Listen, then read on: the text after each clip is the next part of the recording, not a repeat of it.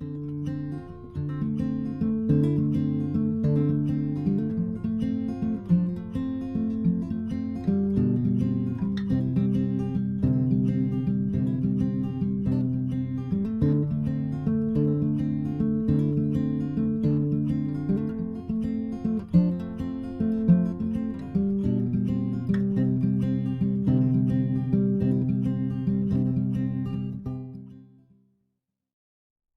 first Life is Strange is the single most important video game I have played in my entire life. There is little else in the world of both games and of storytelling at large that said even a sliver of the impact that Life is Strange had on me on a very personal level. The game helped me realize some things about myself, kept me alive through a bottomless pit of teenage depression, and even got me to pick up guitar to learn the soundtrack. I like to describe it as lightning in a bottle. In my eyes, it stands in a category of its own, joining the ranks of other games such as Dark Souls for the ways they managed to change me. These two franchises are completely different experiences, but they both affected me in such profound ways that I can never quite articulate what they did to me. As different as they are, the first Dark Souls and the first Life is Strange do have something in common. They were never supposed or planned to have sequels. But where Dark Souls 2 and 3 justify their existences through evolving mechanics and game feel, the sequels to Life is Strange seem to be unable to shake off their roots, with the latest entry in the franchise pulling back towards the first in a way that isn't so much rhyme as it is repetition. What really pushed me in the decision of writing and sharing my thoughts about the series was my experience with True Colors, the latest entry in the franchise, which also gave me a reason to give Life is Strange 2 another try. I'm going to stress that, overall, I had a good experience with True Colors, but the amount of similarities between it and the first game bother me. They bother me so much, in fact, that I ended up wasting the better part of a year writing the script, because I felt that if my opinion hadn't left my brain, I wouldn't have been able to fully parse it. In the past, I've wondered if the reason why I'm still invested in the series is the attachment that I have to the first game. But after finishing each entry multiple times just for this video, I don't feel that way anymore. There are flashes of brilliance in every corner of the Life is Strange franchise, yet as a whole, the first game stands so much taller than the others. Occasionally, the emotional heights of Season 1 can be felt again in later entries, sometimes in obvious ways, like how True Colors repeats the first game's story structure, other times in unexpected places, like in the 6-part comic book published by Titan Comics. Either way, there is something in this franchise that keeps me coming back, despite its obvious shortcomings. In this video, I will take a look at the 4 games that are part of the Life is Strange franchise and one that is not. The outlier is Tell Me Why, one of the more recent outings by Don't Nod, the original creators of Life is Strange. I've chosen to talk about Tell Me Why because I found that the ways it repeats and diverges from the studio's earlier games help in contextualizing Don't Nod sensibilities, but also because it shines a light on the Life is Strange franchise in ways I'll go deeper into later. The only game I've partially left out of the critique is The Awesome Adventures of Captain Spirit. While part of the Life is Strange universe, the game serves a minor role in the franchise, that is, setting up secondary characters who briefly appear in Life is Strange 2. Still, I will briefly talk about it in its own section later. The official comic book, taking place a year after the events of the first game, will also take up a spot in this analysis. I will also mention material adjacent to the series, like the interview with the game directors for Life is Strange, and even some of the media that served as inspiration for the games, like the TV show Twin Peaks. All the things that I will spoil, partially or completely, have been on screen for the past 20 seconds or so. Additionally, most points I'll make assume you're already familiar with the games, but I'll try to dig a little deeper with the comics and Twin Peaks especially, since most people won't be familiar with either. If you have not experienced some of these pieces for yourself, I recommend you pause and do that, then come back if you still feel like watching. I will also not be going over each game one by one. This video is not intended to be a critique of each game individually, rather one of the franchise as a whole and of the game's repeated themes and elements, and what future entries might have in store. There will likely be rambles and speculation alike, but when the latter occurs, I will do my best to root my points in my experience with the series and in how it has evolved so far. Finally, a note for clarity. Although I will occasionally call Life is Strange and Life is Strange 2 by these titles, I will usually refer to them as Season 1 and Season 2. I will also be referencing the other games in the series as Before the Storm, Captain Spirit, and True Colors. For anyone who's still here, I hope you enjoy. When I first stumbled upon Season 1 in 2015, I remember finding the title Life is Strange particularly dumb. It's not that there's anything specifically bad about it, it's that I considered it to be so bland it didn't even make sense on a marketing level. It's not a title like Counter-Strike, which references the game's mechanics, or Call of Duty, which underscores that franchise as military-themed. Super Mario is called that because it's a game that finds most of its audience in younger players, and titling a game after its protagonist is usually a successful move in that market.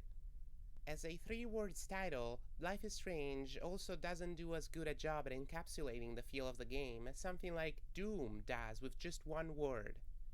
Season 1 was originally supposed to be titled What If, but Dontnod had to change it because there were already a movie and a band with that moniker. In the end, with the release of several more games without a time-traveling main character, the title ended up playing in the series' favor.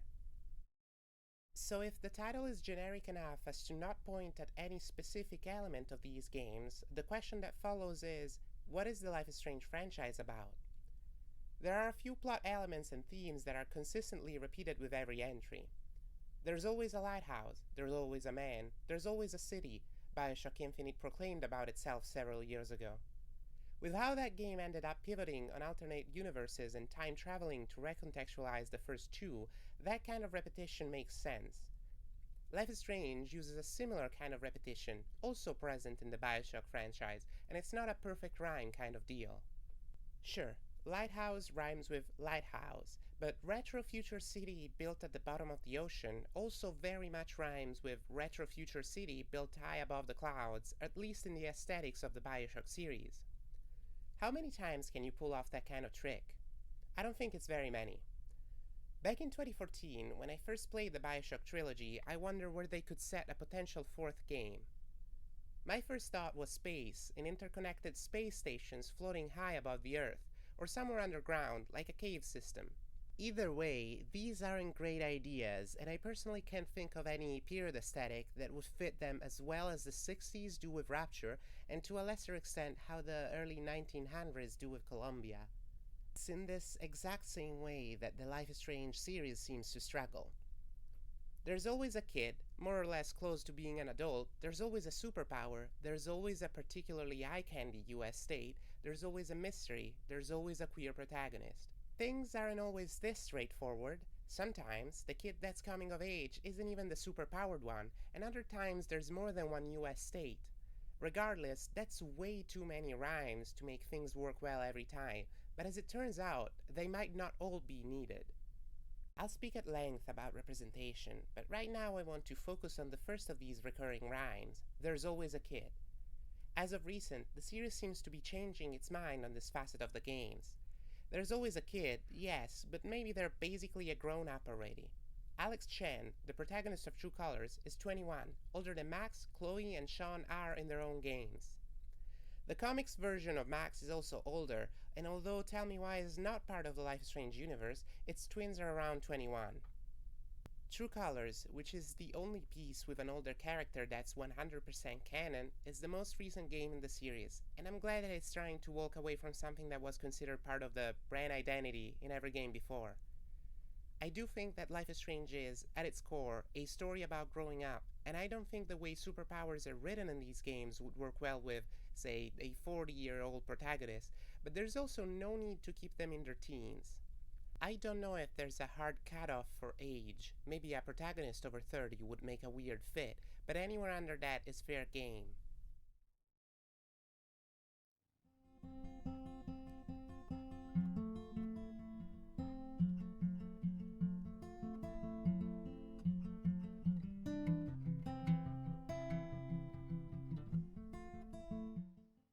Another rhyme all these games adhere to is there's always a scenic US state, and this is something that the series does not seem to be willing to move away from. Ultimately, the reason why the first game is set in the US, and specifically in the Pacific Northwest, is that Twin Peaks was also set there, and the writers recognized it as a great place to enhance the melancholic tone they were going for. Before the Storm uses Arcadia Bay as its setting because it goes over established events that happened there. True Colors and Tell Me Why both move away from the Pacific Northwest, with mixed success. I found Tell Me Why to have realized its setting well. The great Alaskan outdoors and the town work together with the mystery plot in adding a foreboding feeling to the investigation, with the residents shying away from questions as one imagines an isolated community would. True Colors' Haven Springs, on the other hand, feels derivative of Arcadia Bay. Sleepy town of a few thousands? Check. Dark things going on when you peer behind the curtain? Check. A sense of melancholy that's always there if you wish to find it? You get the gist. The comics hinge on established characters and the reader's relationship to them far more than the games do. They visit multiple settings by going on a road trip, although not much is added to the story by it. Life is Strange 2 is a true exception within what's considered canon. Its nature as exceptional among its peers is constant, and it's no surprise that the game that tried so many new things also did all it could to distance its setting from previous ones. Life is Strange 2 uses the road trip to run through a bunch of different states, but the places it goes to are not intended, by themselves, to convey a single tone. Rather, the point is to create a sense of urgency. The entire season is a downwards movement, and things get progressively worse, from Seattle all the way to Mexico. There's a few cases to make on why the series has stayed firmly in the US, but all of them can be reduced to that's what the first game did. I'm a big fan of the United States and all the multifaceted, impressively different location one can find within them. You can probably tell I'm not American by my accent, but I'm lucky enough to have visited a handful of states, and I can tell you that Iowa, New Mexico, and Wyoming don't feel like the same country, or even the same planet. I mention these three specifically because they can all feel very melancholic in their own, unique ways. The first Life is Strange would have worked fine if it had been set in any of these, although, of course, the hurricane might have been a tornado instead. Still, I've seen plenty more places that would fit a Life is Strange game like a glove. If a melancholic setting is what Deck 9 thinks the series needs above all else, and True Colors seems to suggest that's the case, they could pick any number of other places, unrestricted by America. I'm not questioning the decision to keep it USA out of spite or to find something to complain about. For the first game, the developer commentary explains that the game directors wanted it set in the United States, not because of marketing decisions, but because they were fans of the Northwestern setting. If you want further proof that they did not care about potentially alienating an American audience, you only need look into the political themes of Season 2, which is, coincidentally, the game that performed the worst. The games in the Life is Strange franchise are evenly split between two developers. Don't Nod are the original creators of the franchise. They made Season 1 and 2, then left the franchise to Deck 9 to go on and make different games, untied to the series, like Tell Me Why. Deck 9 is the company that made Before the Storm and more recently True Colors, and as far as I understand it, the Life is Strange property is owned by Square Enix. There were, allegedly, no hard feelings between Square Enix and Don't Nod leading to their departure from the franchise, although I struggle to believe that given they left right after the poorly received Season 2.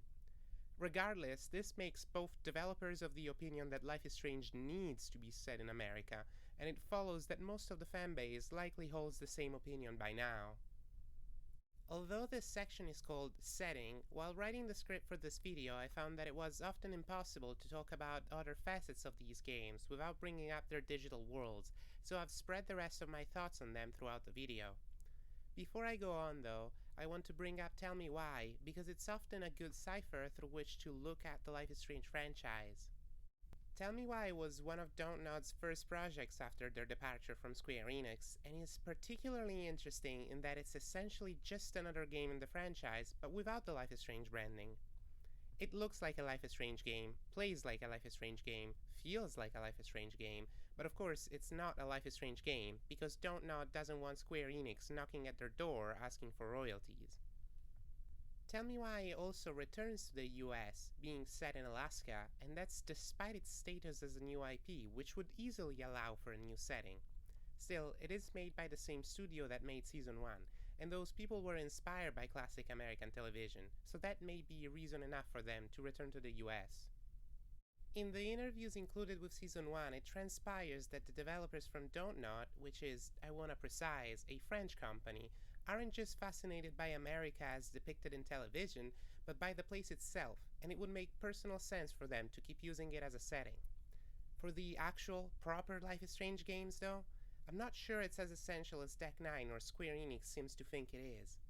Sleepy American town with a dark underbelly may not be a particularly original setting, but because this franchise went out of its way to make two distinctive ones for two different games, the trope ends up feeling way more tired than it would have if it had been limited to Arcadia Bay.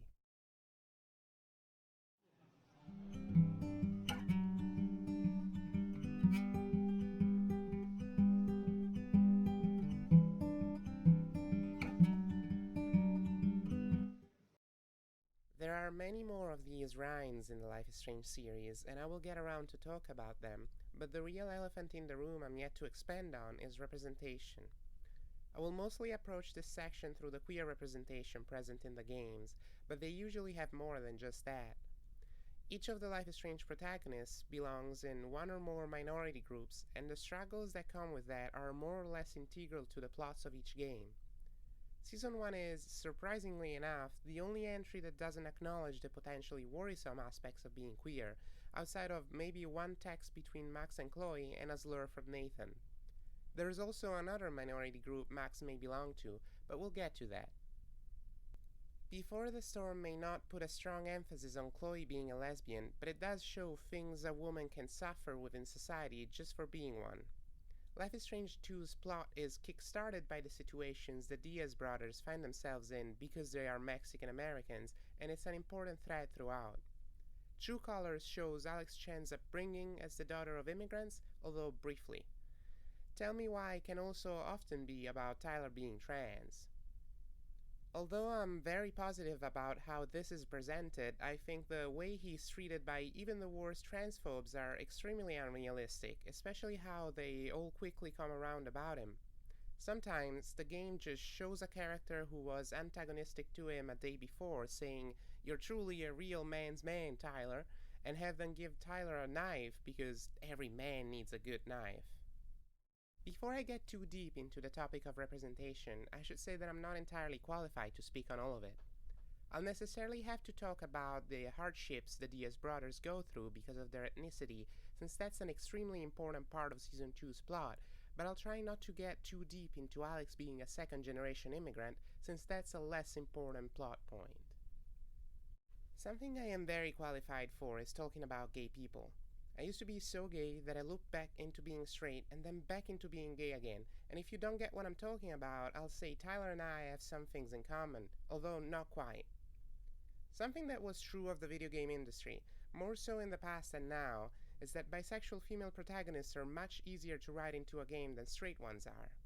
This was, likely, due to straight women being potentially uncomfortable to play for straight guys, which paints quite the depressing picture. Lesbian women are easier to write into video games because a portion of male players won't mind them as much, which comes with the uncomfortable implication that it's because they find them arousing. In the middle of the spectrum stands the bisexual female character, and that's kind of a catch-all kind of deal. Some gay people can be visibly gay and some less so, but if you have a bisexual character, you can draw them however you'd like and probably get away with it, without making your audience too uncomfortable in the process. Bisexual or gay male characters, on the other hand, are practically non-existent in the medium outside of romanceable NPCs in RPGs or player-created characters.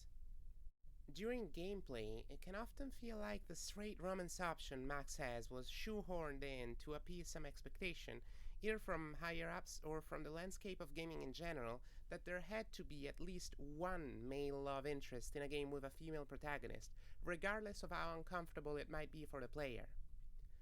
Max may pursue a romance with Warren, which seems to mean that Max is canonically bisexual.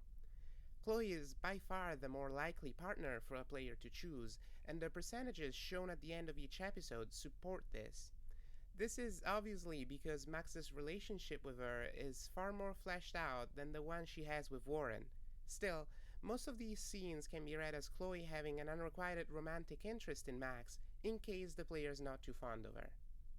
Bisexuality is actually not the only representation Max carries, but the other one is veiled, and I suspect a great deal of people never picked up on it while playing.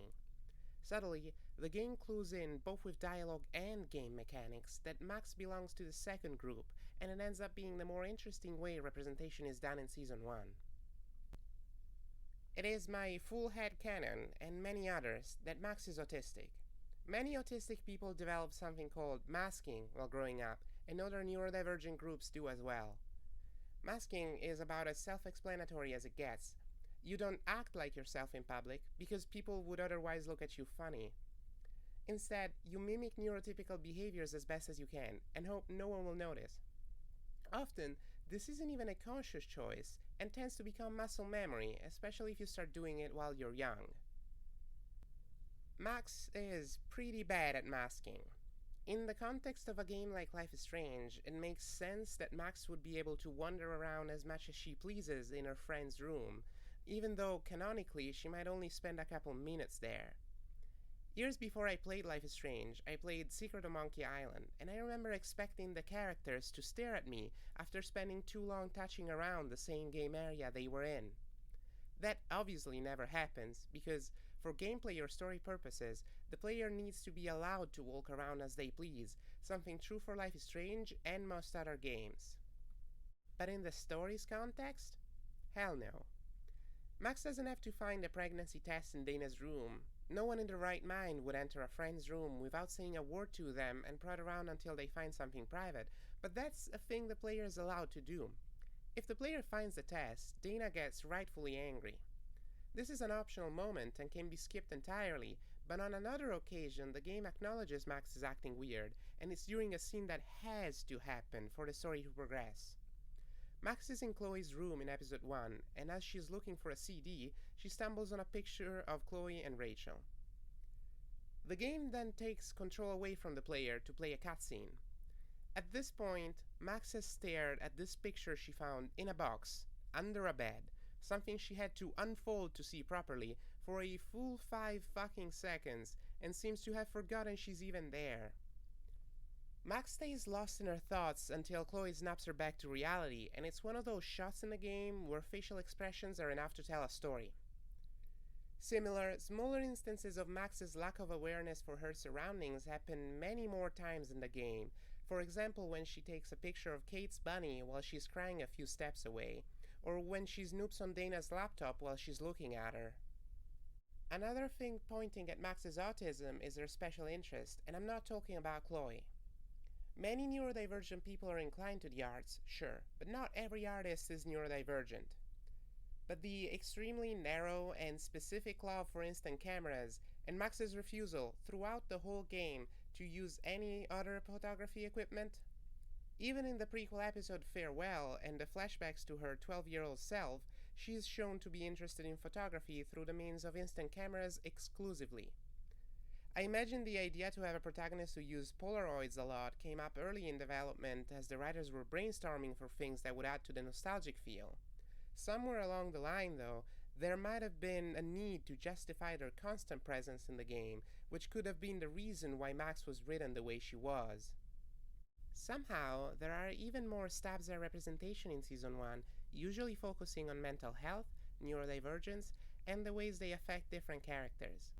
Kate is the one that springs to mind first, with the way depression and bullying are portrayed through her story, but there's also Chloe and how she can be read as having crippling ADHD, or even Nathan and psychosis.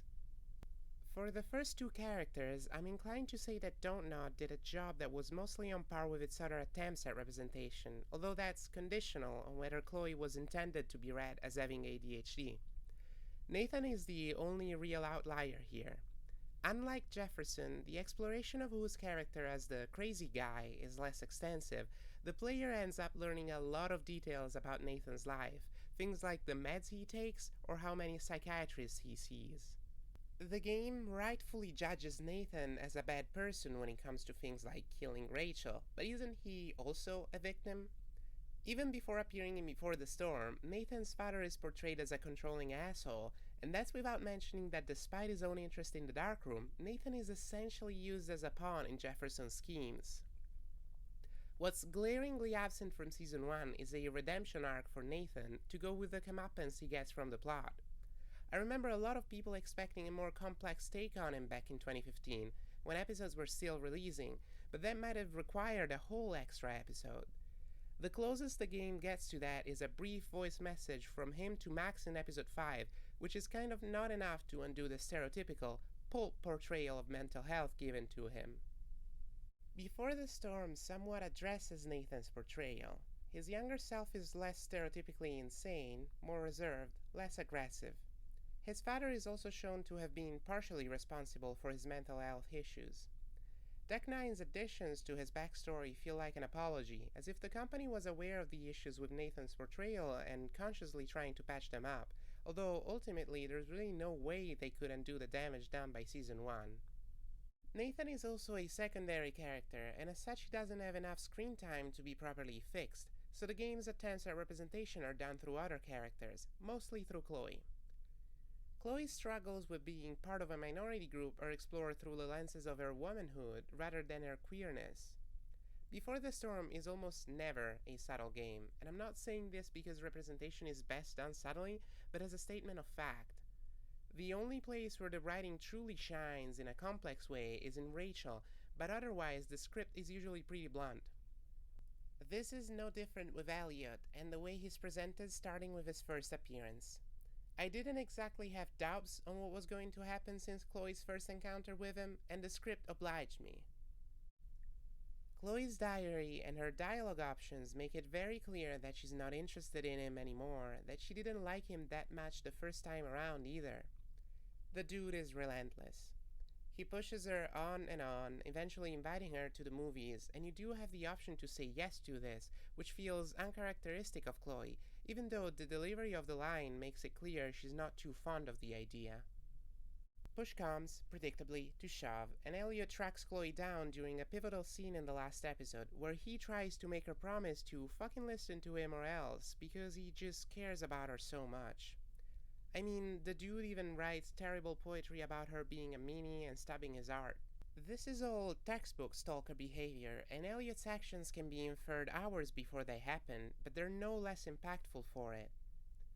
Elliot is mostly just big talk, but he does scare Chloe lots, and in playing as Chloe, I was fairly scared of him myself. I think part of this has to do with the optional backtalk conversation the player can have with Elliot, since just one mistake will be enough to fail the minigame. Chloe does briefly struggle to figure out her sexual orientation, but that all happens off-screen, before episode 1 starts. She has notes on this in her diary, something about rubbing one out to Pris from Blade Runner and not thinking too much of it. People online seem to be divided on this matter. Is Chloe bisexual or gay? Well, performative heterosexuality is a real thing, and gay people either snap out of it while growing up, or take it to their grave after leading miserable lives in the shadow of society's expectations. There is an instance of Chloe finding Jefferson attractive in the first game, but being theoretically attracted to unattainable people of the opposite gender is also something real gay people do, without being any less gay for it. Chloe also says she understands why Max likes Jefferson's classes so much, but that line can be read as a playful tease, like how Chloe sends a message to Warren if her and Max share a kiss in episode 3. Regardless, Season 1 is slightly more ambiguous on Chloe's sexuality than Before the Storm is. Since there's only a gay romance option in the prequel, it points even more towards the idea that Chloe is not into guys at all, and although that's never stated out loud, it very much feels like Deck 9 was trying to imply it. Then we have Season 2's Sean Diaz. Sean is the character that made me want to dedicate a section of the script to queer representation, and unfortunately it's not because I thought Season 2 did it well. Throughout the first 2 episodes, Sean is written as an exclusively heterosexual character. In the first, he has a bit of banter with his best friend about a girl he really likes, and in the second he is very obviously having a fast crush on Cassidy, one of the characters from the hobo crew he ends up joining later on. Yet in the third episode, the player can choose to either make a move on Cassidy or Finn. Finn is Cassidy's more than friend, but they keep it loose, and neither is really interested in committing to a relationship with anyone. Cassidy's romance is decently fleshed out, although things move way too fast between them, probably because the game knows she won't be seen again after this episode. Finn's romance, on the other hand, is not even slightly an expected outcome. It feels as if it was written in a rush halfway through the production of the episode, especially considering Finn had already been introduced in a non romantic way, and that is a terrible influence on Daniel. Why on earth would Sean hook up with a guy who's letting his little brother play with literal knives? I mean, sure, it's good that the game lets you choose to be an asshole if you want to, since the ending will be determined by Sean's influence on his brother. But Chloe could be an asshole early in season 1, Rachel was straight up deceitful in Before the Storm, and now Finn, the worst of the bunch, is the third gay romantic option in 3 games. That's enough to form a bit of a disturbing pattern. To add to that, both romance partners in season 2 are significantly older than Sean, who is still a minor, and having no ID because you live in the woods is no excuse for that behavior. Sean, unlike the protagonists of the previous games, does not show any indication of being gay or even bi-curious up until Finn asks. I mean, this is a game where the protagonist keeps a diary and the player is in his head all the time, so I'd expect him to mention it at least once. You could chalk it up to Sean being the youngest protagonist in the series and still exploring his sexuality, but that's not reason enough to not say anything to the player. Season 1 managed to give players subtle hints on Max's sexuality while still leaving her decisions up to the player, so it couldn't have been too hard to do the same here. After kissing Finn, Sean will think to himself that he kind of wants to do it again. I used to feel that this line was confirmation that the whole romance was badly done, but I've mulled it over a bit and it might actually be the only part that I wholeheartedly enjoy. If the purpose was to suggest that this is the first time Sean realizes he has an interest in men, it fits well. But that's the thing with this game. We have such little time to spend with the supporting cast that the B-plot of Sean exploring his sexuality just doesn't have the time it deserves to be developed properly. In Season 1, there are options to kiss Chloe or leave her hanging, but a player choosing the latter won't change Max's bisexuality, it can just mean the player didn't think Chloe was good for Max. Similarly, not pursuing a romance with Warren can be the result of the player acknowledging him as a creep and being rightfully concerned with what that might entail for Max. I still think that Finn's romance option is the worst written one, but Cassidy's isn't particularly good either. Regardless of whether you choose to court her, Sean still ends up skinny dipping with her, which looks particularly awkward if you're courting Finn. Finn can actually die at the end of the episode, but neither of their relationships are long-lasting anyway. The nature of Life is Strange 2 is movement. The brothers have the police on their backs, and Sean is being framed for a crime he didn't commit. He was never going to get much time with any romantic partner. But then, why add it as an option entirely? The game seems to be written so it can shrug off the romances anyway. Most of Cassidy and Finn's crew are in some sort of open sexual friendship, and they even state that there is no dating out here in the woods, they just fuck. If the player chooses to romance either partner, Sean is shown to develop feelings that are beyond lust. With the Cassidy route quickly leading to an implied sex scene, this only adds to the feeling that Sean is being manipulated by his older partner, although I'm sure those weren't the writer's intentions. If a partner is chosen, there will be a slight variation for one of the endings, where a photograph of Sean and either Cassidy or Finn hanging out in Mexico will be shown. That's the extent of the romance options for this game. A 5 to 10 minute scene of flirting with either of them, Sean losing his virginity, but only if he's straight, and eventually a photograph. The way the player gets to choose who Sean is into, if anyone at all, is during a conversation around a campfire. Finn asks Sean, point blank, what kind of people he's interested in, and the player is given some options. That's where the writing gets real bad. Sean can choose to boast that he's had many girls, that he only likes girls, that he finds some boys cute, or that he's not into dating at all. At a first glance, this would put him into a kind of light bisexual archetype, but it's not quite that. Sean's sexuality is determined by the player. He is only interested in men if the player wants him to be. This isn't an RPG, where the player character is just an avatar for the player and their choices. Sean is a defined character, with a name, dreams, and experiences of his own, which you get to influence over the course of the story, and who is then implied to go on with his life, like he'd done before the game started. Sean isn't just an empty vessel, he's his own person, so why should the player be able to choose what he likes, rather than just choosing what he wants to do? There is an argument that this is in keeping with the first game. After all, Max can choose to kiss Warren, Chloe, both, or neither. But though Max isn't clearly depicted as queer in any way through her diary, which will respond to the choices of the player in this regard, her sexuality is also not suggested to be straight multiple times. Once, in one of the earlier episodes, she can also end up staring at a picture of a lady and wonder what the image is really trying to tell her, which is as strong as an indication the player gets about her sexuality. Unless you fully ignore Warren throughout the game, Max will always have the option to kiss him, and also to kiss Chloe in episode 3, so the player isn't really choosing her sexuality, they're choosing the partner they like best. Sean's bisexual representation is, in the end, not particularly compelling, but the truly puzzling thing is the choice of its hasty inclusion in a game that doesn't even have enough time to let a single romance unfold. Although it's not queer representation, I do have to talk about the Diaz brothers being Mexican Americans and how that's presented in the game. There are several instances where Season 2 engages with this in a meaningful way, but here I want to talk about 2 in the first episode and 1 in the last. In the first episode, Sean is confronted by a middle-aged man named Hank. Hank accuses Sean of stealing from a gas station, attacks him, then locks him up in the back of the aforementioned gas station. Whether or not Sean has actually stolen anything is irrelevant for this section, as it will happen regardless. Hank is assuming he's stolen, and that's enough for him to lock him up. In his eyes, Sean is a good-for-nothing Mexican, so it stands to reason he'd be a thief, too. The game calls attention to the fact that Hank will be heralded a hero by the local police for capturing Sean, since he was a fugitive already.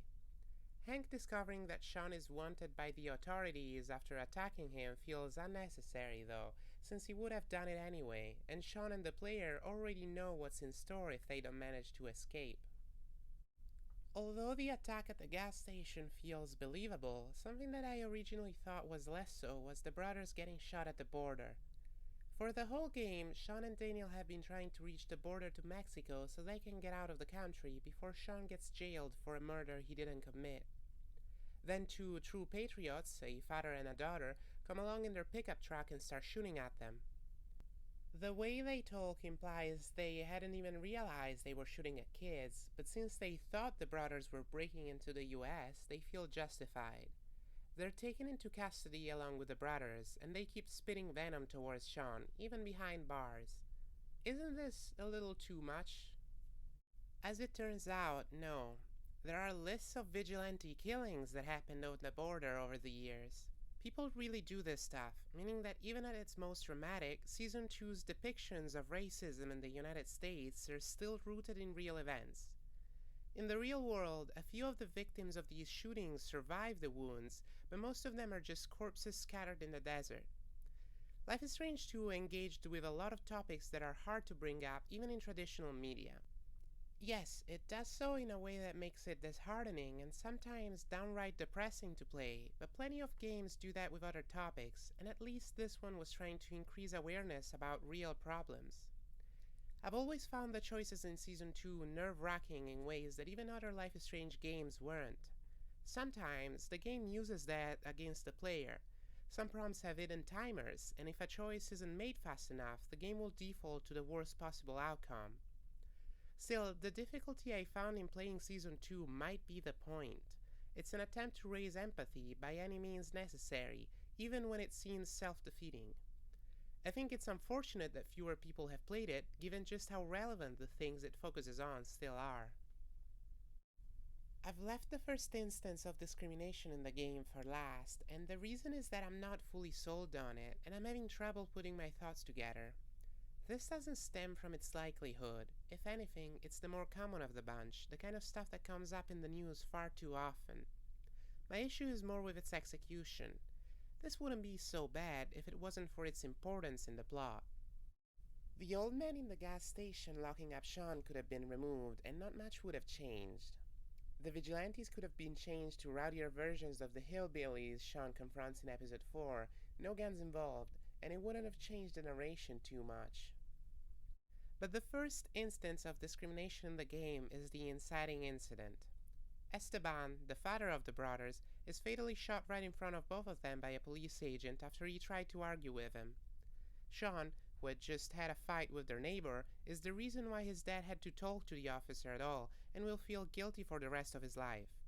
Daniel sends out a massive shockwave and kills the officer and then immediately faints. Without these deaths, the plot just doesn't happen. The reason I don't feel great about this scene is it seems to me there's a line of dialogue missing here, one that would make the officer shoot at all. Compare this with the opening scenes of Season 1. There's a clear dialogue between Chloe and Nathan until he shoots, and a similarly clear justification for the shot in Chloe pushing him off. I mean, there doesn't need to be a similar reason for the racist officer to shoot Esteban. He shoots because he has prejudice, so the game shouldn't try to justify that. What the game should justify is the reason why the officer decides it's a good idea to shoot him then and there, because he's already decided that he can on account of Esteban's skin. Right before the shot, Esteban walks forward while simultaneously talking to the officer and calming down his kids. You can argue that's why he gets shot at all. The policeman thinks he's about to tackle him or something, so he kills him off before he tries anything. Yet as he's about to shoot, the officer also repeats to Esteban, "On the ground now," for what feels like the 100th time, and only then does he pull the trigger. The end of his line almost overlaps the sound of the shot. That's how soon after it happens.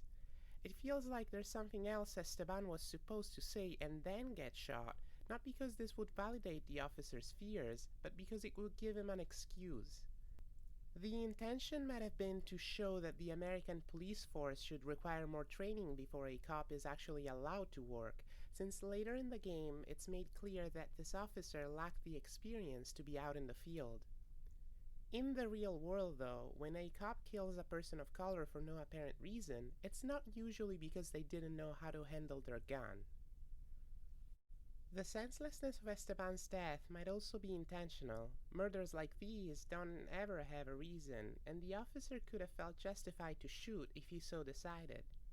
Still, if the excuse he was giving himself was, "he's getting too close," I don't think it made sense to make him shout again. Most importantly, it should have been a bit clearer. It took me 2 playthroughs and watching a video of the scene to understand that Esteban's body language might have been meant to be read as the officer's reason to shoot. I am one blind dumbass, but I think here the issue is that the scene is too tense to focus on whether Esteban is getting closer to the officer or not. I really wish the scene had gotten just a bit more attention, because it's the only section of the game that I struggled a bit to find credible, and it wasn't even that far from being so. Season 2 is not quite done with its stabs at representation, although like with Max's autism in Season 1, Sean's disability is a less prominent element of the narrative. At the end of Episode 3, in the aftermath of one of Daniel's outbursts, Sean loses consciousness and is picked up by local law enforcement. A couple weeks later, he wakes up in a hospital with a patch and a missing eye, without Daniel, and, depending on your choices, any of his friends. The opening of Episode 4 is maybe the lowest Season 2 ever goes in terms of mood, even lower than it was in Episode 1. This is on account of Episode 3 being the best time the brothers have had since the start of the story. At the start of Episode 4, Sean has lost everything. His job at the farm, his money, his friends, Daniel, even his depth perception. The game takes a good moment to let both Sean and the player feel hopeless about each of these, with some extra attention given to his missing eye. Season 2 is the franchise's outlier in many of its facets, from plot beats to subject matters, but one of its more unique moments happens in the hospital bed of Episode 4, where the camera shifts from third to first person. It may have been more obvious for other people than it was for me, but just seeing the world from Sean's perspective and realizing how far he'd have to tilt his head to the left to see anything on that side was enough for me to recontextualize losing an eye. I've always been afraid of going blind on account of my eyesight, which has been on a steady decline since I was a kid. I think that's the reason why, in my mind, losing an eye just means going half blind. Really, it's another condition entirely, different from being blind, nearsighted, or anything else. It might be preferable to being fully blind, but it comes with its own set of challenges. What having only one eye means for an artist like Sean is also addressed, although he manages to fully adjust to drawing without depth perception before the episode's over, which didn't seem particularly realistic to me.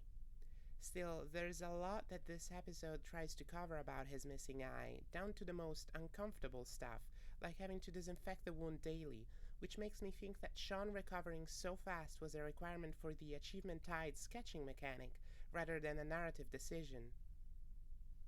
Although I don't think it deserves nearly as harsh a critique of its romances as Season 2 did, True Colors is still the second game where the protagonist's sexuality is somewhat defined by player choice, third if one considers Season 1's ambiguity a cop-out. The two romance options in it are Steph and Ryan. They are both more convincing prospect partners than most others in the series outside of Chloe in the first game. That's because you spend most of the game with them, as opposed to Chloe taking a more prominent role than Warren in the first game, and Finn and Cassidy's one-episode-long romance. Steph and Ryan are introduced at the same time, early on in the first chapters of the game. They are equally interesting characters on an emotional spectrum, although in every other respect I'd say Steph is the flatter of the two, and I struggle to understand why she is, by and large, one of the fanbase's preferred characters. She is actually a returning character, making a first minor appearance in Before the Storm. She's very gay, and might be the first character in the whole series to be exclusively so, as opposed to being bisexual. She's into D&D, other extremely nerdy stuff, and music. That should be enough to make a good character, but I feel that she's more of a squandered opportunity. Most of the time, she felt about as interesting to me as she had in her first appearance, only given 5 times as much screen time.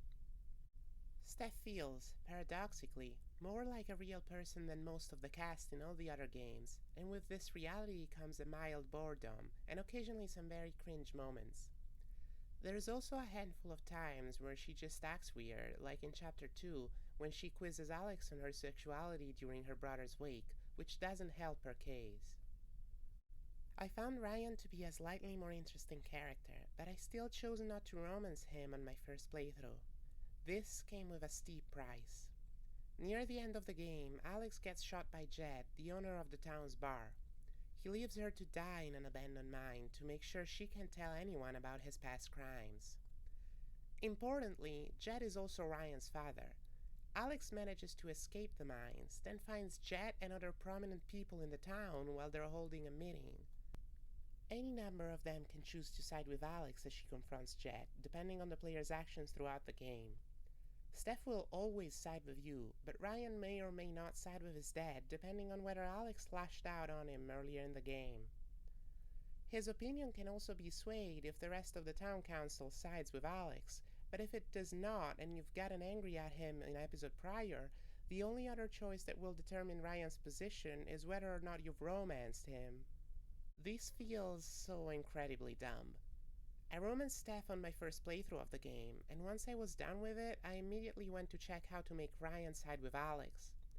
I mean, am I really meant to believe that the mild-mannered guy who's been your friend for the whole game is gonna see Alex with a literal bullet wound in her shoulder and decide not to listen to her because she got angry at him once or didn't make a move on him?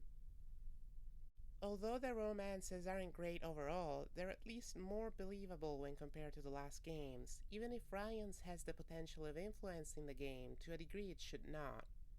The game's representation feels a bit better than the other ones, with Steph being an unambiguously lesbian character, but Alex's sexuality still feels player-driven. On my second playthrough of the game, I decided to shut off Steph when she asked Alex if she was into girls. Alex, in turn, told Steph that she'd date anyone as long as they're her type. Just like Sean's, Alex's sexual preference shouldn't be chosen by the player, but I've already gone on about that for long enough. The question here is, why make the "I'll date anyone" line optional, locked behind a prompt that most people interested in romancing Steph won't pick? If this had been a scripted conversation, it would have cleared up Alex's lack of preferences right before the point where the game begins to make the two romance options clear, but instead we're left with another bit of awkward writing. There is one last piece of representation in the game, but it's maybe the worst one in the series. I don't say this because it's badly executed or not believable, but because of how insignificant it is in practice. Steph's former girlfriend, Izzy, is a trans woman. The two used to play together in a band until she decided to leave Haven Springs, the town the game takes place in. She says she didn't want to be the only trans person in a rural community, which is a reasonable point, suggesting a bigoted atmosphere that can often be found in small towns. But Izzy does not appear in the game at all. Alex's emotional powers allow her to peer into the past through objects that have a strong emotional connection with their owners, so she just goes through Steph's stuff and finds out about Izzy. In the DLC for the game, which is entirely dedicated to Steph's time in Haven Springs before Alex comes along, Izzy makes another brief appearance in the form of a text message. She's also a major character in Steph's story, the book about Steph's life before Haven Springs. What I'm conflicted on is not her portrayal in the book, but whether or not her existence in the game matters at all. Obviously, a trans person wouldn't have a hell of a time in such a small, isolated community, but what's this doing for the plot? If her remarks are supposed to imply that there is darkness within Haven Springs, well, that's clear since the first chapter, so it doesn't quite matter, even if she's implying transphobia rather than capital-driven, blood-soaked, deep-buried darkness. She could have been a character in the DLC, even for just a short time before leaving the town, but what's she doing here otherwise? The memory Alex needs to find to discover Izzy's existence is an optional interaction that nets you an achievement, and it feels like an Easter egg or a completionist requirement rather than the presence of a character. It's equivalent to Deck 9 waving to the transgender crowd, acknowledging we exist, just like bisexual people do, in essence, doing the bare minimum. I mean, a trans character would be perfect for a Life is Strange game, especially considering how Deck 9 has already embraced the curse rather than power idea that's foundational to True Colors. Imagine a game with a trans protagonist who finds out they have a shape-shifting power. The protagonist might have options like abandoning their former lives and their shitty parents to try to find somewhere where they can live authentically. The other option might be to stay and try to patch up a rough home situation. The protagonist could then come out and pretend hormone replacement therapy is slowly taking its course, shifting slightly day by day. I'm throwing ideas to the wall here, but a trans protagonist is such an easy fit for the series, I'm surprised it hasn't been done yet. Except, of course, it has, although not in the Life is Strange franchise. Tell me why is unique among these games when it comes to representation, both of sexuality and gender, because it wears them both proudly and unambiguously. It can occasionally stumble. The struggles Tyler faces as a trans man in everyday life are often resolved through the characters opposing him coming around in less than realistic ways. But most of the time, his portrayal is fantastic and sets a new quality bar for trans representation in gaming. Tyler is shown as a full human being, and the times his transness comes up at all is when it's pertinent to the plot, or when it's a minor detail that had been noticeable in his daily life, like how his calendar is marked on the days he needs to do a testosterone shot. There's also something universally trans in the way he's portrayed, not just unique to trans men, that I can't quite point my finger at. I think it has to do with how this game approaches memory and Tyler being unable to remember parts of his childhood. Edison's memories are also not a perfect picture, and the game uses this facet of their minds as an exploration of their trauma and of what it means to remember something, but I couldn't help but link it to how hard it can be for trans people to remember their pre-transition past. It's clear that the writer's intentions with Tyler's imperfect memory laid somewhere else, but I think it's quite a happy accident that this important aspect of the plot also ended up working well with who this character is. There's one character specifically that comes to mind when thinking of how people in Delos Crossing react to Tyler's transness, and that's Sam. Sam is an old friend of the family who doesn't, at first, even recognize Tyler. When he does, he says he didn't think doctors could make people like him look like real men. Tyler, understandably, doesn't react well to this, although after another conversation in the second episode, Sam quickly changes his ways. Ultimately, the best Sam can say to excuse himself is that he's an old guy and that he struggles to understand. There is no true resolution, but there is also really not much of a conflict after their first meeting. In my experience, nowadays people are either really accepting or really not, and I've never had anyone come around about me, so Sam trying to understand feels somewhat forced from my end. It's even a bit boring. It's not like trans representation is a well established thing in media, at least when it comes to positive representation. The few times it happens, though, the story will almost inevitably feature a sort of redemption arc where one or more characters turn from bigot to tentatively supportive. Sam's arc is somewhat heartwarming, like any such arc can be, but it's still formulaic, not to mention the unrealistic speed at which it happens. But even if I personally struggle to see him coming around and gifting Tyler a knife because every man needs a good one, I can pass it up as not having personally had any positive experience with a former bigot. Tessa coming to accept Tyler as a man, on the other hand, seems an utterly impossible shift in her worldview, and the speed at which it happens is even worse than Sam's because her bigotry is deeply rooted in her religious ideals. I realize it's hard to have an unequivocally transphobic character stay transphobic when they're so central to the game's plot, but Tessa is a dedicated church lady who tried to send Tyler to conversion therapy.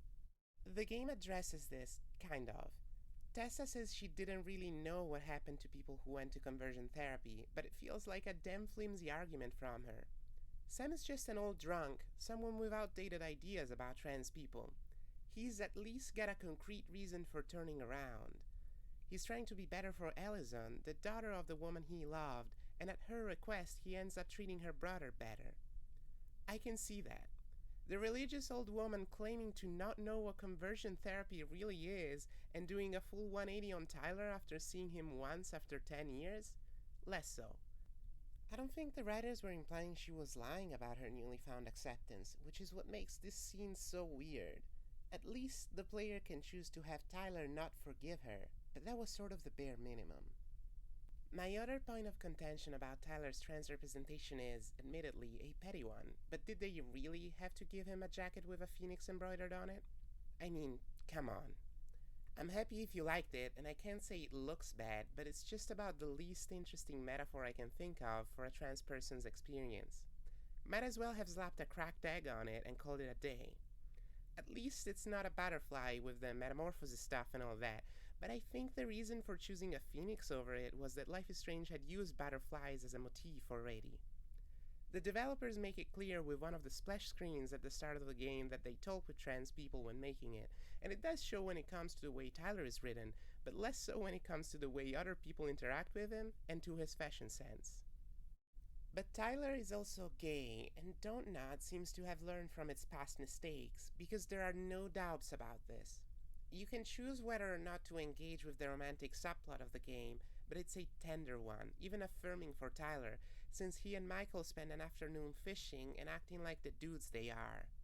There is no other romanceable character, and that's fantastic.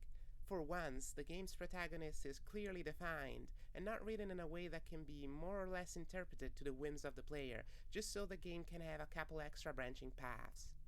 Plus, there's a fishing minigame attached to it. Just like the other games, Tell Me Why has more than just queer representation. The game takes place in Alaska, and Don't Nod seems to have paid some real close attention to the way the Alaskan native population was depicted. This comes in the form of the Tlingit people, a group to which two important characters belong to. I can't really comment on this at all, but Don't Nod did work with Tlingit artists to create the setting, and I remember the game being well received on that front, so I'm inclined to say the group was fairly represented. I do find it a bit weird that the twins are in Tlingit by any stretch, and that's because of their telepathic powers. Those are obviously meant to be a metaphor for how close they are to each other, but some lines in the game imply that the power is based on the Tlingit belief that twins are spiritually connected. Making the twins Tlingit would have made the mystery about their father less of a mystery though, so that's probably why Allison's adoptive father was Tlingit, instead of both twins being half-native. Although the comic book story centers around Max, Chloe, and Rachel, there's a cast of supporting characters, and a couple of them are queer. I say supporting, but really Tristan takes a primary role in the plot soon enough, and just so happens to be a gay guy. His sexuality is not even mentioned until far later in the story, but there are hints that the reader can pick up on. Overall, I'm not too sure how to feel about Tristan in terms of representation. It kinda doesn't matter that he's gay, but good for him, I suppose. Outside of Tristan, there's some real cop-outs in this comic when it comes to representation. Pixie is a Muslim person who might be non-binary or might not, and might be attracted to women or not, depending on how you choose to read things. Dex, one of the members of Chloe's clique, is more or less confirmed to be a trans man. Nothing is ever done with this, and that makes 2 times, more or less consecutively, that Life is Strange has done this with trans characters. As evidenced by the developer's commentary, Life is Strange started its legacy of representation not because it was specifically interested in depression, autism, and lesbians, but because it wanted to portray the world as it is. The world just so happens to contain depressed, autistic, and lesbian people, among others. Representation doesn't just exist to give minority groups protagonists they can more easily identify with, it exists to paint a multifaceted world, to make sure no one feels left out, intentionally or not. Sometimes it's about telling stories that are unique to a minority group, like Season 2 did. It doesn't always have to. Really, the only requirement for representation is to do it with some purpose. Writers can also treat it as a checklist, but it doesn't really matter when done that way. Twin Peaks featured a transgender character, a woman named Denise, but the intention was different there. I'm not about to nitpick the way Twin Peaks went about it, but I also wouldn't find much to excuse of it if I tried. For being a show from the 90s, it's quite progressive. It occasionally shows a fundamental lack of understanding, but like an old, confused parent, it really is trying. But Twin Peaks isn't interested in representation to paint a complex, multifaceted world, which is evident by how its neurodivergent characters are treated like the butt of many jokes, and how there's only one non-white main character among the dozens that are followed. I suspect Twin Peaks featured a trans woman for the same reasons it featured a person with gigantism and one with dwarfism, the show's interest in dualities. Male and female, black and white, good and evil, you name it. Twin Peaks loves that stuff, allegedly because of its writer's spiritual beliefs, but who can really know with David Lynch? Although both queer and non-queer representation in Life is Strange sometimes falls flat, I find that the games are usually better at meaningfully representing neurodivergence, disabilities, and racial minorities. This is kinda funny, since the franchise is very much considered that one gay video game by most. At the start of this video, I compiled a list of things that rhyme within the series and spent the last half hour going over the representation part of things, while providing a critique. The purpose was not to rank these stuffs as representation, but rather to ask whether or not representation itself should be intrinsic to the series DNA, or whatever else Tech 9 talks about when pitching a new game to Square Enix. I think it's obvious that I find queer representation important, and even though the games usually take an honest shot at it, they sometimes miss the mark pretty bad. So, should it be something that's central to every Life is Strange protagonist? I think not. I don't believe queer representation needs to be imbued in every Life is Strange protagonist, although it's okay to have one if the writers are willing to do it with purpose. I'm not sure the reason why it became a fixture of the series to begin with. It only got carried along from the first game to Before the Storm because of a recurring character. Representation also shouldn't be used as an excuse to have a bisexual protagonist in every game, just so additional branching paths can be easily written.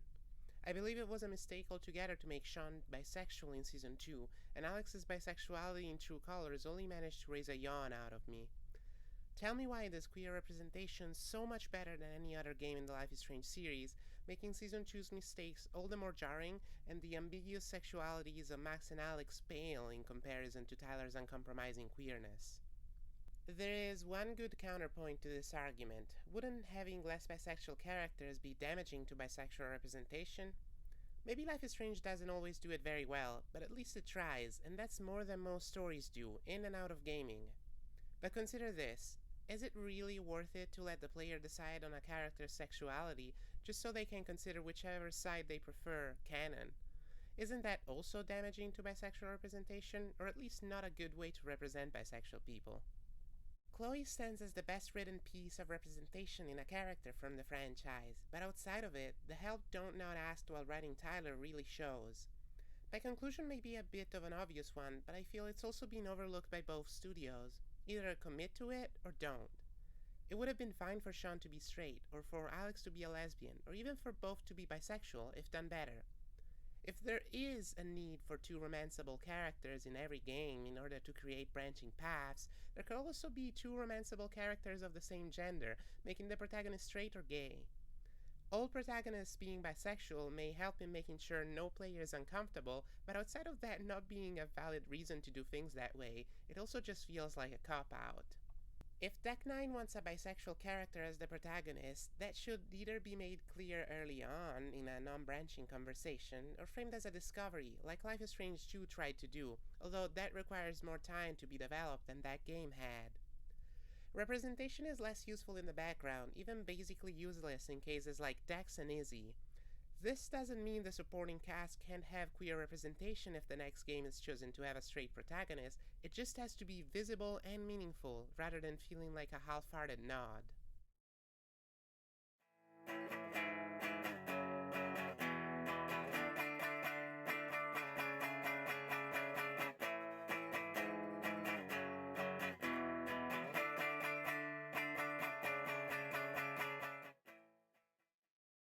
Among the other essential tenets of the series, there's one that some games enjoy tinkering with far more than the others do, although each takes a very different approach.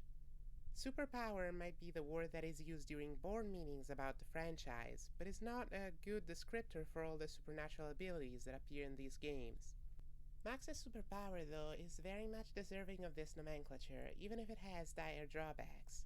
I'm almost tempted to say that they blew the coolest possible ability in the first entry, and attracting new fans won't be as easy with other ones, but Season 1 was designed around the player being able to change their choices. The power also intertwines with Max's character. She struggles to socialize and uses it to always be as nice as possible, and later to help those she cares about. That's without mentioning that a second game was probably no more than a fuzzy idea in Don't Nod's minds while they were working on the first, so it's not like they had a chance to save time travel for later. And besides, it fits the narrative so well. Life is Strange is a story about returning to where you came from, meeting old friends, and all the ways these things can change someone, even in a span of time as short as a week. It is forward movement spawned by the physical motion of going back. It's an extremely melancholic story, the kind that makes you yearn for a place that you never went to, a town that doesn't really exist except for slivers of it taken from all over an entire coast. Arcadia Bay was my lifeline for all of 2015, the only kind of escapism I craved. The town welcomed me like no real place ever did, the game itself feeling like an island out of time that I could reach whenever I needed to. I suspect the pull towards the environment was one of the biggest factors in the game's success, together with the way time travel abilities click with the themes and elevate the experience to an ethereal status. It's not something you can hold on for too long, grasp too tightly, or even play too often, or it will slip from you. In playing Season 1, its more mundane sections especially, I often feel like I'm getting something important. It's a bit like poetry, hinting at something but never quite giving it to you, leaving the understanding aloof, only present in the moment you read the piece. The biggest mechanical defect of Season 1 is that Max's power is rarely used to progress the investigation further, and when it is, it's usually in minor ways. Life is Strange is not a game about solving puzzles, but there are a couple of them. The longest one is in Episode 4, but as its objective is to analyze a bunch of schedules and code names, rewinding is almost useless. I say almost because, while trying to figure out what's going on, Max has to find a way to unlock Nathan's phone.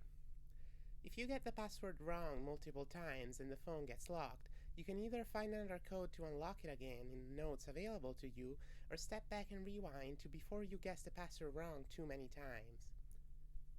Most players won't even realize that option is there, because the only other time Max could use her power as an investigative tool, outside of conversations, was after blowing up a locked door. The ability to rewind time is a great twist on a choice-based game, but underutilized as a puzzle element, even in a game that's extremely simple on a mechanical level.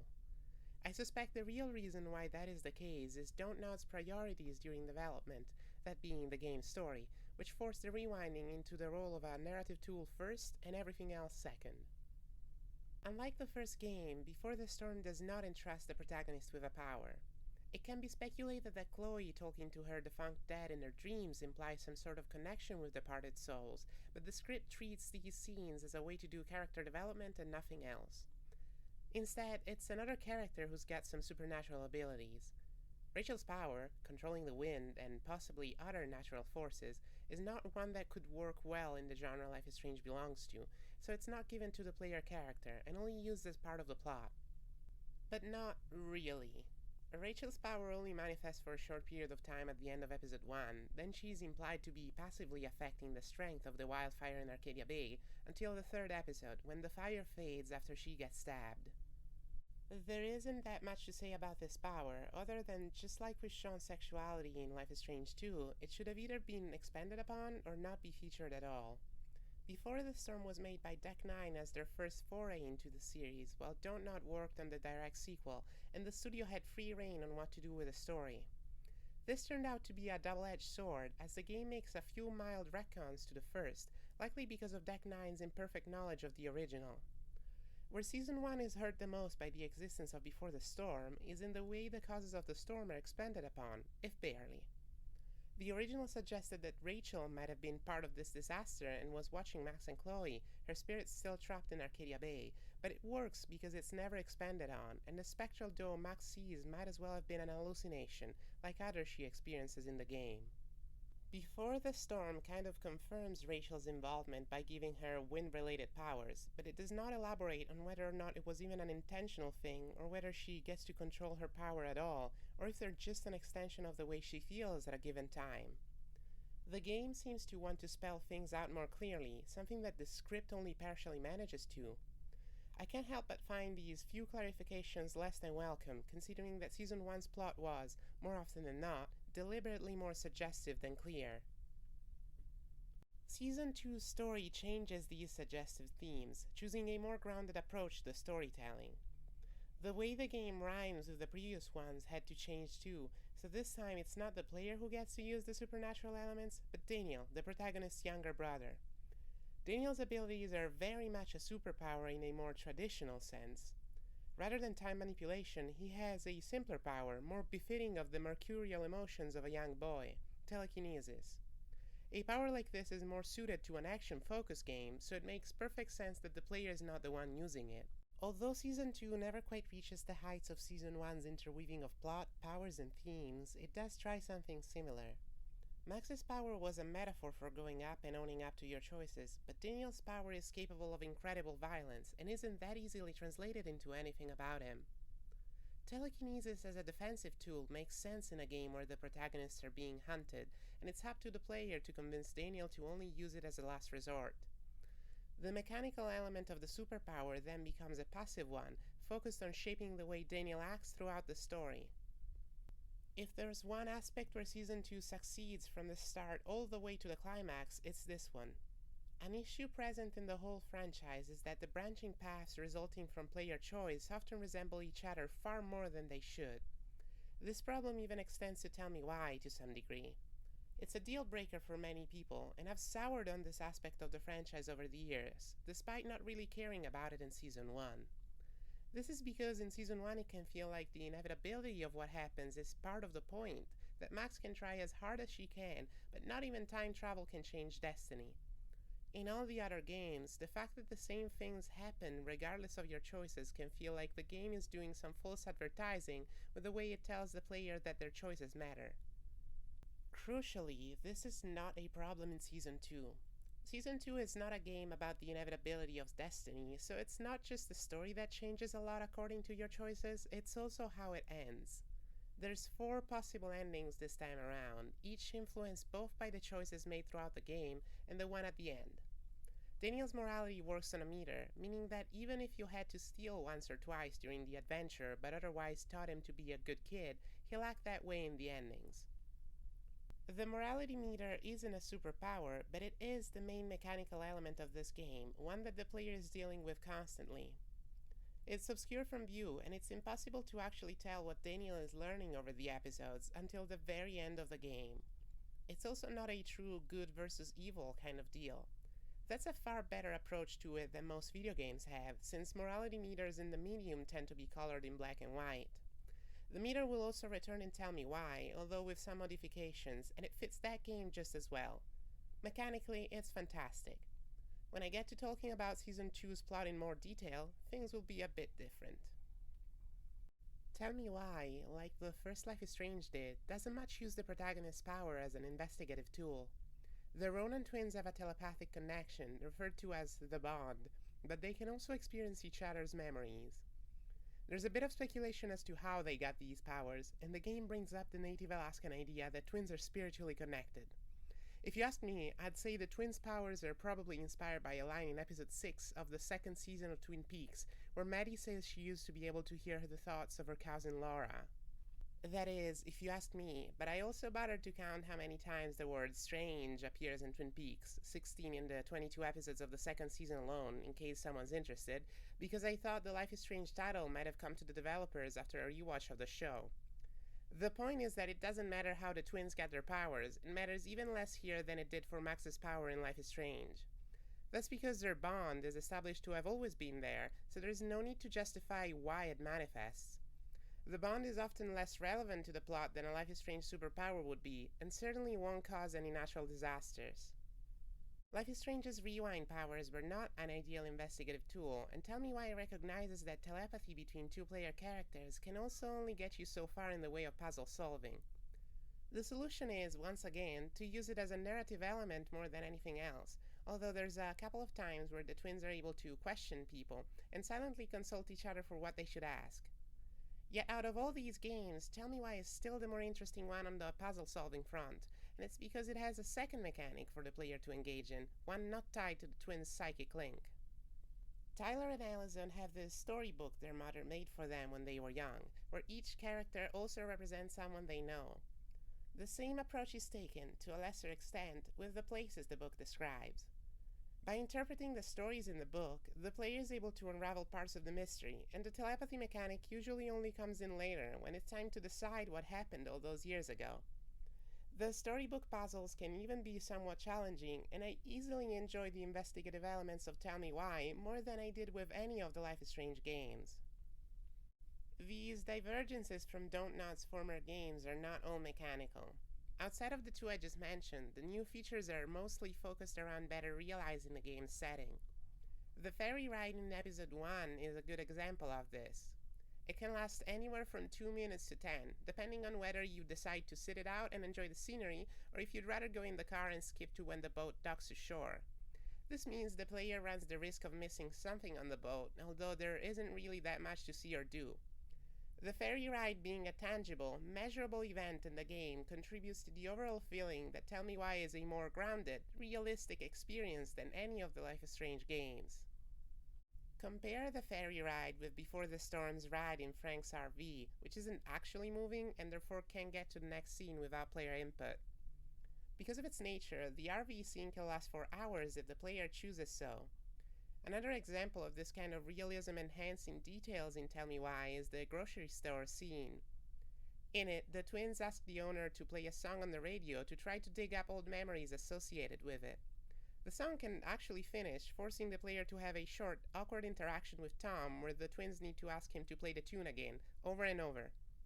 In a Life is Strange game, a portion of the song would have been looped instead, but Tell Me Why is committed to treating its story with respect, so it doesn't feel like it can really engage with that kind of artificiality.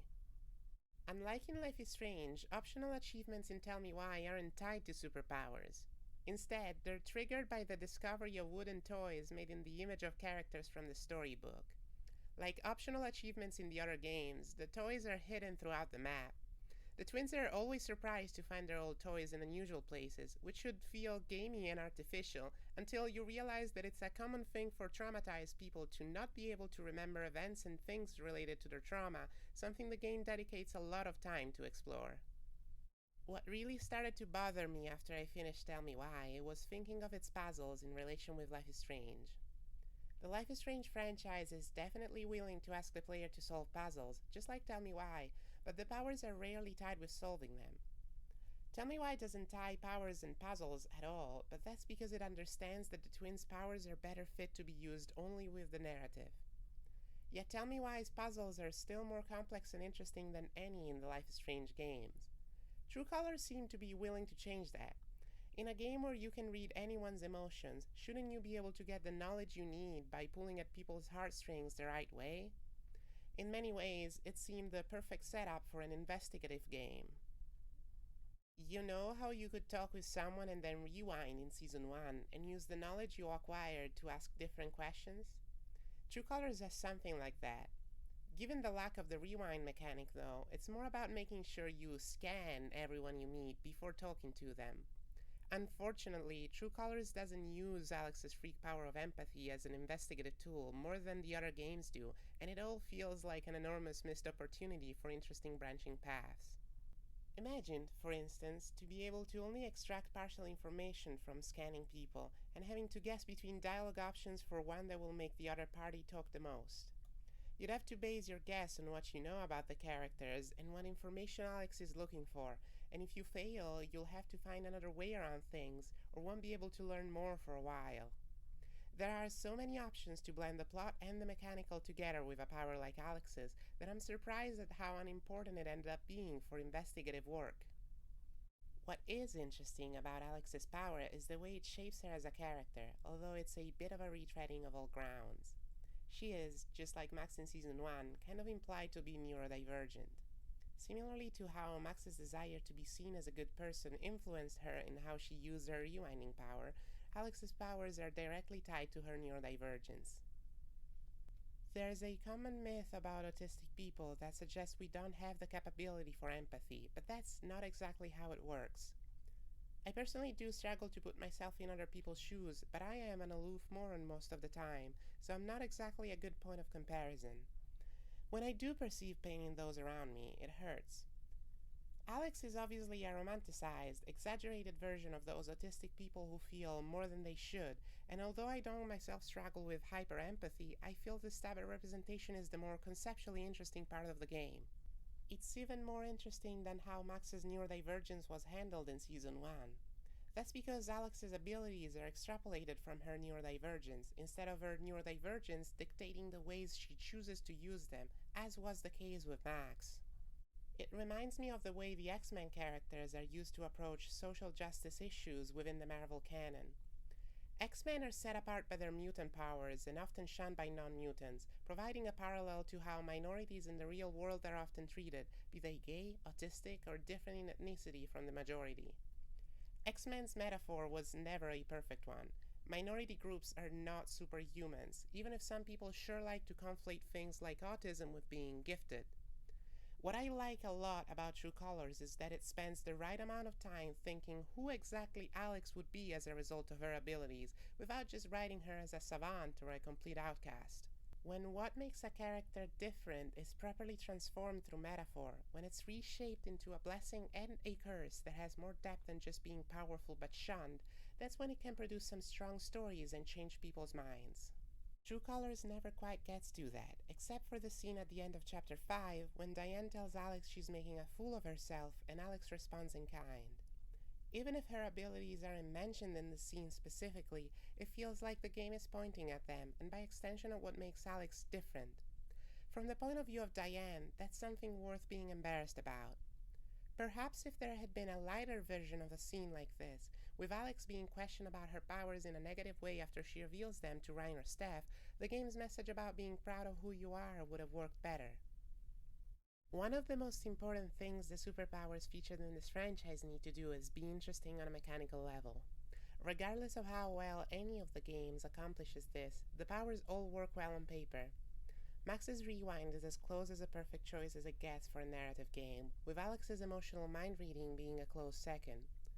Tell me why it picks an interesting power and develops it well by forcing the player to choose which of the twins is right about their past, although that ends up splitting the game between an obvious good and bad ending. Season 2 and Before the Storm are the only games that can afford to disregard how mechanically interesting their powers are, because the player is not in direct control of them. The comics share this allowance, with comics being a passive medium and whatnot, but they also have to bring back Max's powers because she's the story's protagonist. She isn't, however, the only gifted character this time. On the road, she's joined by Tristan, who can phase in and out of existence, and Pixie, who can see all the ways an event could play out, almost like they're peering through different realities. Max's powers are handled differently in the comics. At first, she doesn't even use them, fearing another cosmic cataclysm. Eventually, she learns how to use them in a more localized way, turning back the time, or really the entropy, of a single object or person, for instance by rewinding a broken mug into its unbroken state. It's interesting to think about the way her rewind works because it seems like it would have been an even better fit for a game. The same isn't true for the other two characters, but not really an expected thing anyway. Tristan's power is interesting in the context of his past and the way it mirrors Max's, since he discovers his ability after a friend of his is shot and killed. Pixie's power is less interesting, since it's not really something she can use the same way the others do, but she ends up filling a magical helper role in the story more than anything else, so that explains why she doesn't have a different power. Something that sets the comics apart from the games is that we get to see multiple superpowered characters together at the same time. I genuinely believe that the comics were a sort of proving ground for a future entry in the franchise, where Deck 9 will bring together all past characters and have them face something together, whether that's a superpower villain or the CEO of racism. Over the past 5 or so years, I've watched a bunch of the properties I enjoy try to replicate the success of the Marvel Cinematic Universe. I get it. Infinity War and Endgame were cultural phenomenons. It makes sense that other companies would try to get a piece of that pie. I don't hate the idea of it happening to Life is Strange, and that's because I don't believe that the first game ever needed a sequel. Since they're doing the anthology format anyway, they might as well build up to something with it. There was a leak a few months ago about the next entry in the franchise, and I usually don't blindly believe in that sort of stuff, but this one made a lot of sense. This future game would feature Max again, with her power having grown in the same way that it does in the comics, with her now being capable of reversing an object's time. The leak also outlines something that I'm a little concerned about, a prompt at the beginning of the game asking the player whether they sacrifice Chloe or Arcadia Bay in Season 1, which would determine whether Chloe makes an appearance in the game. As a fan of the series, and having been asked this question for each of these games outside of the prequel, I think it's better if Deck 9 stops having this prompt in every future game, even if it features returning characters. If the leak is right, and given how similar the branching paths of these games tend to be, I doubt Deck 9 would spend the extra manpower to make sure Chloe's a part of every scene in the timeline where she's alive. I also don't want her to take an extremely minor role, because although the two can work well as individual characters, I know they're best together. I don't really want to see Chloe call Max for 30 seconds in the middle of the game because she's on vacation and that's why she isn't physically present, not because animating her didn't make sense for the budget. Anything like that just seems like a terrible way to handle it. I've recently gotten my hands on Steph's story, the first in what seems to be a planned series of books taking place in one of the many realities in the Life is Strange multiverse. In hindsight, I should have planned multiple sections on it for this video. It's worth a read given how well it shows the peaks and valleys of this franchise in yet another storytelling medium. At this point though, I'm 6 months into this project and ready to be done with it, so I've instead condensed my thoughts on it in a small section later on. The book has a foreword concerning the multiverse, stating, "Life is Strange is a world of choices. Some are small and others are downright cosmic, not inconsequential. Steph's story occurs in a timeline where Arcadia Bay was destroyed, but Chloe Price was not, one of the many possibilities in the vast multiverse." End quote. So far we have 2 stories outside of the game's medium set in the Life is Strange multiverse, and both of them are set in the aftermath of Arcadia Bay's storm. A majority of people who are fans of the series, new and old, prefer Chloe's ending. As much as I'm interested in reading something taking place after the Bay ending, I'd like to consider the other one as canon, whatever that means in the context of a multiverse. I can't find it, but I remember seeing a tweet by one of Season 1's game directors years ago, which basically confirmed even they are biased to Chloe's ending. I know there's people out there who sacrifice Chloe, but the game's taking out the prompt and building off one ending doesn't automatically invalidate the other. I mean, even if this leak is true and Life is Strange 4 does feature the prompt, it will probably have a scene where Max peers through one of Doctor Strange's orange portals and see a universe where she made the opposite choice. A scene like this could be included in a Chloe-biased or Bay-biased game without the prompt. The multiverse is cool, but Tech 9 can't really include branching endings from previous games and really satisfy both halves of the player base. They'd have to make 2 whole games to do that. Besides, if they really wanted to commit to this approach, they'd have to tell me what the Wolf Brothers are up to, and that's not happening anytime soon. There's a common thread among all these superpowers that the Life is Strange franchise considers a quintessential facet of itself. None of the supernatural abilities in any of the games are ever explained, and this will probably remain true for all future seasons. This is, for the most part, a good thing. The game directors of Season 1 talk about it in the commentary. They say they decided to focus on the relationships between characters rather than giving any reasons as to why they have their abilities. One of the strongest parts of the first game is the feel it transmits to the player, this aloofness between reality and the game world, and one of the contributing factors to this is not explaining why Max's powers manifest. Later games do not attempt to replicate this tone, with the possible exception of True Colors. Because of this, the need to investigate on the character's abilities, or to at least include some suggestions, is felt much more strongly. Life is Strange 2 manages to pull away from this need again through the sense of urgency that's so omnipresent in the game. Before the Storm teases at the idea that one of the characters has powers, only to never go further than that, squandering part of the mystique of the first game and leaving the player hungry for more.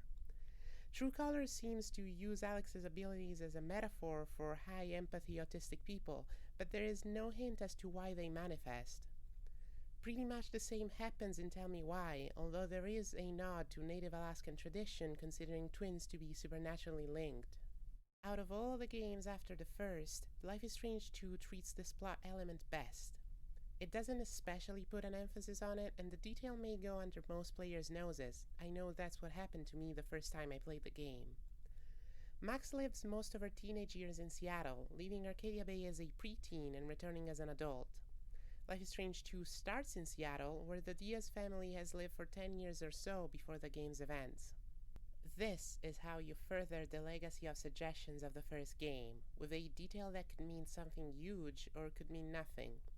Obviously, the implication here is not that everyone who ever lived in Seattle has a chance to develop supernatural abilities, but that something related to them happened during the years in which all of these characters lived in the city. That's it. It's not a major plot element, so it doesn't need to be explored in depth, although I'd like to see an entire game that goes into it and leverages these suggestions for a twist halfway through. I suspect, however, that it will never happen.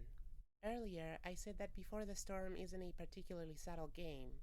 The more I play the Deck 9 entries, the more I'm convinced they glossed over many of these suggestions in the first 2 games. I know Before the Storm was developed prior to Season 2, but they could have still used this in True Colors. Out of all the rhymes that were chosen as essential tenets of the series, I wish more attention had been paid to the ones in the fine print.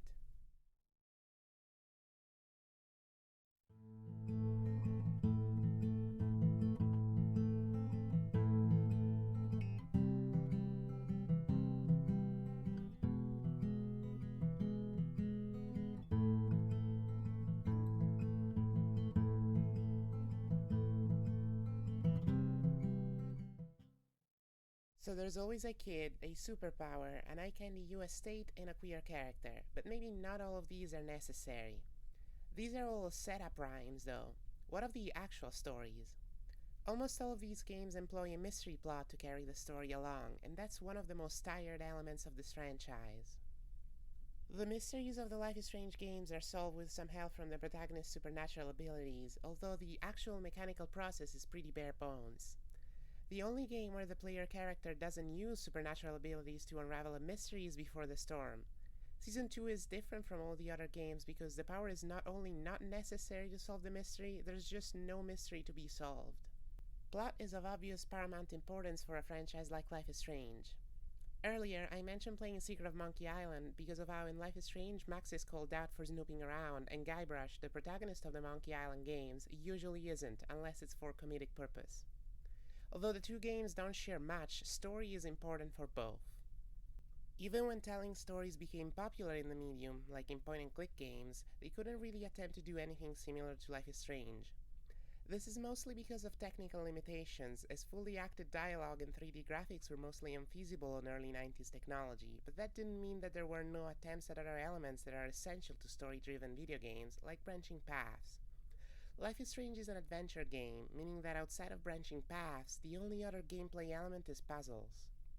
Are there really puzzles in Life is Strange? I'm not asking whether it has stuff like combining a rubber chicken and a pulley for traversal, but rather if there's stuff one needs to genuinely think about to solve. There's probably at least one puzzle in each episode of Season 1, but I struggle to remember any that had me mechanically engaged, and that's not because I'm a particularly smart person. There are also many things that are half disguised as puzzles or guessing games in the franchise, like when you have to pick Steph or Ryan as the person who will distract Diane. The escamotage will work either way, and the choice is only there as the first of many Alex can make in order to romance either character. What really makes a Life is Strange game, like older, text-based adventure games, is the words themselves, the writing. These games are, more or less, just interactive pieces of fiction. Life is Strange usually relies on plot and themes to carry a game forward. Characters are also important, but if the franchise was more so about that, it wouldn't have an ontological structure and would be on the fourth game featuring Max and Chloe. That's not to say characters don't matter, but they only matter for the length of a single game. Season 1's plot is a mystery, like Before the Storms and True Colors, but it's the one that's the most focused. It contains a substantial amount of supernatural elements, and it's there that the influence of Twin Peaks is most obvious. There's a lot of similarities between Season 1 and Twin Peaks, but it's not the murder mystery plot revolving around a dead girl or the characters' names that rhyme together the most. Rather, it's the feel of the setting. In the show, it doesn't take too long to turn the sleepy town into a less than welcoming landscape, as the body of Laura Palmer is found within 2 minutes of the first episode. In Life is Strange, that suspicion that every regular person might actually be shittier than they seem, the hills having eyes and whatnot, rises on a very different curve. First it's only a slight slope up, then episode 2 makes it concerningly steep, then it keeps rising in episode 3, and finally episode 4 and 5 do a ton of work in turning Arcadia Bay into a disturbing place. What's truly incredible about both Arcadia Bay and the town of Twin Peaks is that despite all the evil happening in them, they still both afflicted me with the paradoxical nostalgia one feels for fictional places. The diners, those friendly faces you know, the patches of wilderness looming in the background, even the interiors from both properties evoke the exact same feelings. It's shady small town USA, but fuck if it isn't picturesque. If it were offered to me, I'd easily take the chance to live in either one of these non-existent towns, despite whatever dark rooms or black lodges they might hold. Something that's often said of all the games, but usually of Season 1, is that characters speak in an unnatural, cringe-worthy way. I'm not disputing this to be the truth. I get that part of the audience would have liked the game better if Victoria had never uttered, "Go fuck yourselfie." But in watching Twin Peaks, it started becoming obvious that this facet of the first game was also inspired by the show. It's not that Twin Peaks characters talk just as weird, but they do act in ways that are usually over the top enough to make me smirk, if not cringe a little bit. Twin Peaks is an old series, at least to a 20-something years old like me. I looked up the year of release while watching the first episode. Upon discovering it to be in 1990, my first reaction was, well, that's why the characters act kinda weird. I second-guessed myself immediately after, as I watched, in the span of 3 minutes, in the first episode, in this order, the following things happen. A high school punk putting his hands up after being told a sheriff wanted to see him. His teacher's lips quivering in what seemed an intentionally exaggerated way after being told one of her students died. And finally, the jock on the back end of the classroom snapping his pencil in half as he realizes his friend has been murdered. The tone of Twin Peaks is unmistakably the one of a murder mystery, but the show also doesn't shy away from comedy. Most importantly, it has this campiness that's achieved by its humor, characteristically Lynchian. You either love it or hate it. The campiness is clearly something Don't Nod's writers enjoyed and wanted to pay homage to in some form. There's no humor like Twin Peaks in Life is Strange, but that's because it would mean copying the writing style of David Lynch. Generally, comedy is kept to a minimum in all these games, but True Colors, and that's because previous seasons can't afford to be funny while constantly reckoning with things like suicide and racism. True Colors is overall a more light-hearted game, so the comedy doesn't really hurt it, although it doesn't really improve it either. Season 1 focuses instead on everyday life, and the campiness is achieved by the dialogue and the way it's written. While going over every aspect of Twin Peaks that Season 1 adapts and twists would be time consuming, I do want to state that the differences between them are great enough that it would be disingenuous to consider Season 1 anything more than inspired by the show. Considering this legacy of inspiration, it's weird, then, that later games manage to cannibalize the series they're a part of. So Life is Strange is about Rachel Amber. She's a dead girl on whom the mystery centers around, like Twin Peaks, but her killer isn't the only antagonist of the story. Season 1's last episode had a particularly mixed reception on account of many players judging Mark Jefferson as a bad twist villain. Back when the episode came out, most people who didn't like it reasoned that it was impossible to figure out Jefferson was behind the disappearance of Arcadia Bay's women, and that made the twist unsatisfying. But the thing is that he is the only character except Nathan that the player can come to suspect of without going off of vibes alone. There's 3 characters that Max and Chloe investigate on throughout the episodes, both for the suicide attempt of Kate Marsh and later for the disappearance of Rachel, those being Frank, Nathan, and David. While Jefferson isn't one of them, the game actually uses him together with Nathan and David at the end of episode 2 to force the player to make up their mind. David, Chloe's stepdad, is the security guard of Blackwell Academy. David is clearly a control freak, but not a particularly smart man, and ultimately only guilty of being a conservative. Nathan drugged Kate, and he is indeed part of Rachel's murder, but not the mastermind. Then there's Jefferson. At this point, the player is choosing which of these characters they believe caused Kate's suicide attempt, but Nathan is the only one that makes any sense with the information given. Kate has been done wrong by all 3, but on a wildly different scale. David has more or less been stalking her, Nathan drugged her while she was at a party, and Jefferson made her cry. All these games feature a screen at the end of each episode that tells you the choices other players around the world have made, and percentages for each of them. I remember that the ratio of those who accused Nathan to those who accused anyone else was wildly skewed when episode 2 had just released, something like 90%. Nathan dragged and abducted Kate, so that's where you're going to point the finger. It makes sense to accuse him, since Kate told Max about what he did, but that's an intentional act of misdirection from the script. Right before Kate's suicide attempt takes place, Max and Jefferson have a short conversation. Max says she doesn't want Kate to become the next Rachel Amber, then Jefferson immediately changes his tone, gets a mysterious phone call, and steps away. Very convenient, isn't it? Very obvious in hindsight, but ultimately just subtle enough to be easily missable. Early in episode 1, Jefferson also declares to his class that it's easy to capture someone in a dark corner during a moment of desperation. That's another hint, and if the player remembers it as they stumble upon the dark room with all its grotesque photos in episode 4, it's not that hard to figure things out before Jefferson shows his true colors.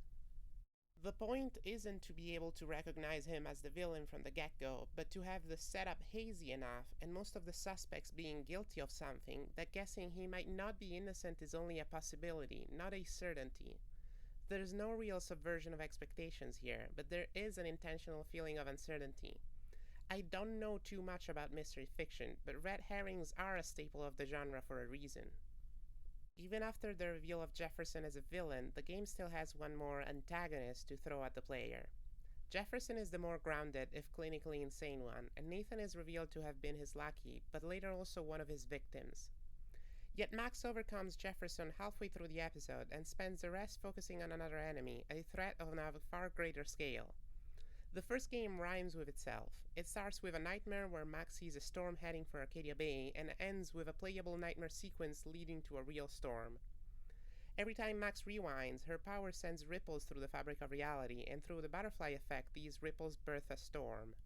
The player will rewind hundreds of times throughout the game, and many of those will be unavoidable, but the first and most pivotal rewind is the one made to save Chloe from being shot.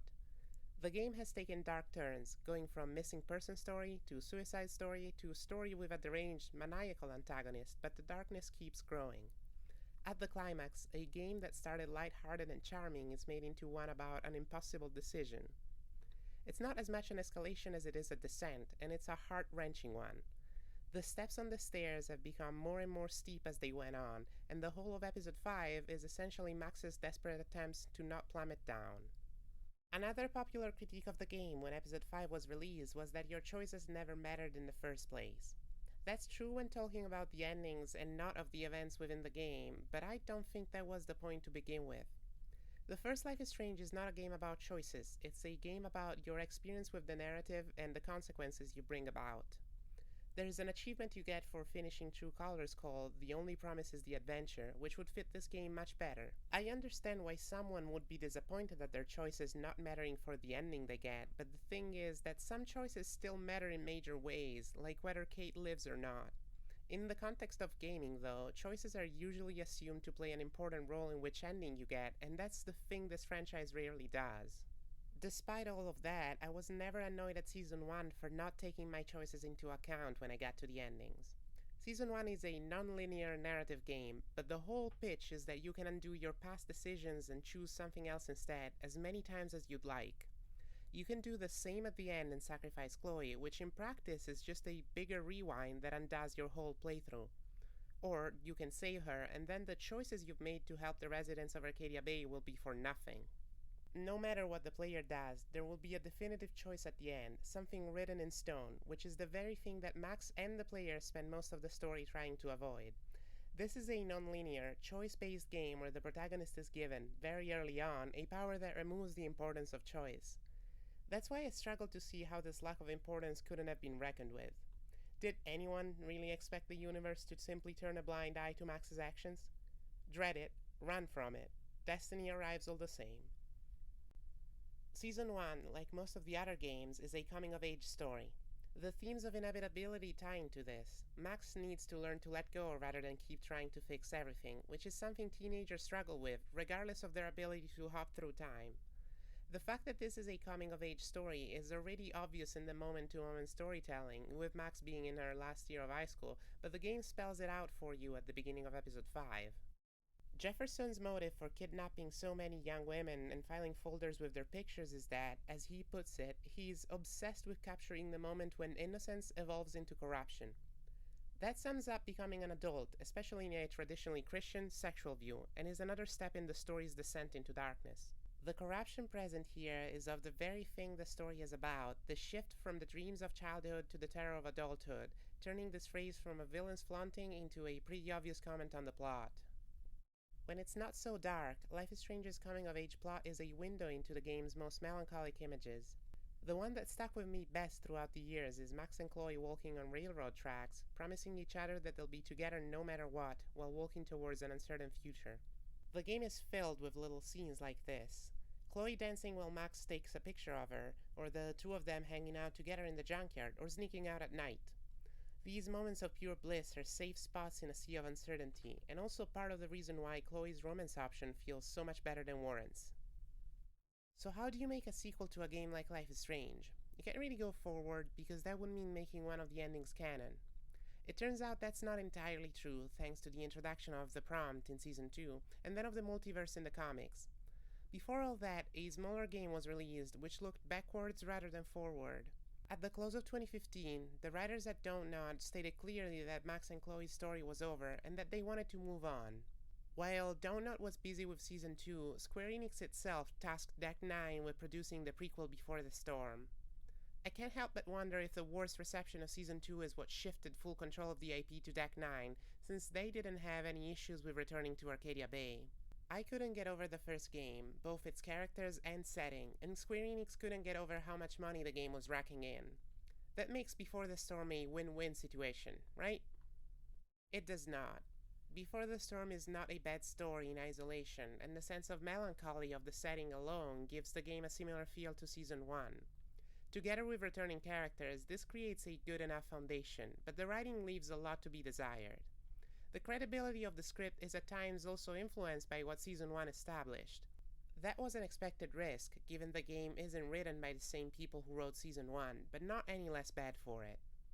The plot centers around Chloe and Rachel this time, who attempt to unravel the mystery surrounding Rachel's biological mother.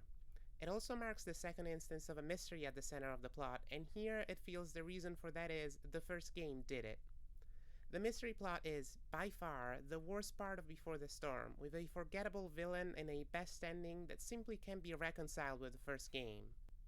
Life is Strange 2 would eventually come around and make it obvious that the series doesn't have to rely on a mystery in each season, and then Deck 9 will just refuse that notion and have True Colors revolve around another murder. I get it, a mystery is a natural fit for this kind of game, but it doesn't mean that other avenues of storytelling can't be pursued with the same amount of success. The first game, True Colors and Tell Me Why, all try to use their protagonist's powers as a mechanical element to progress the investigation, but Chloe doesn't have a power, making detective work inherently less interesting from a gameplay perspective. That's doubly true when considering that the new mechanic, Backtalk, is barely fleshed out and basically never used as a tool for investigation. It's good, then, that the other major slice of plot, the one about Chloe learning to accept her father's death, is well written and comes to a satisfying conclusion. Except that it doesn't matter, because this is a prequel, and even if Chloe is over it by the end of Before the Storm, she very much won't be by the time Season 1 happens. The Rachel in this game also doesn't quite make sense in the context of Season 1. We didn't know her family members in the first game, and Chloe tells Max they didn't even try to find her. In Before the Storm, we discover her dad is the district attorney. Does it make sense that the district attorney does not make an effort to look for his missing daughter, even assuming their relationship got irreparably damaged by the end of Before the Storm? He's got cash to burn and a reputation to defend, so not being on talking terms with his daughter isn't a real reason not to send someone to look for her, especially given that he had no trouble paying some lowlife to kill her bio mom. Then why is he the DA? There's a file on Rachel in Season 1 that mentions her interest for a future career in law. Am I supposed to read that as Rachel taking on her father's mantle, or is there something else I missed in Season 1? No, but Deck 9's writing team must have thought that there was something the audience might have missed from the material that inspired Season 1. Did you know Life is Strange was inspired by Twin Peaks? Yes, I was aware, long before I saw the show. Well then, why wouldn't the girl whose death props up the plot be the daughter of some rich lawyer, just like in the show? Season 1 only worked because Rachel was there as a narrative ghost, a non-descriptive ghost. She felt like a real person because of how she was described by the characters who knew her, but at the end of the day, she only existed to start and progress the plot. The only things about her that were known for sure were being an easily likable person and that she had family who didn't care or was too shocked to try to find her. If Before the Storm needed to have Rachel, she'd have to fit within these traits. Instead, we got a Rachel who is loved by her very rich, very determined, very asshole dad. Rachel's dad is not as close a callback to Twin Peaks' Leland Palmer as much as Rachel herself was to Laura. In Twin Peaks' second season, it's revealed that Leland was the one who killed his daughter, although demonic possession lands his actions in a legal gray area, and that he essentially went crazy after the fact. Rachel's father is more of a lawful evil type, hiring a criminal to kill Sarah, Rachel's biomom, just to make sure the two never meet. The name Sarah itself is a callback to the show, with it being a different spelling of Laura's mom's name, but this is more trivial stuff, closer to being an homage to the show, like bits of Season 1 were. But if the inspiration the games took from Twin Peaks is removed, James Amber being a big-shot lawyer and a concerned dad just isn't congruent with Season 1.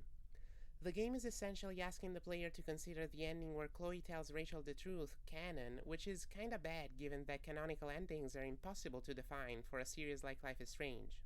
But even if one does consider the ending canon, and a rift is created between Rachel and her dad, does it make sense for such a Mr. Moneybags not to spend a single dime on the disappearance of his daughter, not to mention his own office's resources? Before the Storm takes Twin Peaks, and then instead of letting itself be inspired by it like Season 1 did, it just makes a whole bunch of references. Some of these are minor, like the band Firewalk being named after a quote from the show, but some others are akin to the script shooting itself in the foot. There's a lot of things in Twin Peaks that are never explained, left to the best interpretation of the audience. The second season of the show ended on a cliffhanger that kept the fate of multiple characters ambiguous. This, by itself, is not unusual for TV. What is unusual is that a third season for the show would not come out until 2017, a little over 25 years after the release of the second. If one reads this as a calculated move, it's absolutely insane, but it only appears to be one. Even though the show had a massive following, it ended up plummeting in popularity by the end of Season 2, and its originally scheduled Season 3 was cancelled.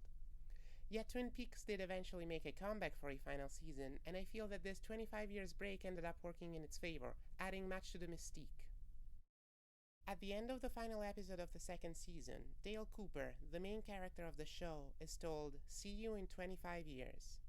For someone like me, who binged the series after its full release, that detail alone is enough to make it feel like the whole thing was actually planned out.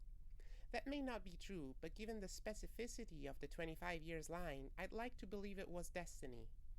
Even after so much time, both in-universe and in the real world, Season 3 does not answer every question Season 2 posed, asking instead even more, despite a lack of interest from the writers to make a fourth season.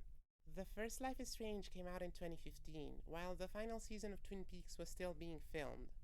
Had Season 3 come out before that, the writers for the game might have been influenced to leave more or less up to interpretation, although it's also possible some of the things the game doesn't explain over its 5 episodes just had to be cut due to budget or time constraints. Whichever the case may be, this lack of answers makes the first game just like Twin Peaks, in a way that feels driven by destiny rather than authorial intent. Season 1's biggest unanswered mystery is the spectral doe, the one that might be Rachel's ghost. It's probably the game's least veiled reference to Twin Peaks, which has its own Pale Horse, a spirit tied to Laura Palmer who appears at seemingly random moments. There are several more of these references in Season 1, but they never hurt the plot. Outside of whether Rachel has powers or not, Before the Storm is a much clearer story, and yet it still makes a completely unnecessary Twin Peaks reference that actively undermines its plot. To top it all off, the prequel ends on a series of scenes where we get to see Chloe and Rachel hanging out at the junkyard, getting tattoos together, and generally enjoying life. The song chosen to accompany this is a particularly melancholic but warm tune, and it works so well. This is a prequel. I don't doubt there's a handful of people who played it before playing the original, but most of its audience knows what happens after. The final scene works so well because the player knows Rachel will die, Chloe will be heartbroken and possibly die, so it forces you to savor the moment and its happiness for the little time it lasts. There's nothing more the game can do to hurt you than showing these characters being happy. So, roll credits? Absolutely not. The game has to get crass on you with a shot of the dark room, complete with Rachel crying in the background and a slow pan to her folder. It feels unnecessary and really stupid since Season 1 established that Rachel died in the junkyard. But hey, at least Rachel is a compelling character, and the romance is well written. The thing that strikes me the most is that in a game that's either blunt with its writing or doesn't know where to go with it, Deck 9 managed to sneak in a character as complex as Rachel Amber. I don't like Rachel in the context of her story, but when secondary plot threads are being followed and her character explored, she shines. She's the most popular girl at school. She knows everyone, but she's friends with none. All she does, both in the game and after, is in order to get what she wants, whether that's having fun or attempting to get out of Arcadia Bay. Still, it's really hard not to like her. She wears her mask well enough that it's impossible to pass definitive judgment on her actions, and it helps that Chloe is, mostly, oblivious to it. In what is, by and large, considered the best scene in the game, Chloe and Rachel take part in Blackwell's version of Shakespeare's The Tempest. The sequence has a well-deserved reputation. It really is just that good. It takes a play I didn't even know existed and twists it into the game's greatest moment. In The Tempest plot, Chloe's character is a slave to a powerful mage. She's been promised her freedom in exchange for services. As the two interact with each other on stage, Chloe asks Rachel to set her free. In the script, she's supposed to accept, but Rachel instead makes up her own lines and claims that she couldn't stomach to be without Chloe, that even she should know she prefers to be her servant. Rachel then throws herself to her knees and begs Chloe to stay with her in a pose that makes it look like she's proposing. This isn't the best moment of the game because it's the culmination of the romance, with Rachel confessing her feelings, although it can be read as that since in the very next scene the player has the option to have the two share a kiss.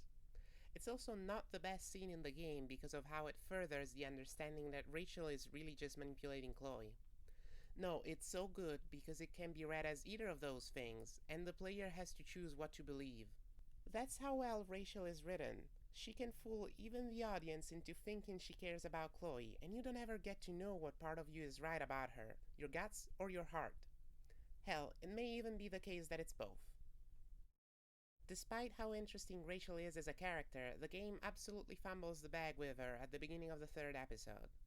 Chloe and Rachel are set down by her dad, who explains that the woman he kissed the day before, Sarah, was really Rachel's mom. He then goes on to talk about Sarah in an almost reverential manner, then turns around and paints her as a wild child who can't grow up. Essentially, Sarah's problem is that she couldn't stop doing drugs even after Rachel was born. This would be an okay, if boring explanation as to why he doesn't want the two to meet, but then the man goes on to say that he doesn't want Rachel to become like Sarah. Because of what we know about Rachel from season 1, it feels like this essentially does end up happening, since she'll die after a night of partying too hard. It's important to note that Rachel being a wild child also comes from her Twin Peaks inspiration, Laura Palmer, although Laura's mother doesn't share this trait with her. Twin Peaks even had a prequel movie that released after its failed second season, which explored Laura far more in depth than the series could. Early on in Twin Peaks' first season, it can almost feel like her death is a karmic consequence of her unholy actions, since we're quickly informed of how much cocaine she did, and that she enjoyed having sex with multiple older men at once. There is not, however, any such act of judgment towards her from the script. Through later episodes in the prequel movie, the show goes on to explain that Laura had been abused since childhood, painting her in a tragic light instead of a condemning one. Life is Strange had left things vague with Rachel and didn't try to frame her as a bad person or a good one.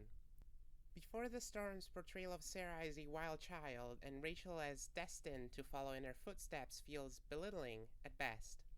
Yes, Rachel's dad is the one who expresses this opinion, so we're probably meant to disagree with him, but given what we know of Rachel and her future, aren't his fears being validated by season 1's script? At worst, this is not just belittling, but misogynistic in a like-mother, like-daughter kind of way. Before the Storm was the first game in the series to be given a DLC, the only other one being True Colors. I want to state once more that I mostly enjoyed Deck 9's entries to the series, but damn, is it obvious that the DLCs were mandated by Square Enix. The DLC is called Farewell, and I actually liked it when I first played it, but as of recent I've started seeing it as adjacent in intent to Before the Storm's final scene. It adds nothing of value to the rest of the series, except maybe the chance to say a final goodbye to the characters, and I say maybe because I'm expecting them to be brought back any second now. It's also a pretty vapid goodbye overall, with not much compelling about it. In this bonus episode, Max and Chloe are only 13 and 14 years old respectively. The DLC sells their childhood friendship better than the first game ever could, on account of having more time to focus on it. My favorite scene is Max telling Chloe she's moving and she's sorry she didn't say it before, only for Chloe to reveal that she knew and just wants to focus on having fun together while they still can. But touching or not, this DLC still ends with Joyce coming back home and revealing that Chloe's dad died in a car crash. I mean, it's impactful in the moment, but how many times can you pull this trick where you show something the audience already knows and fade to black? The final scene takes out all diegetic sound, leaving only a sad song that slowly fades in, instead of forcing you to listen to Rachel's dying cry or whatever. Since we already know what happened, removing voices doesn't take away any information of value, and the scene's mood benefits from it. But that's all this DLC really is, a mood piece. I'm not going to say it was uncalled for, since the entire fanbase, then like now, clamored for more Max and Chloe, but there's not much of value to be found in Farewell. I can remember individual scenes from all these games, and I know the first 2 seasons line by line, but as I'm writing the script I have no clue of what happens in Farewell, because there's very little that can actually be remembered. I have opted to condense my thoughts on Captain Spirit here, instead of splitting my critique into multiple parts of this video. This is because Captain Spirit is a break in the franchise, a sort of respite from the drama of all the other games, and so it doesn't follow the same rules as the rest of the pack. This goes for almost all the rhymes in the franchise. Sure, plot is still important, but Chris doesn't even have a superpower, something that all the other games in the franchise feature. Critically, that was not obvious back when the game came out, because Season 2 was still several months away from release. Captain Spirit is a playable teaser, something that the video game industry really enjoyed doing for a few years in the mid and late 2010s and subsequently abandoned entirely. Things like the Silent Hill PT or Fallout Shelter are other examples of this, short, free games created to build up hype for a future release. Season 2 tried to distance itself from its roots as much as possible, but the real break in the franchise started with Captain Spirit. This break comes in multiple forms, the most obvious being the change in characters and location, but the tone is also a far cry from Season 1. Captain Spirit follows Chris, a kid no older than 10, in what seems an average day in his life. School's out, so he helps his deadbeat dad and does chores around the house. Chris has a vivid imagination, so in his eyes, even things like turning on the washing machine become a final standoff between two rivals on a desert planet. The game teases at the idea that his imagination might really be a superpower, that the adults in the game are only dismissive of Chris because they haven't seen him in action, but that's not really what Chris's power is. At the end of the game, Chris's dad verbally berates the kid and sends him running to his treehouse. As Chris climbs up, one of the steps breaks and he falls, but just as he's about to hit the ground, an invisible force stops his fall. In the opening scenes, Chris is suggested to have a telekinetic power, only for a change in camera angle to show that he's just playing pretend. So does he really have a power after all? If one has already played Season 2 or even heard about it in broad strokes, it's obvious this isn't the case. In the ending, Sean and Daniel appear on the other side of the nearby fence, so it's obvious that it's Daniel who just saved Chris.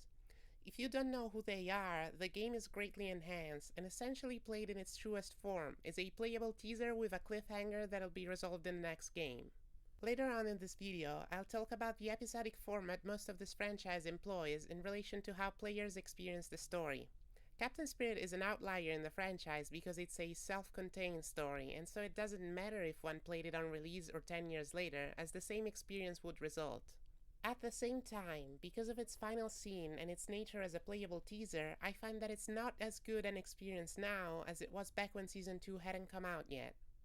Season 2 is the first and last of the entries in the series that isn't at least partially derivative of the first game. Before the storm centers on characters from Season 1 and is still set in Arcadia Bay, True Colors has some uncanny similarities to Season 1, both in characters and plot, and hits similar emotional beats. Season 2 does ask the player if they've played the first game at the start of a new save file, and the answer will change a few things, but it's still only loosely connected to Max and Chloe. The game implies the existence of alternate realities through this, just like the comics will also do later on. Season 2 was, while the episodes were releasing, the worst received game in the series, by user score anyway. As a fan of Season 1, I can understand some of the reasons why. It was hard for me to accept that there could be a Life is Strange game without Max or Chloe, and besides, Season 2 carries a massive tonal shift. One of the reasons this game was poorly received was because a portion of the player base got real grumpy because it tackled hot-button political issues, although that's not a thing I'm interested to discuss. I pre-ordered the game a week before Episode 1 released, which is, to this date, only one of 2 times I've ever done that. I still stopped playing after Episode 3. The story just didn't hit home as close as Season 1's had, and that was that until a few months ago. I had resigned myself to the idea that Season 1 was the kind of lightning that does not strike twice, and was content to move on to other games, live other strange lives. Then I bought True Colors on a whim during Steam sales, and after a positive experience with it, I decided to go back and replay Season 2, to the end this time. Season 2 is a game that does not want to be anything like its predecessors, and wastes no time in making that clear. The inciting incident is someone getting shot at, just like Season 1, except you're not playing as Max, and what's done is done. Most of the time there are no mysteries to solve, but lives are constantly at stake, and so many characters can die without the help of a supernatural storm. The other games in the series get dark as the story progresses. Season 2 is dark from the get-go, and it only gets more oppressing. Occasionally, light shines through the canopies of the woods Sean and Daniel walk through, but it's a rare occurrence. It's a hard game to play, and I mean it. There were times when I physically struggled to press a button in fear of consequences that had been, in the other entries, only a vague consideration in the back of my mind. Occasionally, the game even used this indecisiveness against me, like when Sean gets punched in Episode 3 if he doesn't respond to a question fast enough. Yet at the end of this painful road, I didn't find much comfort. The ending I got on my first go was the one where Sean gets to escape to Mexico but Daniel remains in the United States, and despite this being one of the most preferable endings, it was certainly not worth what the brothers had to go through. What Season 2 does best is tension. In Season 1, the specter of the storm looms large over some stretches of the game, but it's easy to forget with everything else that's going on. In Season 2, the brothers are wanted by the police, and every state they go through has some nutjob who can't wait to play hero and bring them to the authorities. Sean has committed no crime, but he's the one who's wanted for murder, and the game uses this to inject paranoia in the moment-to-moment story, never knowing if the guy you just met is going to give Sean some food or beat him into a pulp. This essentially gives Season 2 a Villain of the Week feature, with Episode 1, 3, and 4 all having minor antagonists taking center stage for a few hours. No matter where the brothers go, there'll be someone there who hates them. The entire world is against them. It has threatened the normalcy of their lives since the start of the game, and presumably well before then. The game succeeds in having a constant looming threat in a way that Season 1's Storm doesn't. The storm was set up to be a major plot point and brought up now and again, but Sean and Daniel have an enemy in the world they inhabit, and they can never leave it. As I played, I was constantly looking out for the cops to show up, hoping I could avoid them when they did, but it's only when the plot distracts you that a new threat springs up. It's a terrifying, miserable experience for long stretches, which I think was exactly what the game wanted to be. Despite the oppressing atmosphere, the journey itself is thoughtfully crafted. Unfortunately, I can't say the same for most of the endings. To their credit, the writers that don't not understand their own games pretty well. This is not a game about the inevitability of things, so there's more than 2 endings, and many variations of them are possible. In almost all of them, either both or only one of the brothers makes it to the other side of the border. Was it even right for Sean to drag Daniel to Puerto Lobos? I can't say in good conscience that I would have tried anything different had I been in his shoes. The game has spent so long making you feel miserable for something you didn't do, and the story presents Mexico as the only sensed alternative to a life on the run. Sure, Daniel doesn't like the idea of going to Puerto Lobos nearly as much as Sean does, but is staying in the US better for him? If you choose to surrender to the police at the border and Daniel has a high morality stat, he will not use his powers and both go into custody. Sean is then escorted to prison, where he serves 15 years for a crime he did not commit. This would be a totally fine ending if it wasn't presented as preferable to most of the others by way of its title, Redemption. There's something profoundly wrong with the game stating that Sean going to prison for a third of his life for a crime he did not commit is a positive thing, better than becoming an actual criminal in Mexico.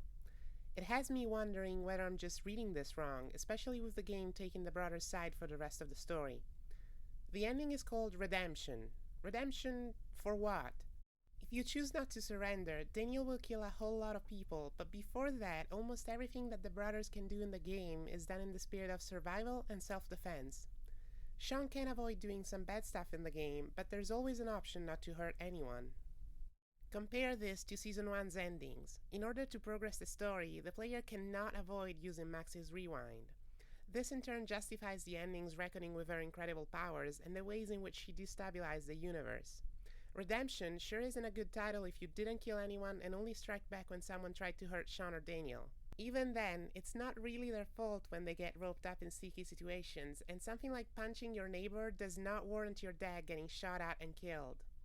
If the redemption ending is the result of choosing to surrender when Daniel has a high morality stat, does it mean the game considers it the most moral choice? Maybe killing 50 police officers isn't a great moral choice, but why is the redemption ending framed as better than escaping an unjust sentence and a life on the run? The lone wolf ending is just as terrible for the characters as redemption was, but at least it isn't as badly titled. If you've influenced Daniel to act only for Sean and himself and then attempt to surrender at the border, he will refuse and force the car forward while killing the officers trying to stop you.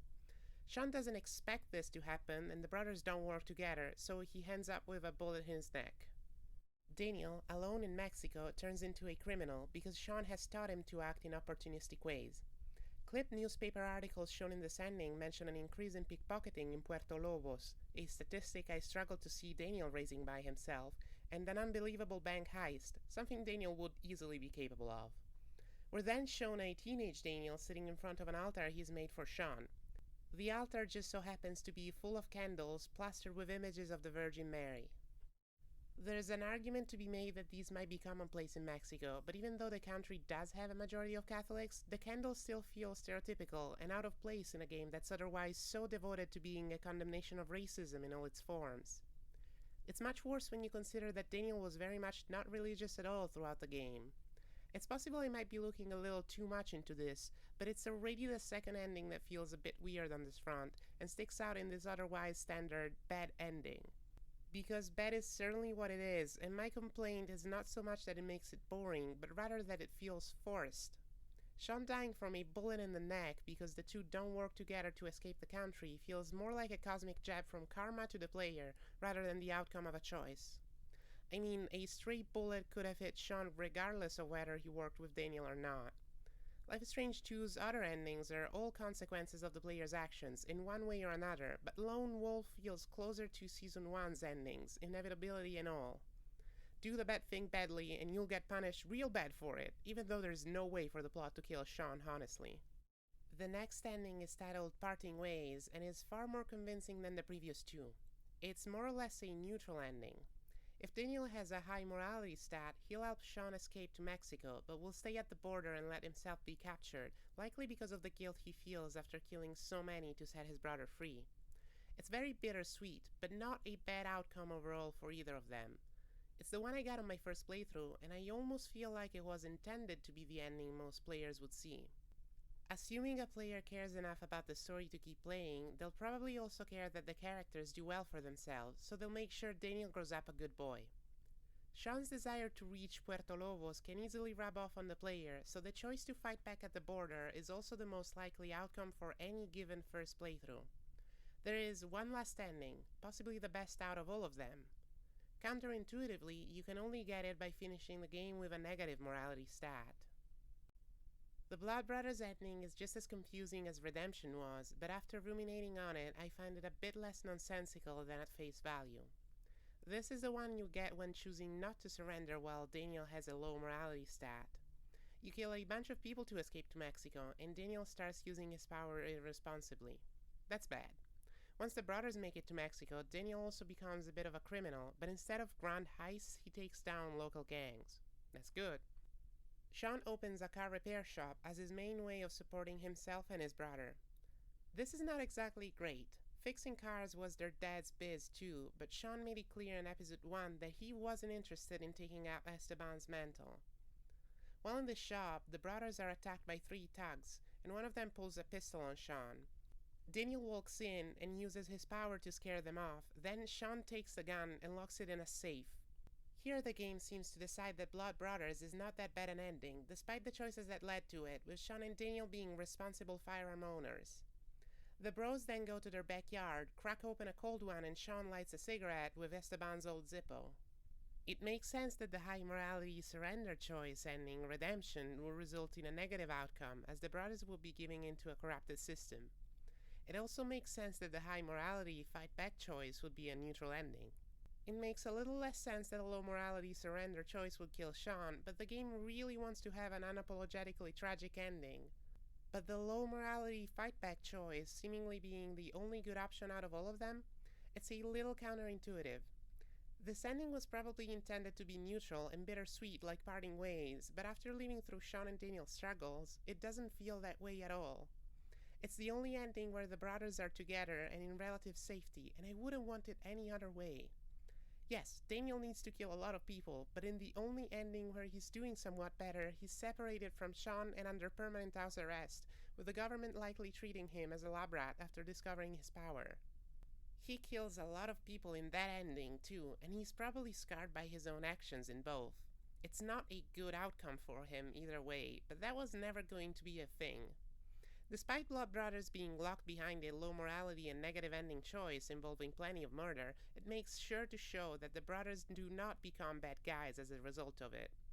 What I assume Don't Know was trying to say with this is that because the system against them is unfair counteractions are justified, which is a sentiment I can agree with. But then, why give Daniel's morality statistic such a name? If it's low, it qualifies you to get what's possibly the best ending out of the bunch. What's important to note is that the kind of morality Sean tries to instill in Daniel is not one of 2 boys on the run from an evil system, it's the one of an average person. Don't steal, don't hurt people, and other basic stuff. Because it's a system that often doesn't account for the situations the two find themselves in, it needs not apply. Still, I think it should have been given another name, if only to make this ending more easily understandable. I spent so long on Season 2's endings because I like the game enough to be annoyed at how the writing quality differs so much between them and how complex they were for me to understand fully. In terms of the franchise, though, they don't matter much. They can influence True Colors as Saving Chloe or Arcadia Bay can slightly influence Season 2, and there's no mention of the Wolf Brothers anywhere in the rest of the franchise. I'm sure this has a number of causes.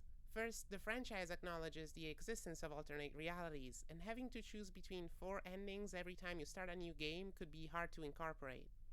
Second, I imagine that the lower critical reception of Season 2 was enough of a reason for Square Enix to pretend it never happened. This is a real shame considering how many new things Season 2 tried and how different it feels from every other game in the series. However, I do think it would have been great to have the brothers show up in the comics, since those already take place in a reality where the writers get to choose which ending to follow. I believe that, to some degree, Dontnod might have been aware the Diaz brothers were going to be relegated to their own game. Take, for instance, the Redemption ending. All the endings in Season 2 take place at least 6 years into the future, 3 years after the events of True Colors, but Redemption fast forwards to 15 years later. Sure, that's how long Sean's sentence lasts for, but making it 10 or 8 years, or even making time frames ambiguous, wouldn't have changed anything. By Season 2's release, the only other games in the series were Season 1 and Before the Storm. The latter necessarily had to take place in the past by virtue of being a prequel, but Season 1 takes place in 2013 and was released throughout 2015. I'm not aware of any possible callbacks to Twin Peaks or other properties that could explain that, so I've always been curious as to why Dontnod decided to set it in 2013. If you were to remove any mention of the year 2013 from Season 1, the game could take place in the 90s or the early 2000s, and there'd be no way to tell outside of Max using a cell phone. Events in the real world that are mirrored in the Life is Strange universe look no further than to the Trump presidency if you wish for an example, so setting Season 1 in 2013 and Season 2 in 2016 might have been an effort to future-proof the games. If an event of great importance happened, say, between the years 2020 and 2022, and one of the games took place during those times without addressing the event, it would read real awkward. I have no doubts that the next entry in the franchise will have to address a certain global pandemic, but Deck 9 made the choice to set True Colors in 2019, running the clock back just as Season 1 did. So why set Season 2's ending so far into the future? I'm inclined to think that, by the time Dontnod was wrapping up Season 2, they either saw the writing on the wall or had already decided to leave the series. If the next Life is Strange was going to be in someone else's hands, they might as well have written each ending the way they felt was most appropriate, without trying to future-proof them. By then, it wasn't going to be their problem anyway. Before Deck 9 figured out what to do with the series, Dontnod released Tell Me Why. In many ways, I prefer its story to True Colors and wish it were part of the franchise, if nothing else because I could see Tyler and Sean being good friends. In other ways, I think it's a disappointing story in exactly the same way both of Deck 9's entries in the Life is Strange franchise are. It doesn't know how to end. The game's premise is spelled out in the title. The full question being asked is, why did the twins' mom try to kill Tyler? A satisfying answer to this is never provided, but that's not where my disappointment lies. If anything, I enjoyed the ambiguity. Rather, it's in another answer to another question that takes center stage in the plot through chapters 2 and 3, one the game needs to answer before reckoning with the former. That question is, who is the father of the twins? Why, it's the tiny Italian man, of course. Can't you see how charming he is? Let me rewind a bit here, because I haven't said that yet, and I've been talking about Life is Strange for 2 hours already. Tell Me Why's story starts with Tyler Ronan, who has not seen his sister Allison in over 10 years. The two were originally separated by the foster care system after Tyler confessed to murdering their mom after she had tried to murder him. Later, at the end of episode 1, it's revealed that it was actually Allison who did the murdering, which is a clever twist in the way it toys with a player's pre-established conception of gender, with the idea that boys are more prone to violence than girls and whatnot. Regardless, the twins spend 10 years apart, both afraid of the moment they'll have to meet again. Allison also fears that this was by Tyler's design and sees his refusal to leave foster care once he turns 18 as a way of telling her to stay away. Once the siblings reunite, we get a chance to explore the tiny Alaskan town where they live. We're introduced to a few more characters, but before long, the looming shadow behind the twins makes its presence clear. The house where they grew up needs to be sold, and the twins should probably tidy it up. Except, this is also the house where their mom attempted to kill Tyler, and they both would sure like to know why she ever did that. She's long dead, but the woman casts a shadow on the plot in a similar way to how Rachel did for season 1. There's even a scene where the twins are visiting their mom's grave and mention how she's still affecting their lives, which is almost identical to a scene in Twin Peaks where one of the characters has the same thoughts while visiting Laura's grave. The places the plot goes to in order to explore what happened that fateful night, and even before, in the life of the protagonist's mother, are always interesting and ask more questions of their own. As I approached the end of the game, though, I was perfectly aware that there was no way for the story to neatly wrap everything up. And you know what? In part, the fact that it did not was a pleasant revelation. There's a lot of ambiguity in this game, like there was in Season 1, and although preserving the ambiguity until the end might not be to everyone's tastes, it does fit the themes. Throughout the 3 chapters of Tell Me Why, there's multiple scenes where the game asks the player which version of past events they want to consider for the investigation, Tyler's memories or Allison's. You do this by replaying each of their memories through the other's head before choosing the one you want to go with. Regardless of what version of the events the player chooses to believe in, the twins still say things like, "We'll never know exactly what happened," and they're right. Both memories are from a time when their brains had just learned how to remember, from a night when they were almost shot by their own mother before killing her first with a pair of scissors. You don't just walk away from that with a clear picture. All they know for sure is that their mother was a troubled woman who loved them very much, and there was someone who pushed her over the edge. There is no why to a tragedy like this, and the titular question is thus never given a satisfying answer. It's interesting to think that, in a way, this choice to never rule on why their mom snapped mirrors Twin Peaks and how that mystery unfolded. Twin Peaks is unusually interesting in the way it quickly captured and then let go of audiences. It starts with the body of Laura Palmer washing ashore, but her killer is found in the early episodes of Season 2, which caused a significant loss in interest around the show. What's real interesting about the show, though, is that the whodunit doesn't matter as much as the mystery continuing, which leads to a script that gets exponentially more complicated in the 3rd season. Over its first 2 seasons, Twin Peaks is constantly setting up new plot threads. Some of them resolve after a while, some of them don't, but they are all more or less connected to the murder, creating a web of questions that can get incredibly tangled. While the 2nd season of Twin Peaks was airing, ratings for the show kept climbing, only to plummet the moment the killer was revealed.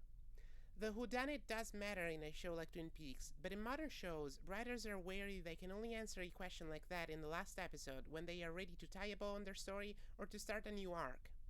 It was, undoubtedly, a mistake to reveal Twin Peaks' killer well before the 2nd season was meant to end, when more seasons were planned for later.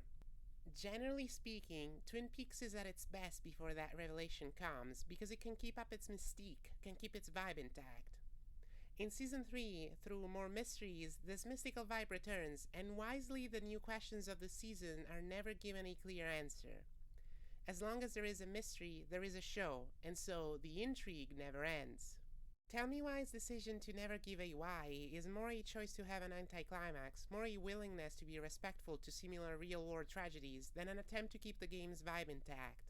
Yet it works so well in its fairness because it pushes the understanding that, beyond the twins' need for closure, it doesn't really matter why the thing happened anymore, even if we as an audience so desperately want to know all its details.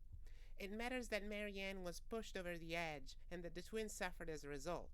But there's an incalculable amount of reasons why she got to that point, and even if the twins manage to discover a few of them, they'll never have the full picture. There's no point in trying to figure out all the reasons why it happened, and the twins should work on putting the tragedy behind them, something Tyler in particular struggles with throughout the game. Plus, it's real neat how the title plays on player expectations. So, how about a different question? Here's another one the game really wants the player to care about.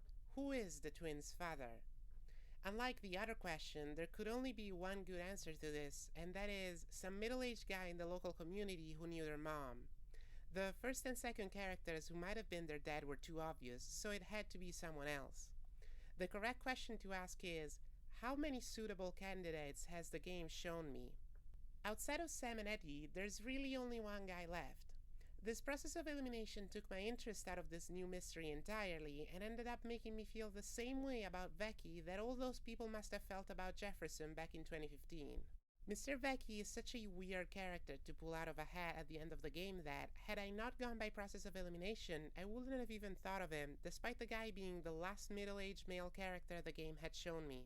I don't remember Vecchi doing anything that could lead me to suspect he was lying to the twins, and even on a second playthrough, the signs are much more subtle than they were with Jefferson.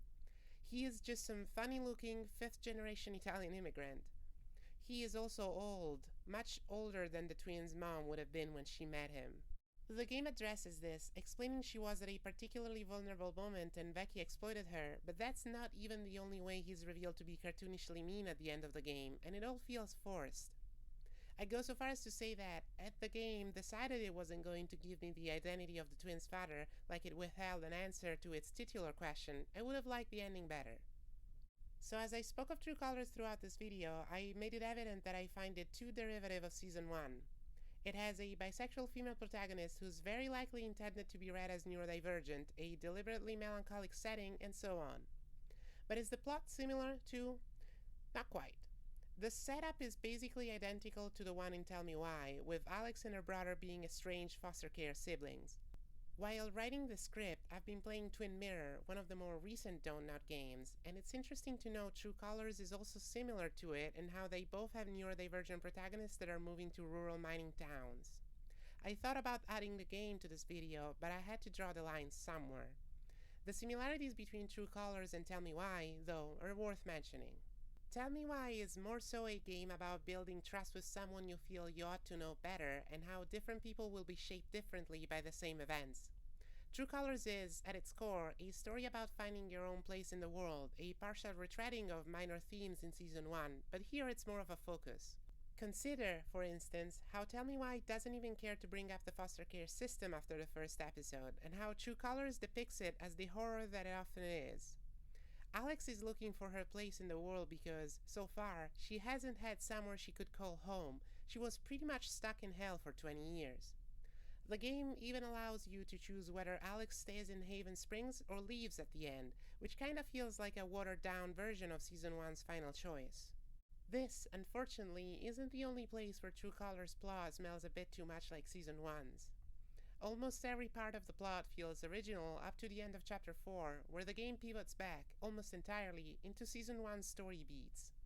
We have multiple villains, with Jed and Diane mirroring Jefferson and Nathan in that one is a greater evil than the other.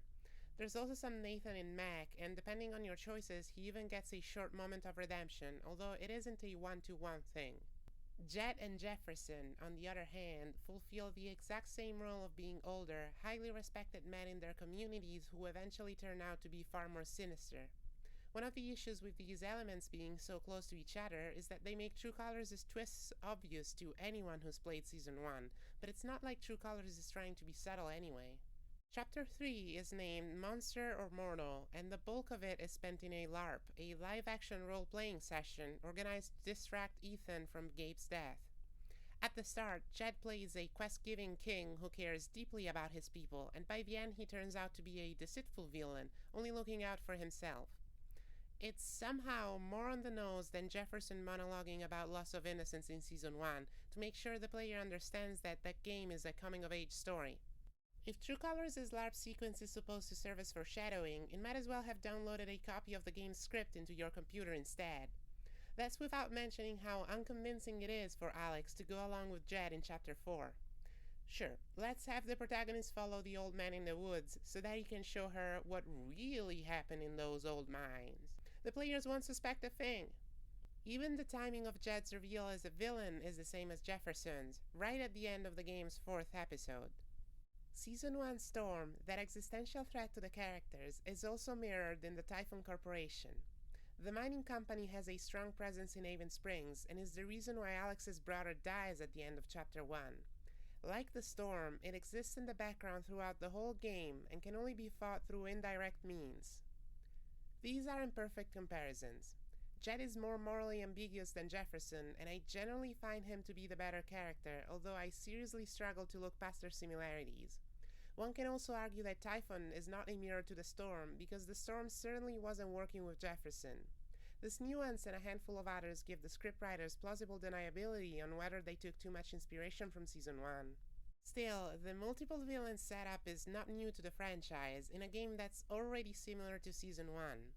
The villainous corporation that's serving the same role as a hurricane is even called Typhon, which is one vowel short of typhoon, and I don't think I need to explain this any further. Yet another story beat that bears uncanny resemblance to the first game is the dream sequence. Technically, every game has at least one of these. In Before the Storm, their inclusion makes sense as they propel Chloe on the path to acceptance. I don't quite think they were necessary in Season 2, but they are minor inclusions in that game's plot. Tell me why it has the worst dream sequence out of all these games, but it makes up for it with the Waking Nightmare sequence right after. Season 1 and True Colors use their dream sequences in the exact same way. I'm not talking about the first scene of Season 1, when Max sees the storm for the first time, but rather the one that takes up the last stretch of Episode 5. In that game, it's implied that this might not be a dream at all, and that Max might have broken the timeline for good, but she is passed out for the duration of it, so whether or not that's true is unclear. The suggestion that she's fucked up for the final time is used as an excuse to explore her psyche and to consider what she did with her power throughout the game with the benefit of hindsight. The dream sequence is not just an emotional rise before the climax of the final sacrifice, although it is one of its purposes. Dreams are extremely important in Twin Peaks, especially the ones of Special Agent Dale Cooper, who has prophetic visions while sleeping and sometimes while he's awake. I have no doubts that one of the reasons behind the inclusion of Life is Strange's supernatural sequences is that Twin Peaks features something similar in the second season, but the two scenes have nothing in common besides both being dream sequences. Twin Peaks' second season, which aired in the 90s, ends with Agent Cooper trapped in the Black Lodge, this mystical place of great evil that his dreams warned him about or possibly lured him to.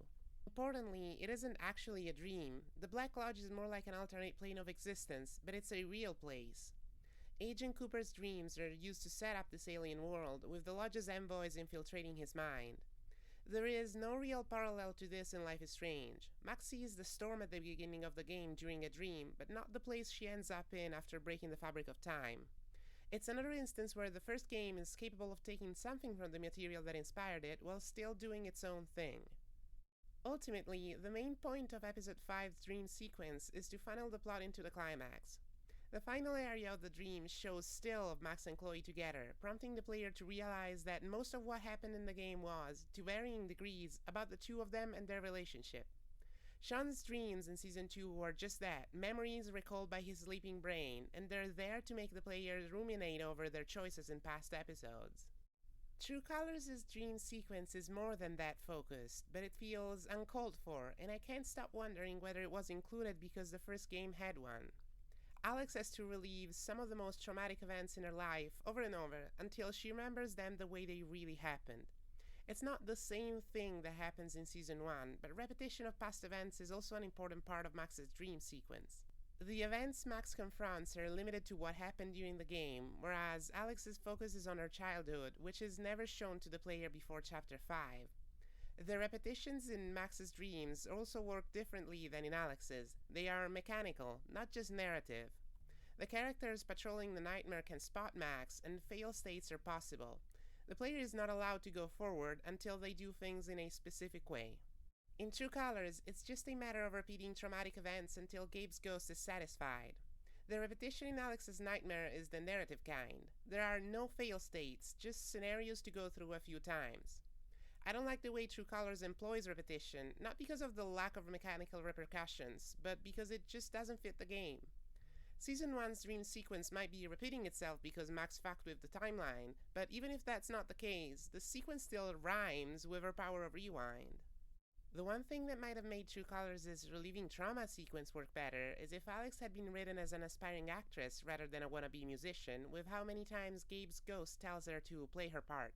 Consider also how Season 1's dream sequence was a funnel into the climax. Not a mechanically pleasing funnel, sure, but it did work as a way to highlight how everything looped back to Max and Chloe, framing the rest of the plot, the parts fueled by the disappearance of Rachel, as less important by comparison. True Colors is trying to do something similar. It wants to state that the game is really about Alex finding a home, and that Gabe's death serves a role similar to Rachel's. Except, in practice, that's not how the game feels. Unlike Rachel in Season 1, Gabe is a real character, and he is killed off at the end of the first episode, after the players had enough time to get attached to him. Huge chunks of True Colors are dedicated to finding those responsible for Gabe's death, like it had been with Rachel, but in Season 1 the coming-of-age story and Max and Chloe's friendship were often the true focus. By contrast, True Colors seems to give up on exploring how Alex feels about settling in Haven Springs halfway through Chapter 2, only bringing it up again in Chapter 5. Although True Colors liberally takes inspiration from Season 1, the reasons why the first game did things the way it did are never considered. I admit that it wasn't until I replayed True Colors that I realized the similarities between the two games, but I was too distracted by the spectacular performances of the actors to pay any thought to structure. They are the only thing that stopped me from seeing the obviety of the self-plagiarism in this final chapter. Similarly, I could ramble about some of the cutscenes in the dream sequence being my favorites in the whole game, like when Alex stares at her brother and dad fighting, but the only thing she and the player get to hear is diegetic music. Another moment I really enjoyed in Chapter 5 was how Alex lights the match Gabe gave her, and then instead of using that to find her way through the mines, she focuses on the auras the miner's emotions left there, really showing that she's grown through her hardships. Maybe it's petty, but even after so much of the execution being great, I can't look past the self-cannibalizing the franchise is doing. Even the way the game ends reeks of a refusal to write an original story. While True Colors isn't as focused on Alex finding a home as it wants you to think it is, it does, mostly, succeed in telling that part of the story. Though the endings themselves do fit with her search for a home, the game is still incapable of straying the path Season 1 set up all those years before. I do like that even if Alex leaves Haven Springs at the end of the game, she is implied to go on and live a happy life, and that wouldn't have been possible hadn't she accepted Colorado was not the place for her. It's an ending that makes sense. Alternatively, Alex can choose to stay in Haven Springs and also lead a happy life. That's it. There are two endings. Does it make sense for this game to have two endings, with the possible variation of Alex having a romantic partner? Why are there two endings if Alex is going to be happy either way? Should this game, which does not write its plot around destiny and inevitability, have a binary choice at the end? I mean, Alex's whole deal in Chapter 5 is that her refusal to give up, her choice to go through all that pain, both physical and psychological, allows her to reach the truth and keep living. The only thing that resembles inevitability here is her undying hope, her will to bulldoze through circumstances, even after getting shot. If you ask me, it doesn't even sound like this game needs more than one ending. It just needs one that resonates with the character Alex becomes over the course of her story. Similarly, I like the variation in the final scene before the epilogue, with the city council siding with or against Alex. But why does Jed confess to his crimes, no matter whether or not you've swayed public opinion against him? The game is taking Season 1's limited budget and deliberate themes as an implication that every player needs to see every important event in the story end in more or less the same way. I played True Colors before going back to Season 2, which forced me to reconsider the former. I can't imagine how disappointed I might have been if I had played them in the opposite order. The two endings of Season 1 present an impossible choice, one that's meaningful on an emotional level. It is memorable because it asks you to give up either of the things you developed an attachment to over the game's 5 episodes. Comparatively, the ending choices of True Colors boil down to, did you like Haven Springs? The game sure tried to make me fall in love with its setting, despite all the trauma in this town. On some level, it succeeded. Haven Springs is visually spectacular, and if I didn't know it was run by a predatory corporation, I wouldn't hate living there. But the intent was to replicate the success of Arcadia Bay, and Haven Springs doesn't even come close to doing that. There's multiple reasons why Arcadia Bay is a superior setting to Haven Springs, and the most obvious one is just how much deeper it is on a structural level. Nearly the entirety of True Colors takes place in a small section of Haven Springs' main street, where the Arcadia Bay the player got to experience was a series of loosely connected locations within the fictional town. What I like about Haven Springs is that if a chapter allows you to explore it, it usually lets you go around the whole playable area. That's great to create a sense of place. But once I realized the town was just a street and a tiny green area, I quickly started feeling stuck. It's not like there was anything visible outside the playable area that I would have liked to explore, either, Everything off Main Street is rendered without any interest to detail. Haven Springs is trying to be more realistic by being fully explorable at any time, but it somehow feels less real than Arcadia Bay, which is really just a series of areas the player gets to visit in the order the plot decides. Arcadia Bay doesn't need to be a complete town to be convincing, it just needs to have some places the player grows attached to and connect them via car rides. The rest of the town is suggested by the backgrounds of these rides, the 2D details on the opposite side of the street, and by the short time skips between scenes. It designs by suggestion, in the same way that the narrative is constantly hinting at things, but never quite unravels its mysteries.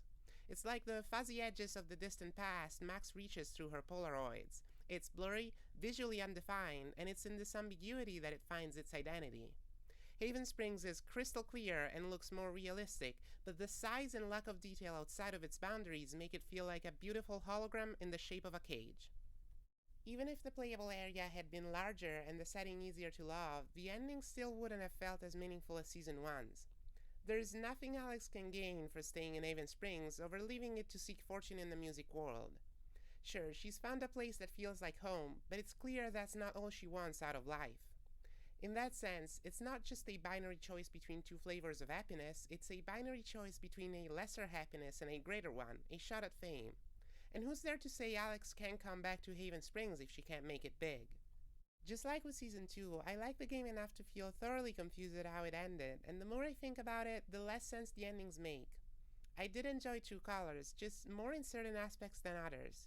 When it comes down to characters, I find that it has better ones overall than the rest of the series, even if I think a lot of the credit has to be given to the actors' performances rather than the way they're written.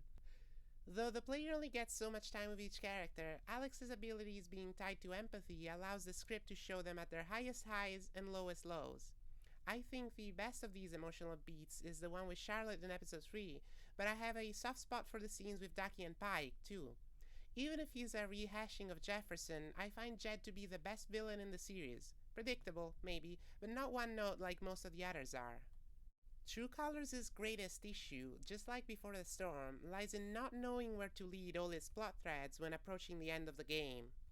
This is a consequence of retreading Season 1's structure, and I'm afraid that the choice to do so was made after Season 2 garnered a bad reputation. I've likened individual games in this franchise as the lines of a piece of poetry, but there's a difference between rhyme and repetition, and the way True Colors repeats Season 1 kinda scares me. It scares me because it means that my favorite game isn't allowed to innovate without killing off the franchise. How many more games can Deck 9 make by reusing the same plot and character beats until the general public gets tired of them? I get that the safe bet is usually the winning one in the corporate world, and that a repetition of the first game is expected to please everyone, but I loved Season 1, and I don't want it again. Season 1 did Season 1 better than True Colors ever could. You can't please everyone. Just ask Max. I didn't originally have a section about Wavelengths, True Colors DLC about Steph, but since I got around to reading the new book Steph's Story while writing the script, I decided to condense my thoughts on both here. Steph is an interesting character for me to write about because I simply struggle to care for her. This is especially puzzling when the fandom as a whole seems to regard her in the same way they did Chloe back in Season 1's heyday, as this cool lesbian that everyone wishes were real so they could date her. In that way, it's possible she didn't catch my attention nearly as much because, like her, I'm usually the nerd in my relationships. But that's just looking at it in a wish fulfillment kind of way, and that's not really a thing I do often. It's not that I find nerdy characters boring or that I can't relate to them, as I've made obvious while speaking of Max, it's just that Steph feels so bland, without much conflict or anything otherwise interesting about her, that I'd likely just forget she ever existed after meeting her. She's just a sort of watered-down version of Chloe. She dresses punk, loves women in beanies, but she has none of the baggage, personality, and growth that make Chloe interesting in the first place. I mean, by the end of Season 1, Chloe literally accepts her destiny, even if that might be death. The extent of character growth Steph goes through in True Colors is turning from an occasionally bitchy radio commentator to a supportive friend. After playing Wavelengths and reading Steph's story, I'm all the more convinced she is, bar none, the least interesting primary character in the franchise. Even someone like Dana from Season 1 feels more compelling, and that's despite her appearing only a handful of times. That's because, like most of Season 1's cast, there's a heavy dose of conflict embedded in her character, from her relationship to her unplanned pregnancy. In the Wavelengths DLC, Steph is essentially just a girl running away from her pretty uninteresting past, looking for something new after her relationship ended on a sour note. She's kinda similar to Chloe in that sense, but Chloe's last relationship ended in cheating, disappearance, and death, and a lot of Season 1's plot is built on that. Steph looking for a new life, hopping from place to place after leaving Arcadia Bay behind, is only compelling if you sacrifice the town rather than Chloe in Season 1. This DLC also features the prompt, and if you chose to sacrifice Arcadia Bay in Season 1, Steph's experience with trying to build a new life is recontextualized by her PTSD from her mom dying in a natural disaster. In the other route, her unwillingness to return to Arcadia Bay after Chloe and Rachel's death just doesn't ring quite right, given she was never shown to be particularly close with them before this DLC. Wavelength's story lives up to its boring premises. It takes place entirely in the record store where Steph works, with gameplay consisting of reading ads on the radio and having conversation with callers in the DJ booth. Steph eventually garners a reputation for being the local radio psychic after correctly guessing that a caller's girlfriend was about to leave him, which was a pretty fun way to frame her small town claim to fame. Steph's life doesn't really stop in the DJ booth. A lot of time is spent on her phone trying to find a date for her, although if you do manage to get one, they'll break up soon after. It's all incredibly dull stuff. I understand Steph is a fan favorite, but if I had gotten a similar DLC where Chloe was the protagonist, I'm pretty sure it would have still made me bored. The only exception to this monotony are the video calls Steph has with Mikey, also returning from before the storm. They haven't really seen each other in years, but he is missing his friend and playing tabletop RPGs with her, so after some resistance, Steph gives in and builds up a campaign. What sucks is that if you chose to sacrifice Chloe in Season 1 and answer the prompt that way, Steph's motivations for not wanting to play with Mikey aren't nearly as compelling. Yes, she knew 2 people from Arcadia Bay who died, but it doesn't seem like that would stop her from playing with him, at least not in the same way PTSD from her mother dying and her entire birthplace being eradicated from existence would. The one thing that I wholeheartedly enjoyed from Wavelengths was the passage of time. About a year goes by during the DLC, unlike the main game, which takes place over a handful of months. The thing is that because of how condensed the storytelling is in Wavelengths, it feels like Steph really has been in Haven Springs for a year by the end of it. The main game was also supposed to show Alex getting accustomed to the town, but because of one of the endings allowed her to leave it, she couldn't have too strong of a canon opinion about the place. The Wavelengths DLC is a prequel, so that's not a problem it has to face. Steph kinda has to like Haven Springs for the story to make sense. This passage of time is mostly shown through the decorations in the record store changing over the months, but snow can also be seen outside the windows during the last scenes of the DLC. Regardless of what the player responds to the prompt before the start of the DLC, the thing that stays true in both routes is that Steph also moved to Colorado to get over a breakup, and the book detailing her relationship with Izzy certainly doesn't help making that any more compelling. This breakup, and the romance leading to it, is what composes most of Steph's story's plot. I'll start with the good about the book, since I am, unsurprisingly, not a big fan. Along with a physical copy, I also got the audiobook, narrated by Katie Bentz, the voice actor for Steph. The book is in first person, so it was a really nice touch to get her to read for the audiobook, but the downside to it is that some lines were clearly written to sound good when read out loud, which can occasionally hurt the prose. It's not a huge deal, really, but it does make the whole work feel less of a story and more of a purely commercial product. The book is also way more about music than True Colors managed to be, something that I never expected. Steph and her girlfriend Izzy start dating soon after she's left her band, which obviously leads to them forming their own band and trying to turn it into their actual job. Izzy is all about music, so of course the book features songs she wrote, the lyrics of which are less than pleasing to parse through. She's a do-it-yourself kind of punk though, so I was willing to work past the cringe of reading some of those lines. Good lyrics are rarely the reason why I listen to punk anyway. Izzy herself is both a good and a bad example of representation. She's a trans woman, the first of our kind in Life is Strange canon, something that I had been waiting for a while now, both in fear and trepidation. Izzy's story as a trans woman is pretty generic. It's not far from the truth of many trans women's lived experiences, I'm sure, and the author was certainly treating Izzy's character with tact, but it still feels like there are some important parts of the trans experience missing. There's a few scenes that touch on what her life as a trans woman is like that I felt were more compelling than others, like when her and Steph almost run away from the restaurant they're eating at after Izzy realizes the waiter is a bigot she knew pre-transition. There's also many instances of Izzy getting paranoid because of her transness, like when she asks Steph out of the blue whether she's told anyone else about it. But there's also a bunch of other things, like Izzy being afraid to go to a women's only protest because of turfs, that are brought up and dropped before the paragraph is over. The thing is that the book can't really engage with topics like these too much. It will be unfair of me to point out that the games engage with their representation on a deeper level, because written fiction is an entirely different medium, one that follows a completely different set of rules. But the rules of creative writing aren't why the book can engage much with what Izzy's transness entails for her, both the good and the bad. The reason for that would be the target audience. It actually took me a few pages to realize this, but Steph's story targets an audience that's a few years younger than the games. The lives of the very queer characters that the book depicts don't feel truthful to what it actually is like to be a 20-something years old queer person. Granted, I live in a pretty regressive environment, but I've also lived in extremely progressive places, and that too didn't feel anything like it. Steph's story's target audience is queer kids, so it features the portrayal of a kid's idea of what life is like as an adult queer person. This means that most of the bad stuff is left out and only superficially mentioned.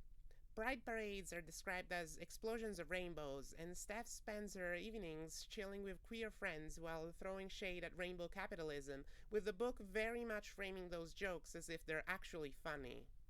It's great that there's books out there for young queer people. I know I would have found comfort in this one 10 years ago, but it's equally puzzling that that's the audience this book decided to veer towards. True Colors was already more of a game aimed at younger audiences than other entries in the franchise were, with Season 1 having plenty of heavy themes like suicide and sexual assault, and Season 2 asking the player to engage with ideas that are traditionally relegated to news outlets. Even Before the Storm contained some heavy stuff that wasn't there just for the sake of plot melodrama, with Chloe getting stalked in Episode 3.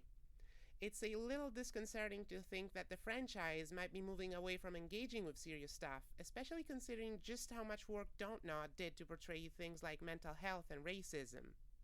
The comics also feel a little less adult than the games, which leads me to believe that taking the franchise towards safer shores has been a choice in the making for a while now.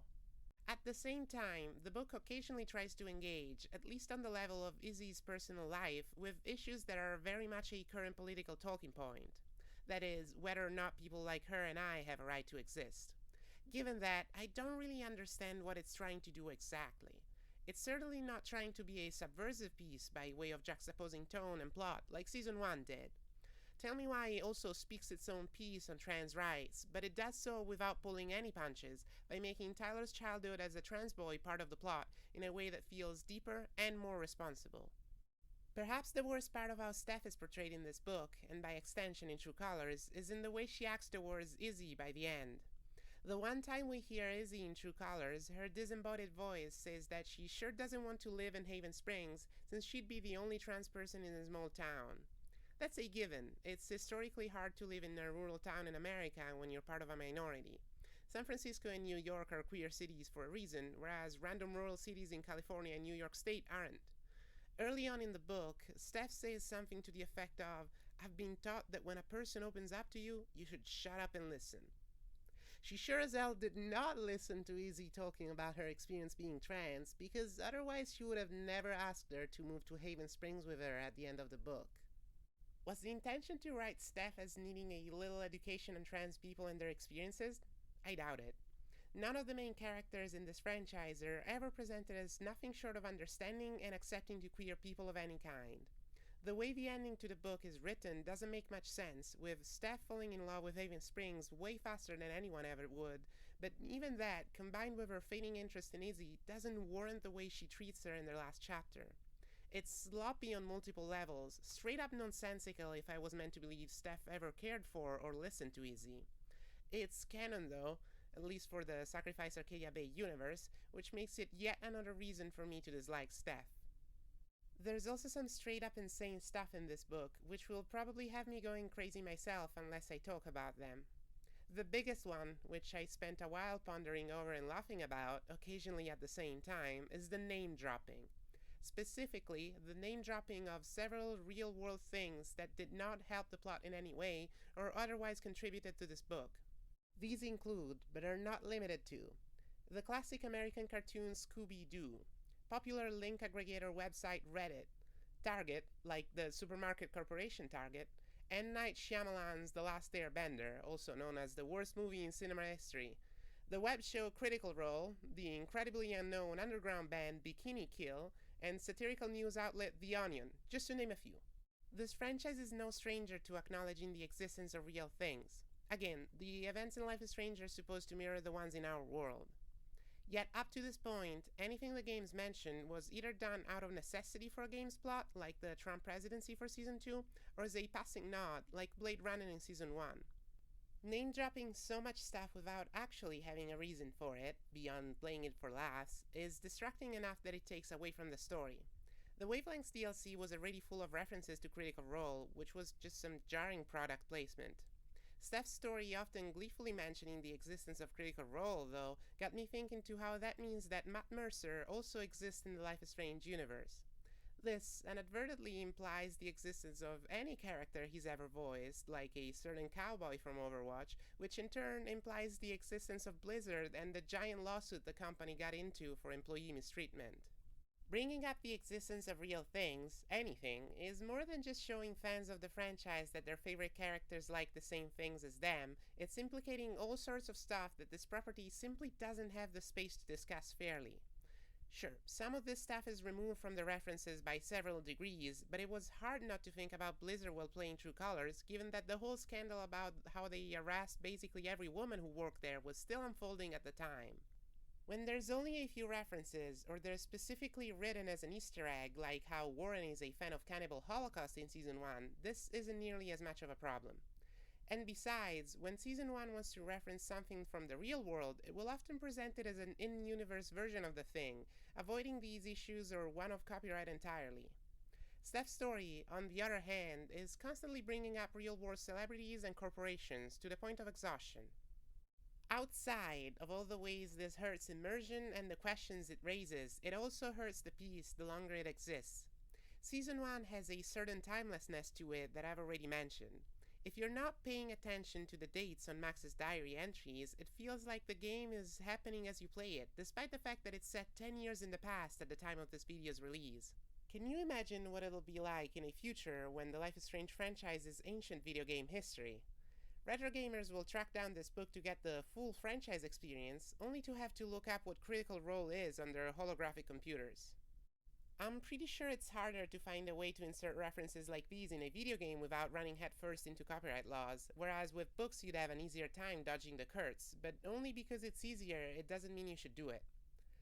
Maybe the most insane instance of name-dropping this book does is mentioning Marsha P. Johnson, the trans woman who was famously part of the Stonewall riots in New York. The Stonewall riots were the event that really started the momentum leading to social and legal improvements for gay rights in America. Despite the fact that she wasn't present when the riots started, Johnson is often remembered as the one who threw the first brick to the cops as they attempted to arrest someone in the eponymous Stonewall bar. The question is, what does the book do by mentioning her, if anything? The answer is, unsurprisingly, very little. It's already insane enough that the book mentions Johnson by her full name, but the paragraphs about her get even more puzzling. The context is that Izzy and Steph are playing at a battle of the bands, and they're about to play their latest single, Riot Pride, which they dedicate to the aforementioned Johnson. The crowd then goes wild and starts chanting the names of other members of the Stonewall riots, then the two start playing. Once the song is over, Izzy reminds the audience that they should donate to their local LGBTQ+ shelter, because queer youths need it. That's a good thing one can do. Donate to their local shelter because queer kids are in need, and I say this without the slightest trace of sarcasm. Yes, please do support your queer youth or homeless shelter if you can. But what's the point of reminding me of that for half a second, especially considering current attention spans? The book might have been trying to get readers to do something that is absolutely a good thing, but all that it really did was remind me that shelters exist before I forgot that again a moment after. Season 2 made me think for a long time about a lot of things, but it didn't just mention them a couple times and then moved on. It unpacked them and made me understand them better over the course of 15 hours through a plot that was inextricably tied to those issues. Was the point showing that Izzy and Steph are good people or that they know queer history? Unless the book was purposefully misguiding me with their portrayal for the past 200 pages, I knew that already. Maybe it's disingenuous of me to give a critique like this to a story that's clearly aimed at younger audiences, but I don't think it's unfair as a critique of how the book fits into a franchise that's never been this superficial before.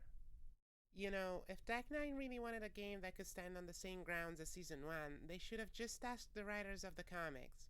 I'm aware that the comic's storyline centers around Max and Chloe, and that I've spent a good chunk of this video complaining about True Colors being derivative of the first game, but despite featuring returning characters, the comics don't try to replicate the story beats of Season 1.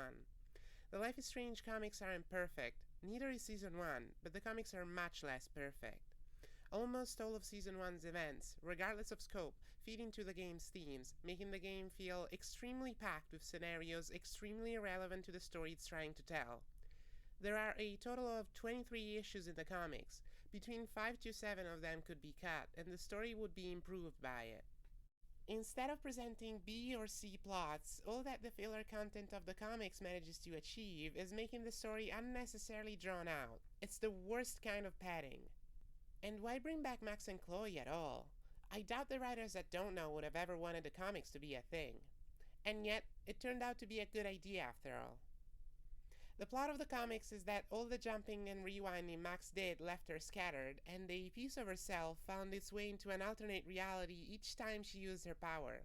Now, a year after the storm took Arcadia Bay, she and Chloe are trying to rebuild their lives together.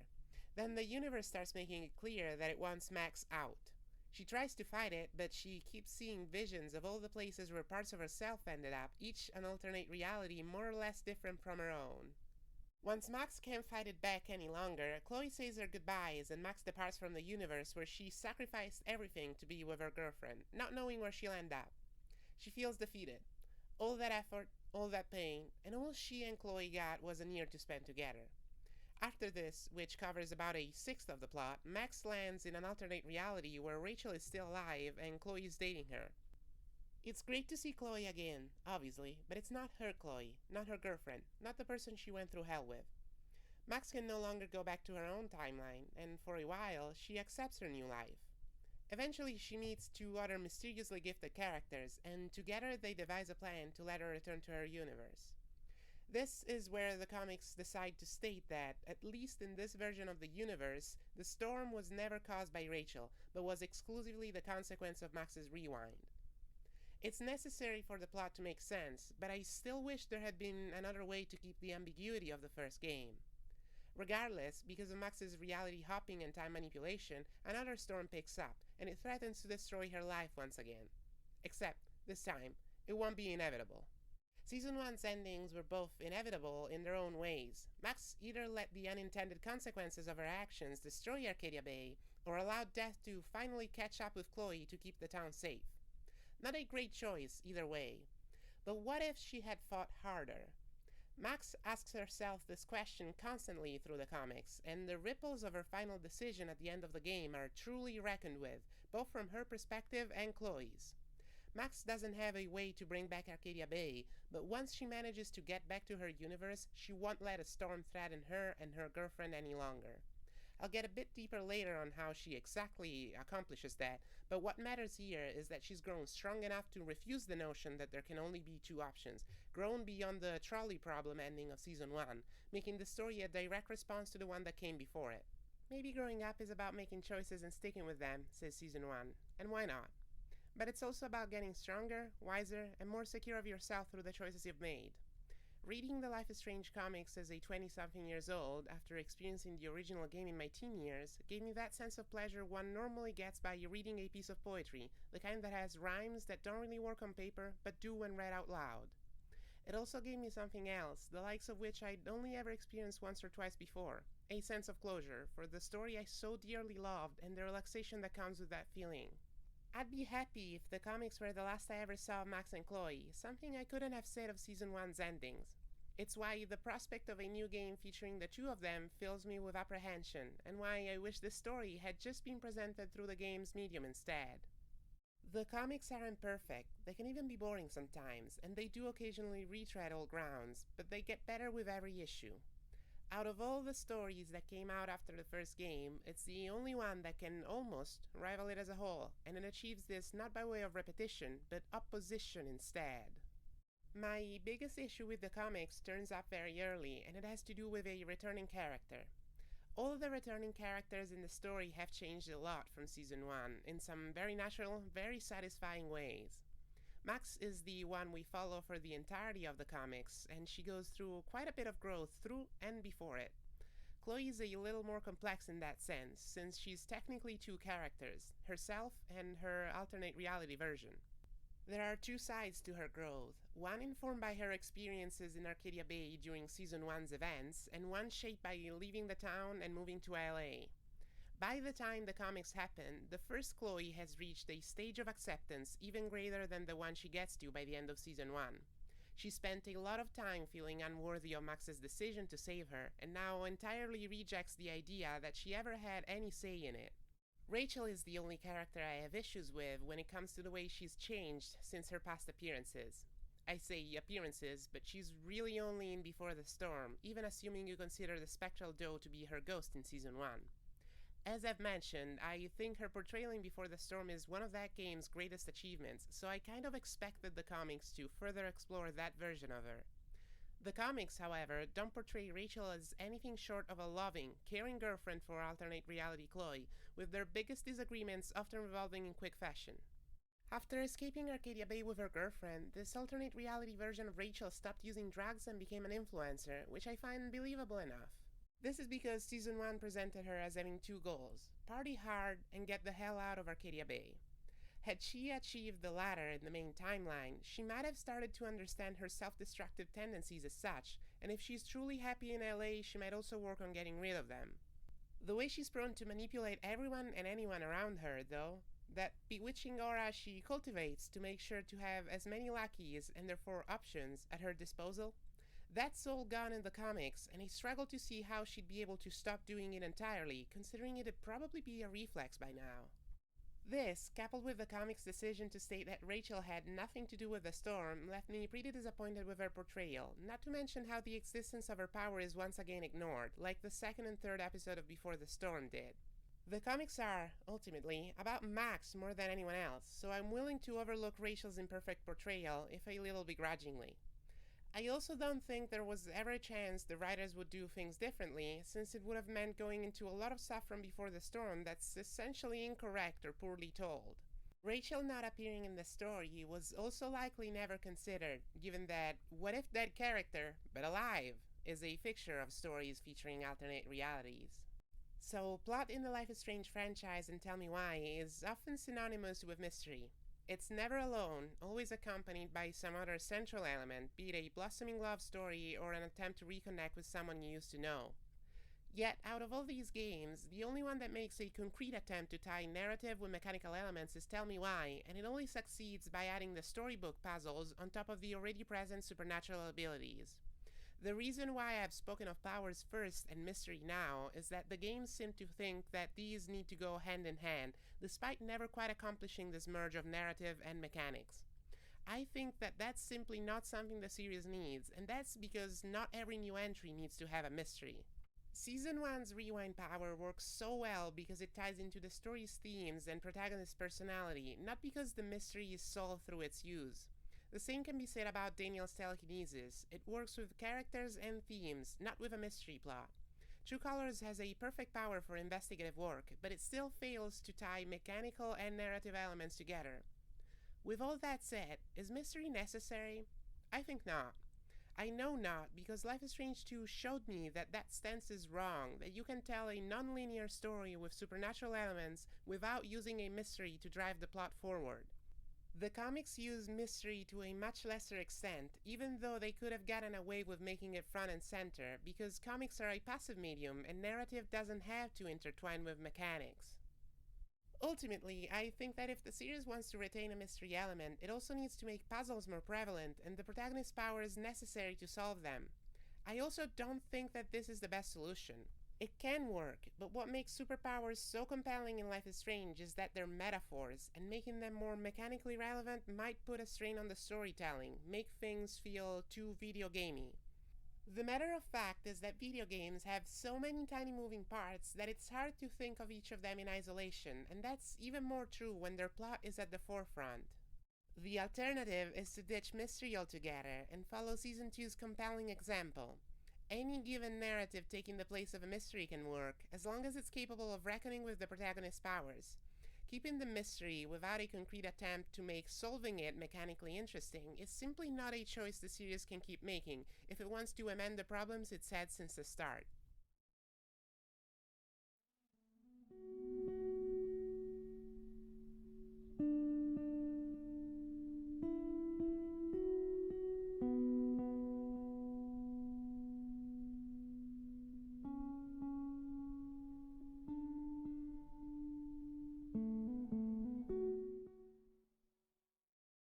Most of this video so far has been focused around the big picture stuff, things that I imagine the companies involved with the franchise have discussed at length in meetings.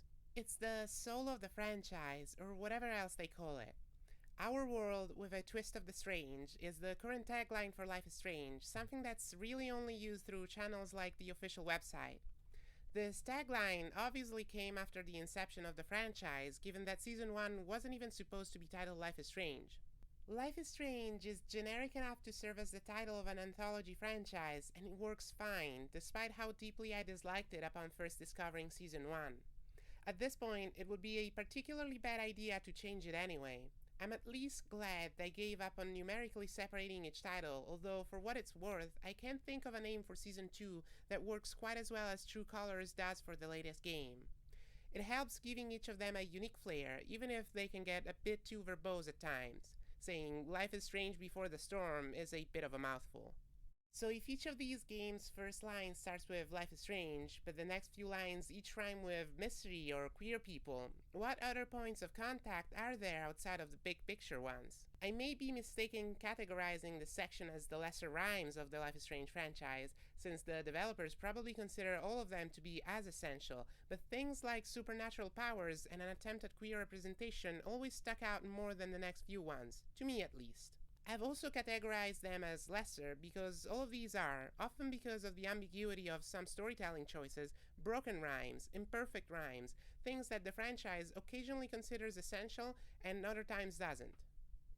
All the Life is Strange protagonists are tied by their interest in art. For some of them, it's something they want to turn into a career, while for some others, it's more of a thing they do in their spare time. Max has photography, Sean loves to sketch, Chris writes comics, Chloe keeps a Sharpie in her back pocket just in case, and Alex plays the guitar. If one doesn't consider Tell Me Why as part of the series, which legally is the way it intends to be considered, every entry in the franchise rhymes with the others in what the protagonists are interested in. There's an argument to make here that Chloe's art isn't really art, but even though she'd rather fix cars for a living, she often uses her graffiti to take a stab at something profound, and I'd say that's adjacent enough to poetry to make her artsy. In the comics, Chloe is also shown to become an amateur sculptor on the side while working in a garage for her real job, furthering her inclination to art. This rhyme is one of the things the franchise doesn't have me totally sold on, especially in the ways it's done in Before the Storm and Season 2. In Before the Storm, the graffiti mechanic feels like a bit of an afterthought, and in Season 2, sketching rarely comes up during gameplay. There's maybe 15 optional sketches in the entirety of the game, where Season 1 had 10 optional photos each episode, although the fact that it can take up to a minute to finish a single sketch explains why there's comparatively fewer of them. I do like how sketching is used to put into perspective what losing an eye means in Episode 4, but otherwise the story doesn't do much with it. The only other time the game uses Sean's artistic inclination is between episodes, with his depictions of the Wolf brothers working as a semi-diegetic framing device for the recaps. Max's photography obsession, Chris's vivid imagination, and Alex's interest in music are the best executed version of this necessity for art in the series, and the reason comes down to how well they're tied with characters and plot. I've already spoken at length about Max's obsession with photography in relation to her character and to Season 1's plot and themes, so I'd rather focus on the other two now. The entirety of Captain Spirit sees the player tasked to help Chris finding his toys in order to relive the adventures he's written for them. In that sense, his inclination to make comics is more of a way to set up the episode. The game intertwines the search for Chris's toys with sequences with his dad, shifting the tone back and forth from careless to painful.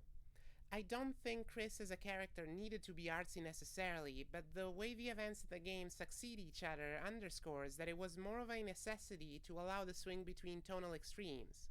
Normally, this wouldn't be so great, but Chris is young enough to justify his vivid imagination, and the game is short and built upon that foundation of navigating extremes until Chris crumbles under his father's behavior, so it doesn't end up being an issue. Maybe most interesting out of all these games is the approach Deck 9 took to intertwining Alex and her passion for music. Unlike Season 1, which used photography for themes, plot, and character building, True Colors uses music exclusively for the latter. This is evident from very early in the game when the player is first given the option to open Alex's diary. I say diary, but like Sean's diary was really a sketchbook in Season 2, Alex's diary is used for composition. It still reflects the player's choices and how they affect in-game events, but Alex interpolates them into original music pieces about what happened, complete with annotations on what chords to play. Out of the few ways the game uses Alex's musical interest, this is my least favorite. It's not because I don't think it fits or anything, but rather the quality of these original pieces. I'm not expecting the writers to come up with radio-worthy songs or an album-topping chart, to be clear. While good songs inspired by movies or books have been written, it's just so damn hard to write even okay-ish music that's meant to be read as in-universe writing. I think the reason for that is that to write anything so intimately personal, a personal relationship to the events discussed in the piece is necessary. I write a fair bit of fiction myself, all amateur stuff, and I am well aware that it's possible to suffer alongside your characters when you write something bad happening to them. That's why the widespread writing advice, kill your darlings, is so hard to put into practice. But the writer is not literally experiencing what they're making their characters go through, only a slighter, much less painful mirrored feeling, mixed in with a heavy dose of guilt. You can't really write good music or poetry using that as a catalyst, because it's not even remotely close to what your characters are feeling. Even the best attempt at something like this will feel cringeworthy, because it's essentially the author writing fan fiction about their own story, a paradox to rival the ones Max can cause. The second way True Colors uses Alex's interest for music is in the Spring Festival scene in Chapter 4. Here, it's very much part of her arc in that it serves in building confidence, with Alex being terrified of playing in front of a crowd first and being in her element by the end of the song, which might be a bit too fast. I recognize there may not have been another occasion to have her play in front of other people, but it does feel like she's getting over her fears too easily. The last way True Colors uses Alex's passion for guitar for character development is in the last chapter. It's the least focused of the bunch, amounting to just a line or two from Alex, but it's also my favorite, possibly on account of the scene that it's in. The scene in question is part of the dream sequence, when Alex is reliving her memories from after her mother died, with Gabe and her dad John constantly fighting. John has just lost yet another job, Gabe is berating him for it, and Alex's reaction is, maybe I'll just sell my guitar. That's all there is to it, but after an entire game centered on someone who's really into music, it's enough to show how much she cares about her crumbling family. It really is a shame that the dream sequence of Chapter 5 is the only time when we see Alex's family dynamics, because if a handful more cutscenes set in her past had been included before it, maybe through some smaller dream sequences like Season 2 did, the entire narrative about leaving a broken home behind to look for a new one might have worked out better. Most of what True Colors shows about Alex's past is, up to Chapter 5, exclusively about her time in the foster care system. That includes the opening scene and the chat logs on her phone. Granted, that wasn't enough on its own, but it was more than the game cared to say about her family, possibly on account of setting up that final, uninteresting twist where John died in Haven Springs before her arrival. In 2 of the games, optional achievements are exclusively tied to the artsiness of the characters. In Season 1, Max can take optional pictures, 10 in each episode, and in Before the Storm, Chloe can tag stuff. Tags give you the option to choose between 2 different phrases or doodles, but they still feel like an inferior version of pictures from the first game, on account of feeling less important to Chloe's character, and it's likely why each subsequent protagonist's artsiness isn't the only thing tied to achievements. Worth noting is also that regardless of your choice of tag, some tag-related achievements might end up being titled after the ones you did not choose. For instance, the achievement tied to the circular saw in episode 1 is called I See You Saw, after the evil eye option, even though another unrelated option exists. As with most other things in Season 1, Max's optional pictures contribute to that game's pervasive melancholy, but they also just make sense when her power is considered. It's canon that the only things that stay the same when Max rewinds is whatever she has on her person at the time. Given that Max knows she might have to rewind at any point, why wouldn't she want to keep mementos of things that are always at risk of vanishing from existence? This is true even before she discovers how to use them to alter the distant past, and this achievement mechanic, along with the non-optional photos she takes through the episodes, are a nice way to set up that twist. If one chooses to sacrifice Chloe at the end of the game, there will even be a shot of Max looking at all the photographs she's taken in the reality that no longer exists. Making all the protagonists of this franchise at least a bit artsy is, like so many other things, just a result of Season 1 doing it first. It's not intrinsically a bad thing, but it's also not good, and can easily feel cheap if not done with care. I think the worst example of it is Before the Storm, but Season 2's sketches are not that much better. I have a pretty high opinion of True Colors' approach to Alex's artsiness, but I still don't think it has to be something every game does. Tell Me Why's protagonists aren't that interested in art, but the game doesn't suffer from Tyler not being into knitting or whatever. The uncertainty behind Life is Strange's identity as a franchise means these kind of things have ended up being bigger issues in each subsequent game, although it matters less here than with things like representation. Personally, I'd like to see a Life is Strange game where the protagonist is into mechanical engineering or something like that, just to see if the writers can resist tying their power to their passion for gas turbines, or if they'll make a genuine effort to have the themes click with it. To be honest though, I'm expecting whoever comes along next to be a creative writing major or a big fan of Zen Gardens.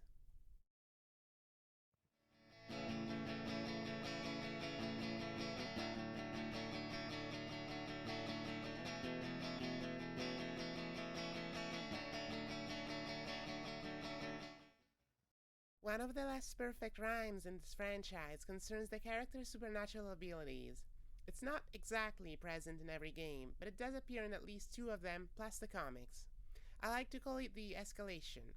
Simply put, it's a turning point that happens 1 or more times in the story where the protagonist either becomes stronger or unlocks an additional use of their powers. Season 1 and True Colors are the only games where 1 or more escalations can definitely be pointed out, whereas with the others it's less clear. In Before the Storm, this power-up doesn't happen at all, but given Rachel's powers are underutilized anyway, I think it would have felt out of place if it had.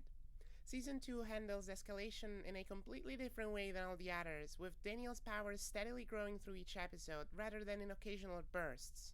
Escalation is also present in Tell Me Why, but it's of lesser importance within that game. The escalation of Season 1 happens twice, at the end of episodes 2 and 3. At the close of episode 2, Max manages to stop time as her friend Kate attempts to commit suicide, but it's unclear whether this is a consequence of the tremendous effort she's pulling to rewind, or if the timeline is cracking as a result of being forced back too many times. This is not exactly the only time this time stop happens, but the second time is ambiguous enough that I can't say for sure if that's the case. During episode 5's dream sequence, Max ends up in what is either an alternate reality version of the Two Whales Diner or simply a distorted memory of it. Everyone is frozen in time there, except for another Max, who berates the original for using her powers too much and fucking up reality itself in the process. There really wasn't any necessity to call back to the time stop power-up, and it obviously feels convenient that it only meaningfully happens when Katie is about to jump, but because of the emotional stakes it's hard to recognize that's what's going on in the moment. Still, it's my biggest issue with how escalation is done in Season 1, mostly because there's several other occasions in which this version of Max's power might have been used, especially in puzzle design. The other time when Max's power gets stronger is in episode 3. There, she discovers she can warp back years, as opposed to the few minutes she had been capable of so far, although she can only do this if she's looking at a photograph where she is part of the shot. The moment in time she goes back to is the day when William, Chloe's dad, dies in a car accident. Max makes sure he never gets to the car to begin with, but the consequences of this are reality altering, and when she returns to the present she finds Chloe paralyzed from the neck down. Max reverses her choice to save William soon into episode 4, and this ability is not brought up again until episode 5, where she warps through several pictures in a desperate attempt to stop what feels like destiny. Max eventually finds a way to patch up almost everything, but is still forced to choose between Arcadia Bay and Chloe by the end. Just like many of these repeated patterns in the franchise, its first appearance is the more meaningful, as Max's failed attempts to change the past feed into the themes of inevitability. In addition to that, the encounter with alternate reality Chloe solidifies the idea that Max can't and won't give up her friend, no matter what that takes. In Before the Storm, an escalation probably never happens at all. There's an event loosely tied to Rachel's powers, but it's the fire spreading on the hills that surround Arcadia Bay, not a power-up moment. In episode 3, after she gets stabbed and ends up in the hospital, the fire goes out all at once. The game implies that she was still controlling the fire, but it's never made clear whether or not this was intentional, just that it stops once she's too hurt to keep doing it. In Season 2, Daniel's powers first manifest as uncontrollable and incredibly strong, but if he doesn't want to faint after using them, he also needs to learn to control them. Just like Rachel's, they get stronger as Daniel's emotions run high. Unlike Rachel, he is able to train them, and with the help of Sean, he manages to get them mostly under control. This is until episode 3, when he lashes out once more and knocks down a whole house. Before that, he shows Sean that he's able to lift a giant tree stump from the bottom of a lake, marking the only time a turning point in his abilities is stated rather than implied through his training. Ultimately, I think the reason why Daniel gets stronger over time is to respond to the plot getting more and more dire at every turn. Because of that, and probably also the fact that he is not under direct control of the player, the escalation of his power happens organically, rather than in a big, dramatic power-up moment. This means that up to this point in the franchise, a true escalation was only present in Season 1, something that didn't stay true for long. True Colors' escalation is interesting, if a little bloated. Alex starts out as being utterly unable to control herself if someone near is in emotional turmoil, but by the end she's not only more capable of self-control, but literally able to stop all the people in a small room from feeling anything.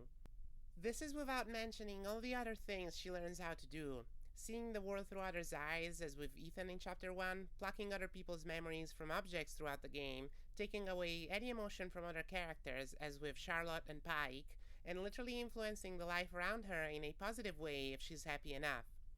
Critically, only 2 of these power-ups are important to the story, but the script does, for the most part, handle them as organic evolutions in her abilities rather than as an actual series of escalations.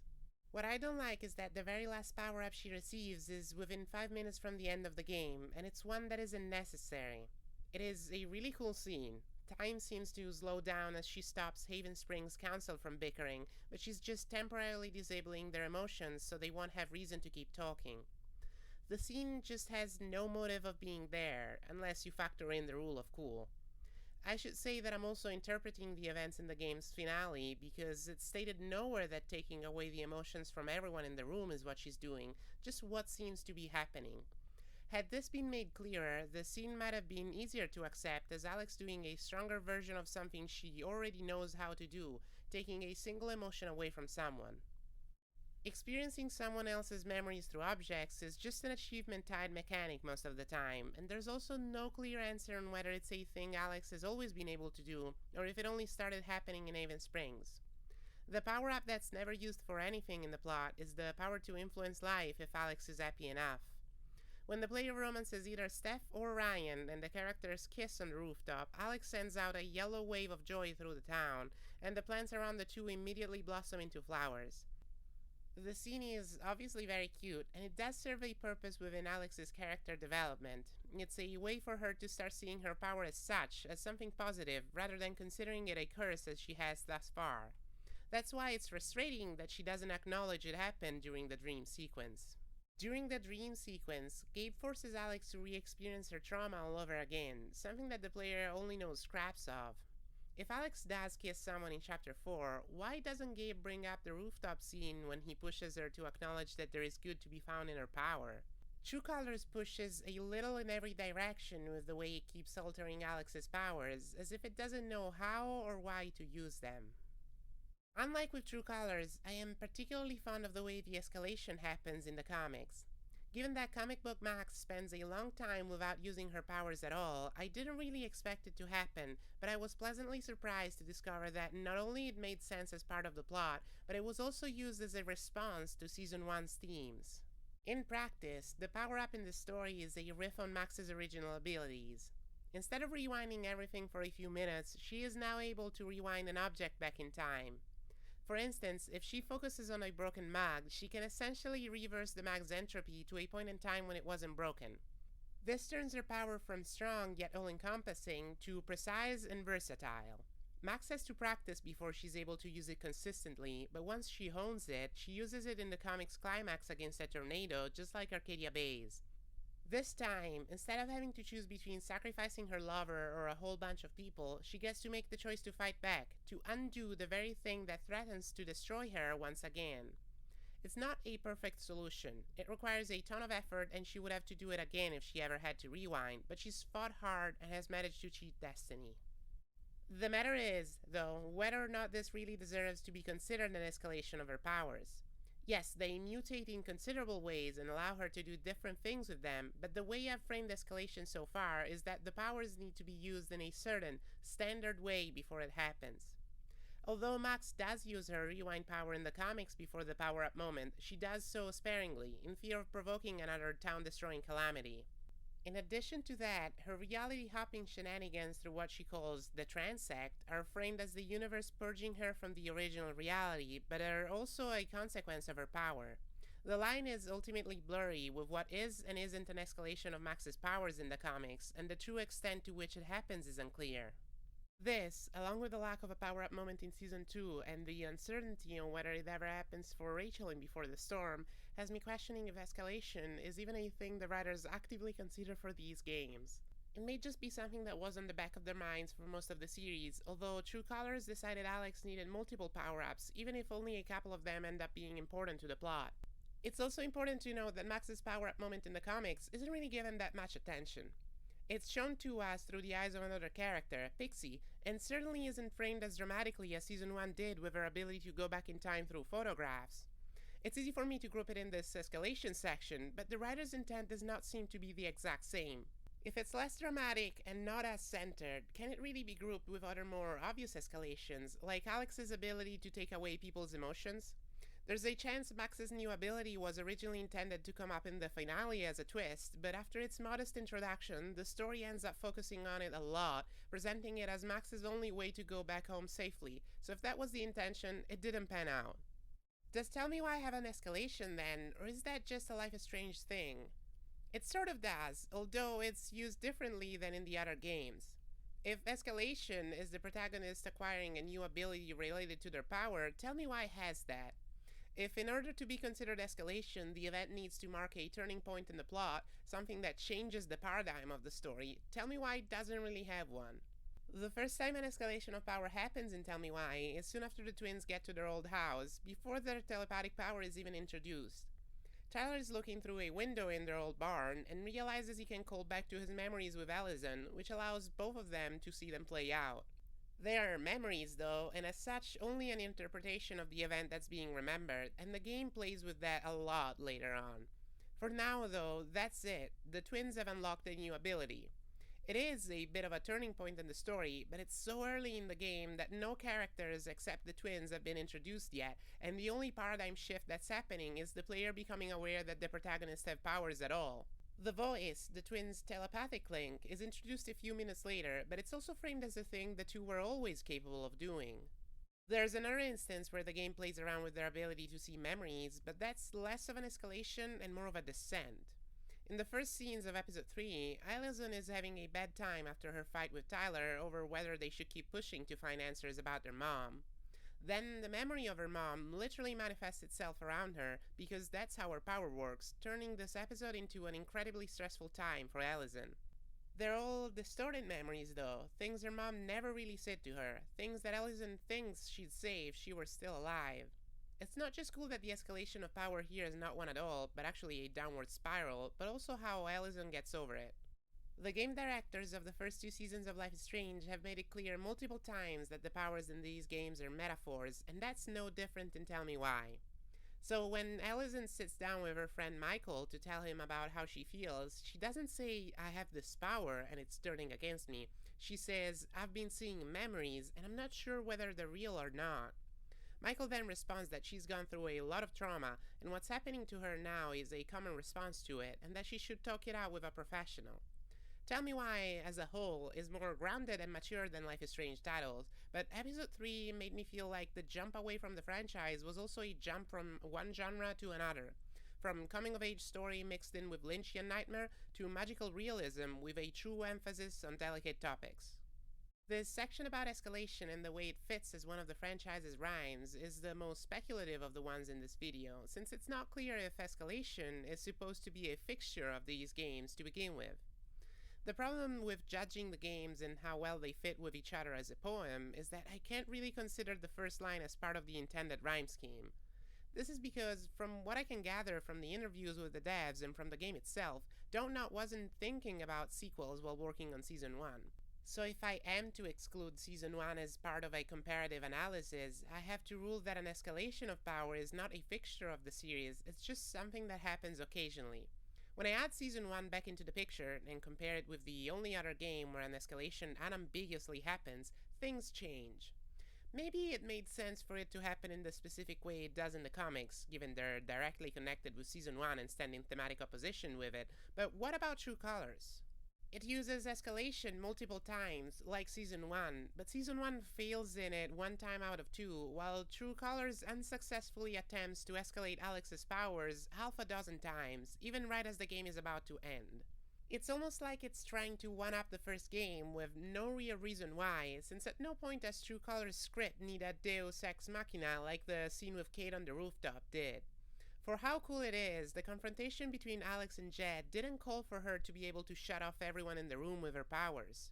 Since she's always on your side, it would have been enough for Steph to shout at the city council until they quieted, or for Alex herself to initiate the conversation with Jed despite the chaos. Part of the point is that Alex doesn't do well with loud crowds, and I can empathize with that, but she didn't need to get one more power-up for a problem that seems trivial after getting shot and escaping a collapsed mine. Escalation seems to be a more recent addition, something that's only a rhyme between Season 1 and True Colors, something that was brought back to make sure the game would be appealing to fans of Season 1. If that's the case, I really don't want to see it again. Having a superpower protagonist get a new ability is the kind of tool that opens up a bunch of possibilities in a story, even if the new gimmick doesn't last long. Superhero comics do this all the time. Spider-Man gets a new suit every couple years that gives him a new power, like bioweb shooting or 3 metal arms on his back. Superhero stories are cyclical, so Spider-Man will eventually discard his new suit and go back to the more recognizable red and blue design. These video games aren't cyclical, they're self-contained stories that use an anthology format, with defined beginnings and endings. This means that when an escalation of power happens, it should be doing something to progress the plot and shouldn't be thrown away well before the end of the game. This isn't always the case with either Season 1 or True Colors, the only games in the series where an escalation of power happens beyond any reasonable doubt. This leaves the comics as the only time in the franchise where escalation is fully thought out, explored, and used as a major plot point, rather than brushed off quickly. I just compared superhero comics to the Life is Strange games, but the former is a genre, whereas Life is Strange is a franchise. There's nothing inherently negative with two different superheroes getting a new power at the same time, because these characters might not even be featured in the same stories. Most readers might never know, since most superhero fans don't follow the characters from a single universe anyway, let alone read everything within the genre. If the characters are instead in the same franchise, this repetition risks making the plot beats of each subsequent game predictable. True Colors is already similar to Season 1 in so many other aspects, and these similarities stick out enough that they often overshadow the game's merits. It was also released 6 years after Season 1, which should be plenty enough time to come up with something more original. It has me wondering whether the franchise itself has already exhausted all its ideas, or if the companies behind it really needed to play it this safe.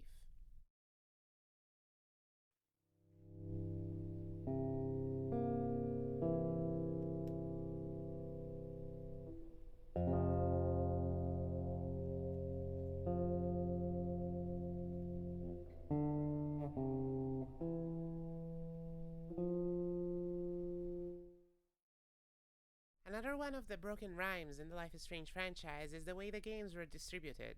Up until the release of True Colors, episodic structure was one of the defining characteristics of Life is Strange. If one is trying to be particularly precise about this, they might point out that The Awesome Adventures of Captain Spirit was released at once and in full, but this would mean disregarding that it was, to some degree, a playable teaser for Season 2. Besides True Colors, each of these games made use of an episodic release schedule, some for the better, some for worse. Back when episodic games were all the rage, I swore that I'd never play one of them because I wasn't watching a TV show, I was trying to have some fun. That was until I played Life is Strange and spent the whole of 2015 thinking about it during every waking hour. A friend of mine had a similar view on episodic games, although he was more open than me. He was fine playing them, but only once they had finished releasing. Through 2015, he listened to me praising Life is Strange all the fucking time and still refused to give in. When he finally played the game, a few months after the last episode came out, he loved it. The key difference between his experience with the game and mine is that he had a few days of this world. I had a year. This is not to say that one can enjoy a video game long after every last drop of content for it has been released. I've played Season 1 many more times after 2015. I went through the whole 5 episodes at least once per year every year since then, and I was never able to bring myself to uninstall the game. Life is Strange is still sitting in the hard drive of my old computer, which hasn't been plugged into an outlet since 2020. But there are advantages to playing an episodic game as the episodes release. Even though I haven't played too many games of this kind outside of the franchise, I feel this was even more true for Season 1. The blend of mundane and mystery that pervades Arcadia Bay, the way the game wants you to feel about its world, works way better if you have plenty of time to think about it between episodes. Season 1's episodes are almost always continuous, taking place either right after or a few hours after the last ended, but the sheer amount of things that happened during them and the months that went by between the release dates of each meant that, in 2015, it felt like anything was on the table for the next episode. As the episodes released and I kept replaying them, I also realized how the length of time the game covers felt so much longer than it actually was. The whole of Season 1 takes place over a week, but it feels like months have passed by the time the final choice comes around. Back in 2015, I thought this was due to the long months of wait between the release of an episode and the next. After playing the game again and again for 8 years, I'm more inclined to think it's a quality of the story spacing. This ratio between in-universe time and real-life release times is something that each game in the franchise seems to toy with, either intentionally or not. Before the Storm takes place over a handful of days, like Season 1 did, but was released over a shorter period of time due to the fewer episodes. Season 2, on the other hand, took much longer to fully release, almost 15 months, which made the game worse in the eyes of many. The amount of time it took to release is actually longer than the in-game time covered by the story, which is just about a year if the endings aren't considered. Tell me why it takes place over a few days and released in a staggering 3 weeks, the shortest amount of time for any game on this list, although I imagine it was mostly finished before Episode 1's release. True Colors released as a complete package, but takes place over a month, with large time skips between chapters. Even in 2015, episodic video games were less common than full releases, and not many people were fond of them. Telltale was perhaps the only studio that adhered religiously to the episodic model. Season 1 likely went with its release structure because of Don't Nod's budget constraints, since doing one episode at a time would take some pressure off the studio's pockets. The fact that it somehow enhanced the game rather than diminished it, even for people like me who never liked the episodic model before it, is a testament to how unique this game is. Before the Storm might have used the episodic model because of budget constraints as well, but it's more likely that it was done because of Season 1's precedent. Although I think it worked out fine for the game, the episodic release can't really add to a story that's far simpler than Season 1's, and therefore less fit to speculate on. My position on the episodic model with regards to Season 2 is a little awkward, since I played the first 3 episodes as they were coming out, but never finished the whole thing until this year. Just like the previous 2 games, not too much happens between an episode of Season 2 and the next. The difference is that the gaps of in-universe time are much longer. Since Season 2's first and last episodes are set about a year apart, there's roughly 3 months of in-universe time between each of the episodes. This is occasionally used to turn the story on its head, like between episodes 3 and 4, where Daniel is abducted by a cult, but in most cases nothing major changes during the time skips.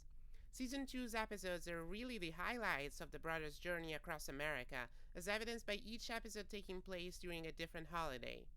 As players, we're supposed to infer that, between episodes, Sean is busy rearing Daniel the same way we've been doing through the game, and otherwise just surviving.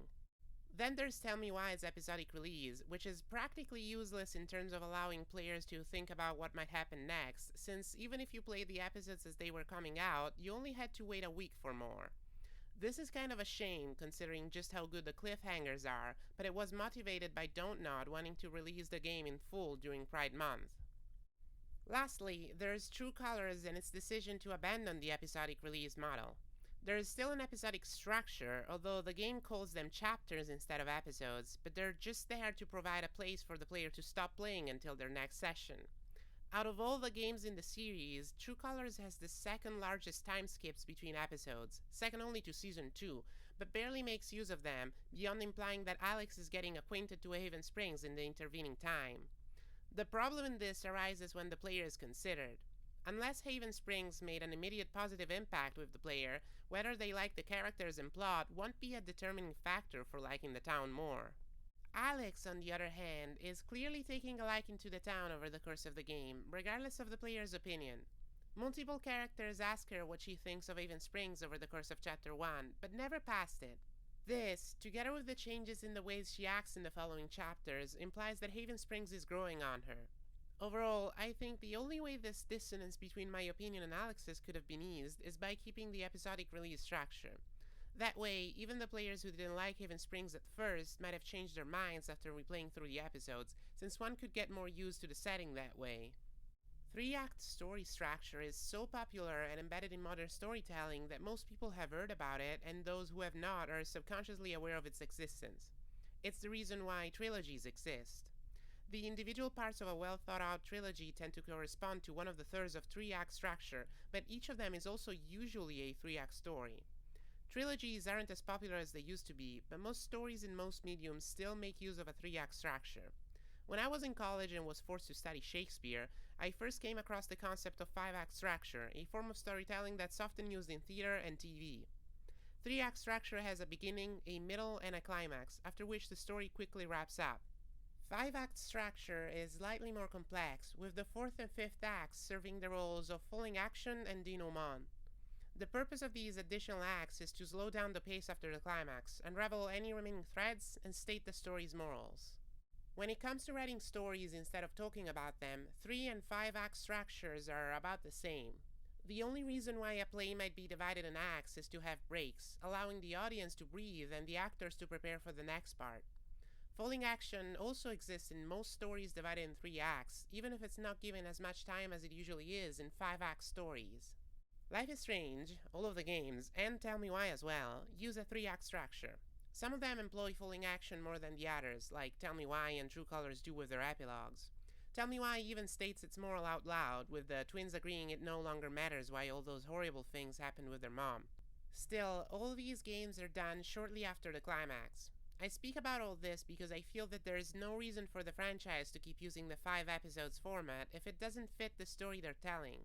In an ideal world, each of the games would have more or less episodes, depending on the amount of time the story needs to be cleanly brought to a conclusion or for the chosen structure to make sense.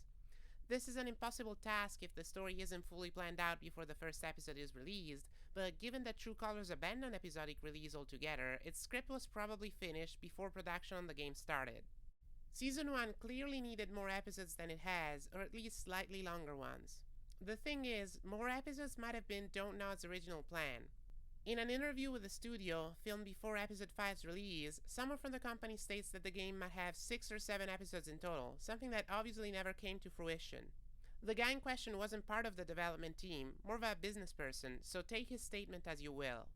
Although Season 1 needs these extra episodes, as in there's a few threads left to unravel and the narrative feels cramped in the time frame it's afforded, one of the reasons the game is so impactful is just how many things happen in each episode. Having an episode 6 or 7 might have diluted this quality in a way that would have lessened the strength of the overall game, even if its part would have benefited from it. Once again, lightning in a bottle, the story as a whole feels like more than the sum of its narrative parts. Season 2, on the other hand, didn't need 5 episodes. Some sections of Episode 2 are filler, but Episode 4 is by far the biggest offender in this regard. It barely advances the plot, but still presents a new, incredibly dangerous villain. She's so dangerous, in fact, that she has to die or be incapacitated for the story to progress. It's a good way to have the brothers grow closer together, sure, but it's given so much focus that the script needs to force Daniel to do a 180 on Sean, regardless of how the player has treated him. The cult leader and her influence on Daniel are imposing, so much so that I expected her to stay in the picture until the end of the game. Yet she has to be quickly resolved at the end of Episode 4 because the story just needs to move on to stuff that's actually important. True Colors also has the wrong number of episodes, but in the opposite way.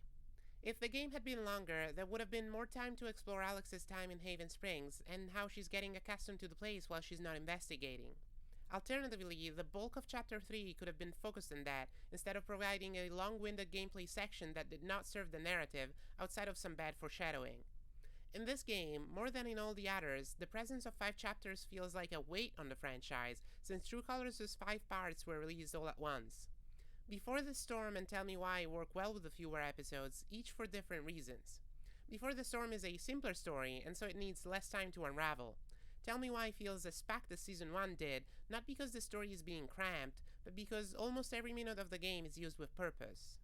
I've already mentioned how a few issues of the comics could be outright removed with little consequences, but that begs the question of why so many issues with it were made.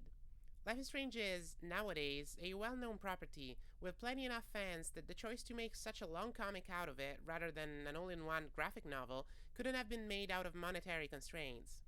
I may just be out of touch with the way things are done in the comic industry nowadays. I haven't regularly read comics for years now, but it feels like the story for the Life is Strange comics set an agreed upon number of issues, decided during board meetings, well before they were written. I am fully aware that I'm writing a script for a video about commercial products and therefore should expect them to behave as such, but with each subsequent entry in the franchise, the stories get less focused and less aware of their scope. I can understand Season 2 having 5 episodes because it didn't seem profitable to have less than that, even though the game suffered as a result. But there was enough setup in True Colors to have a longer game, and if it had been released episodically, with 6 or more episodes, wouldn't it have made more money, or at least just as much, given its $60 price tag? This is assuming everyone who played the first episode would have played all the subsequent ones, which isn't a reach considering the success of the game. What's interesting about episodic structure in Season 1 is that it wasn't only justified by Dontnod's necessities as a small developer, but is itself somewhat of a holdover from their first game. Before Tell Me Why, before 2 entries in the Life is Strange franchise, there was Dontnod's debut title, Remember Me. Remember Me's episodic structure is only there as a narrative tool to tell a story divided in acts, as the game was released as a full package. The story is continuous, with little time skips to speak of, but Remember Me is also an action game, not a solely narrative-driven one. Releasing something like that over the course of a year just wouldn't be a great move, since it would give players the chance to forget the game's mechanics. Even more interesting are the game's themes. Remember Me is about memory and its commodification in a cyberpunk world. Although the plot rarely attempts to dig deep in its themes, it's fascinating to see just how much Dontnod enjoys writing stories about memory. Season 1 is also concerned with memories, but there, this focus is used to expand Max and Chloe's past together more than anything. Also reminiscent of Life is Strange is how Nilin, Remember Me's protagonist, can remix memories to change the people they belong to. Max does something similar, although she alters the fabric of reality, not just someone's memory of what happened in the past. Even the cutscenes that play before the memory remix sequences are extremely similar to the ones with the burning pictures in Season 1. Where True Colors repeats plot structure, Remember Me, Season 1, and Tell Me Why all use their common theme in a different way. Remember Me is nothing like the following games anyway, since it has combat, but besides that, the element of memory is still being explored in a different way than in Life is Strange, where it's only a secondary theme. In Tell Me Why, memory is explored in yet another way, namely how different memories of the same events shape people differently. There's another common thread that I noticed while replaying Remember Me, and it has to do with the worlds Dontnod creates. Arcadia Bay and Neo Paris are similar in that they are places that feel both real and ethereal. Haven Springs is beautiful, but it doesn't have the same feel. Neo Paris should feel more real than all the settings in the Life is Strange franchise, since it's based on a real place. That's only the base for it, though. The game takes a couple of iconic locations from the city, and then builds upon them by drawing from sci-fi tropes.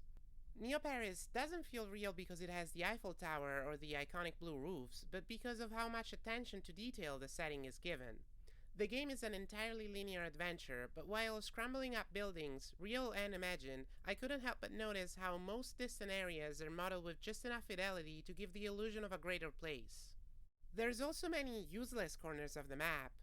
Sometimes they hide a collectible item or a snippet of world building in the form of a text log, but other times they're entirely barren. Yet their presence contributes to the feeling of place.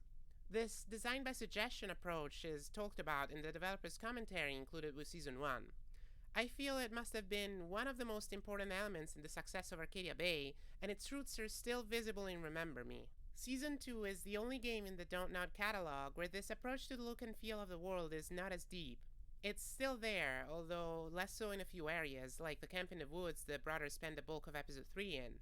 It's also less necessary because Season 2's world is set against its protagonist, and it almost always needs to feel hostile, not like a suggestive place you'd want to live in. So does the Life is Strange franchise need to have an episodic structure, or even return to episodic releases? My answer is a resounding maybe. I am biased to Season 1 at least a bit more than all the other games, but I do recognize that episodes there were a result of budget constraints rather than artistic choice, even if it's yet another way the game mirrors Twin Peaks. I don't think the Life is Strange franchise needs an episodic structure, or even any of the narrative games Don't Not makes. Tell me why 3 episodes were released over the course of 3 weeks, and that's barely enough time to call it an episodic game. Deck Knight's intent with True Color's story and the various time skips between the first few episodes was likely to justify Alex's deepening connection with Haven Springs. In practice, it doesn't feel like the town is growing on her because we don't get to see anything that happens during them. If the time skips within the game had been coupled with real-world time skips through an episodic release, this might have worked. I know that one of the several reasons I grew to love Arcadia Bay so much is how many times I replayed Season 1's episodes, waiting for new ones to come out.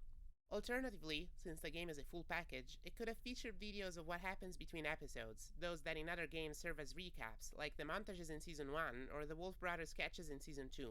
These videos might have worked as condensed versions of the events that happened during time skips, just a broad strokes kind of thing, to get the player to feel like something is happening at all. As it stands, the only reason for True Colors' chapter structure is having these large time skips in the first few episodes.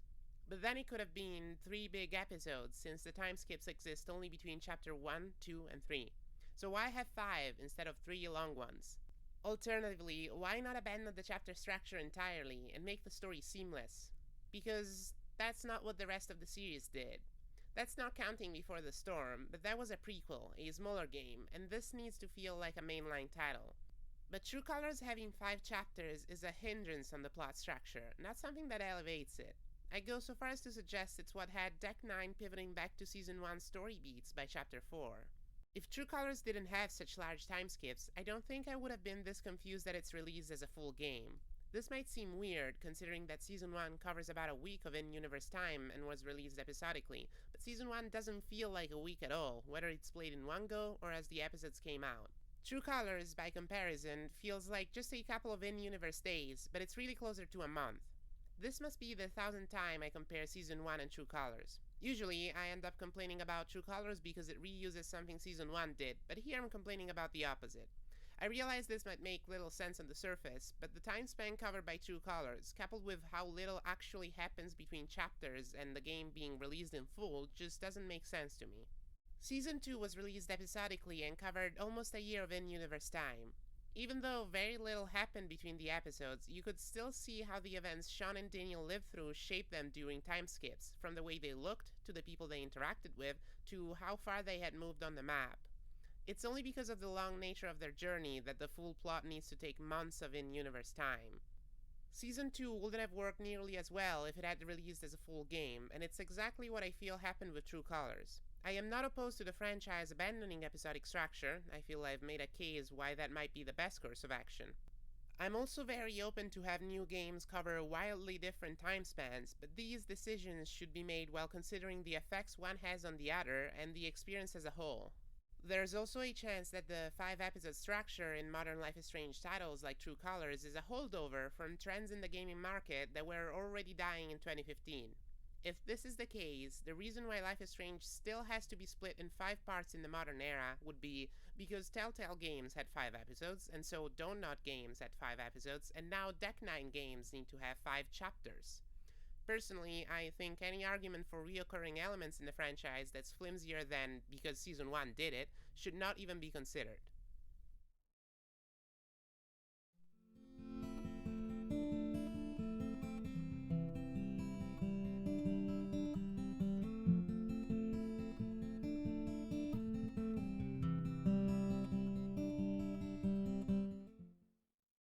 Another common thread in each Life is Strange game is music. The choice of music is, in some ways, a more perfect rhyme within this franchise than most of the others have been discussing. It's not a rhyme because all the games have a soundtrack, obviously, but in the genre of music the soundtracks belong to, that being alternative. Max is a geeky, shy teenager, so it fits for Season 1's soundtrack to be filled with mostly unknown music. All the games in the series feature an art-inclined protagonist, so all the soundtracks are fairly hipster, for lack of a better word, although later games turn to more established alternative music. The songs appearing in Season 1 were all by bands of varying degrees of popularity, from some guy who published 4 songs on Bandcamp in 2004 to 5,000 monthly listeners on Spotify. This decision to feature lesser-known artists was, as with many others made during development, likely dictated by budget restrictions more than anything else, but it ended up working in the game's favor. I don't doubt that the writers for Season 1 were fans of the artists featured and just thought some of their songs fit well in the story as they worked on the script. Still, there's a mastery in the way scenes and music are paired in this game that's puzzlingly absent from Season 2, the other game in the franchise made by Don't Nod. Of particular note is Sid Meier's Obstacles, the de facto main song of Season 1. It plays twice, 3 episodes apart, and never fails to give me the chills. Spanish Sahara by Foles and The Sense of Me by Mudflow also work great for the scenes they're paired with, but the same could be said for almost all the licensed music in the game. I also loved all the songs chosen for the episode trailers released in 2015. They get darker and darker in accordance to the tone of the episodes and punctuate them just as well as the songs in the actual game do. My personal favorite of these is Glass Walls and Waterfalls, played in the background of the trailer for the release of the full season. It's a quirky indie song about love and destiny, and it practically feels like it was written for the game. It almost makes me wonder if the inspiration for Season 1 came from it, since the song was released around the time when production for the game would have started. There's also a second part to all of these games' soundtracks, the original pieces created for them, which are referred to as score from now on for the purpose of clarity. In the Don't Not games, these are instrumental tracks, whereas in Deck 9 games, they usually feature lyrics. For Season 1's score, Don't Not worked with Jonathan Morali, the frontman of Sid Meier's, whose licensed music also features prominently in the game. This choice of employing a featured artist to score the games would turn into a tradition, with each subsequent title bringing a different artist in the studio, or, in the case of Season 2, calling up Mr. Morali again. Season 1's mix of songs and original score is expertly put together, and the pieces are strategically placed in the game, creating an experience that's never replicated in successive entries. Before the Storm's music, though, gets pretty close to it. The prequel soundtrack is my personal favorite out of all these games, even though it only narrowly surpasses Season 1. Before the Storm doesn't feature as many artists as Season 1 did, though this is at least in part due to having fewer episodes. What really highlights this lack of diversity in the soundtrack is that practically every climactic scene uses the original score, rather than a piece of licensed music. Luckily, the score is fantastic. Unlike Jonathan Morali's solo effort in Season 1, Before the Storm's score was made by the band Daughter. It has just the right mix of melancholy and teenage angst for a game about 16-year-old Chloe. As I've mentioned, the score in Deck 9 games isn't solely instrumental. The lyrics and the quality of all the songs in Before the Storm's score make it impossible to tell whether they're licensed songs or not while playing. Actual licensed music by Daughter is featured in the game, but it's limited to only 1 or 2 tracks. Before the Storm's other licensed songs, the ones not by Daughter, feel a bit less notable, mostly being composed of punkier tracks, something expected in a game about this character. One exception is Lanterns on the Lakes Through the Cellar Door, which plays in a scene where Chloe and Rachel decide to train hop on a school day. I struggle to describe the tune. It has an eerie quality similar to the music in Season 1, but it's focused on the typically teenage desire to run away, and on the imagined life that one might find at the end of that road. The song made me enamored with the band that wrote it, and I enjoy their music to this day. This is one of the great strengths of this franchise's soundtracks. The games expose the player to so much music, so many different artists that one might never discover otherwise. I know I'm not alone in this experience. Many of the comments under the YouTube videos for songs featured in Life is Strange are filled with fans who discover these artists while playing. Before the Storm's bonus episode, Farewell, also contains 4 pieces of licensed music. Black Flies by Ben Howard in particular deserves a mention for being a great choice for an ending theme, just like Spanish Sahara was for Season 1. Captain Spirit only contains 3 licensed songs, with one of them, Death with Dignity, being featured more prominently than the others. It's a bit of a melancholic yet cheerful tune, with simple lyrics that make it sound like a nursery rhyme, a song fit for a kid of Chris's age. The song is actually about loss, but that doesn't become obvious until the 3rd or 4th verse, which makes it an optimal choice for a piece to break up in different parts that will play over the course of a game. Season 2 is a bit of an odd one for me. In Season 1, the original score was filled with melancholic and pensive pieces, something that fit the game well, and Season 2's score also fits its game perfectly. The tone of Season 2 is much different, obviously, so the score reflects that. There are a few tracks that feel like a ray of light through the darkness, but there's a lot of dread in most of them, a fear for the future and for what it might entail.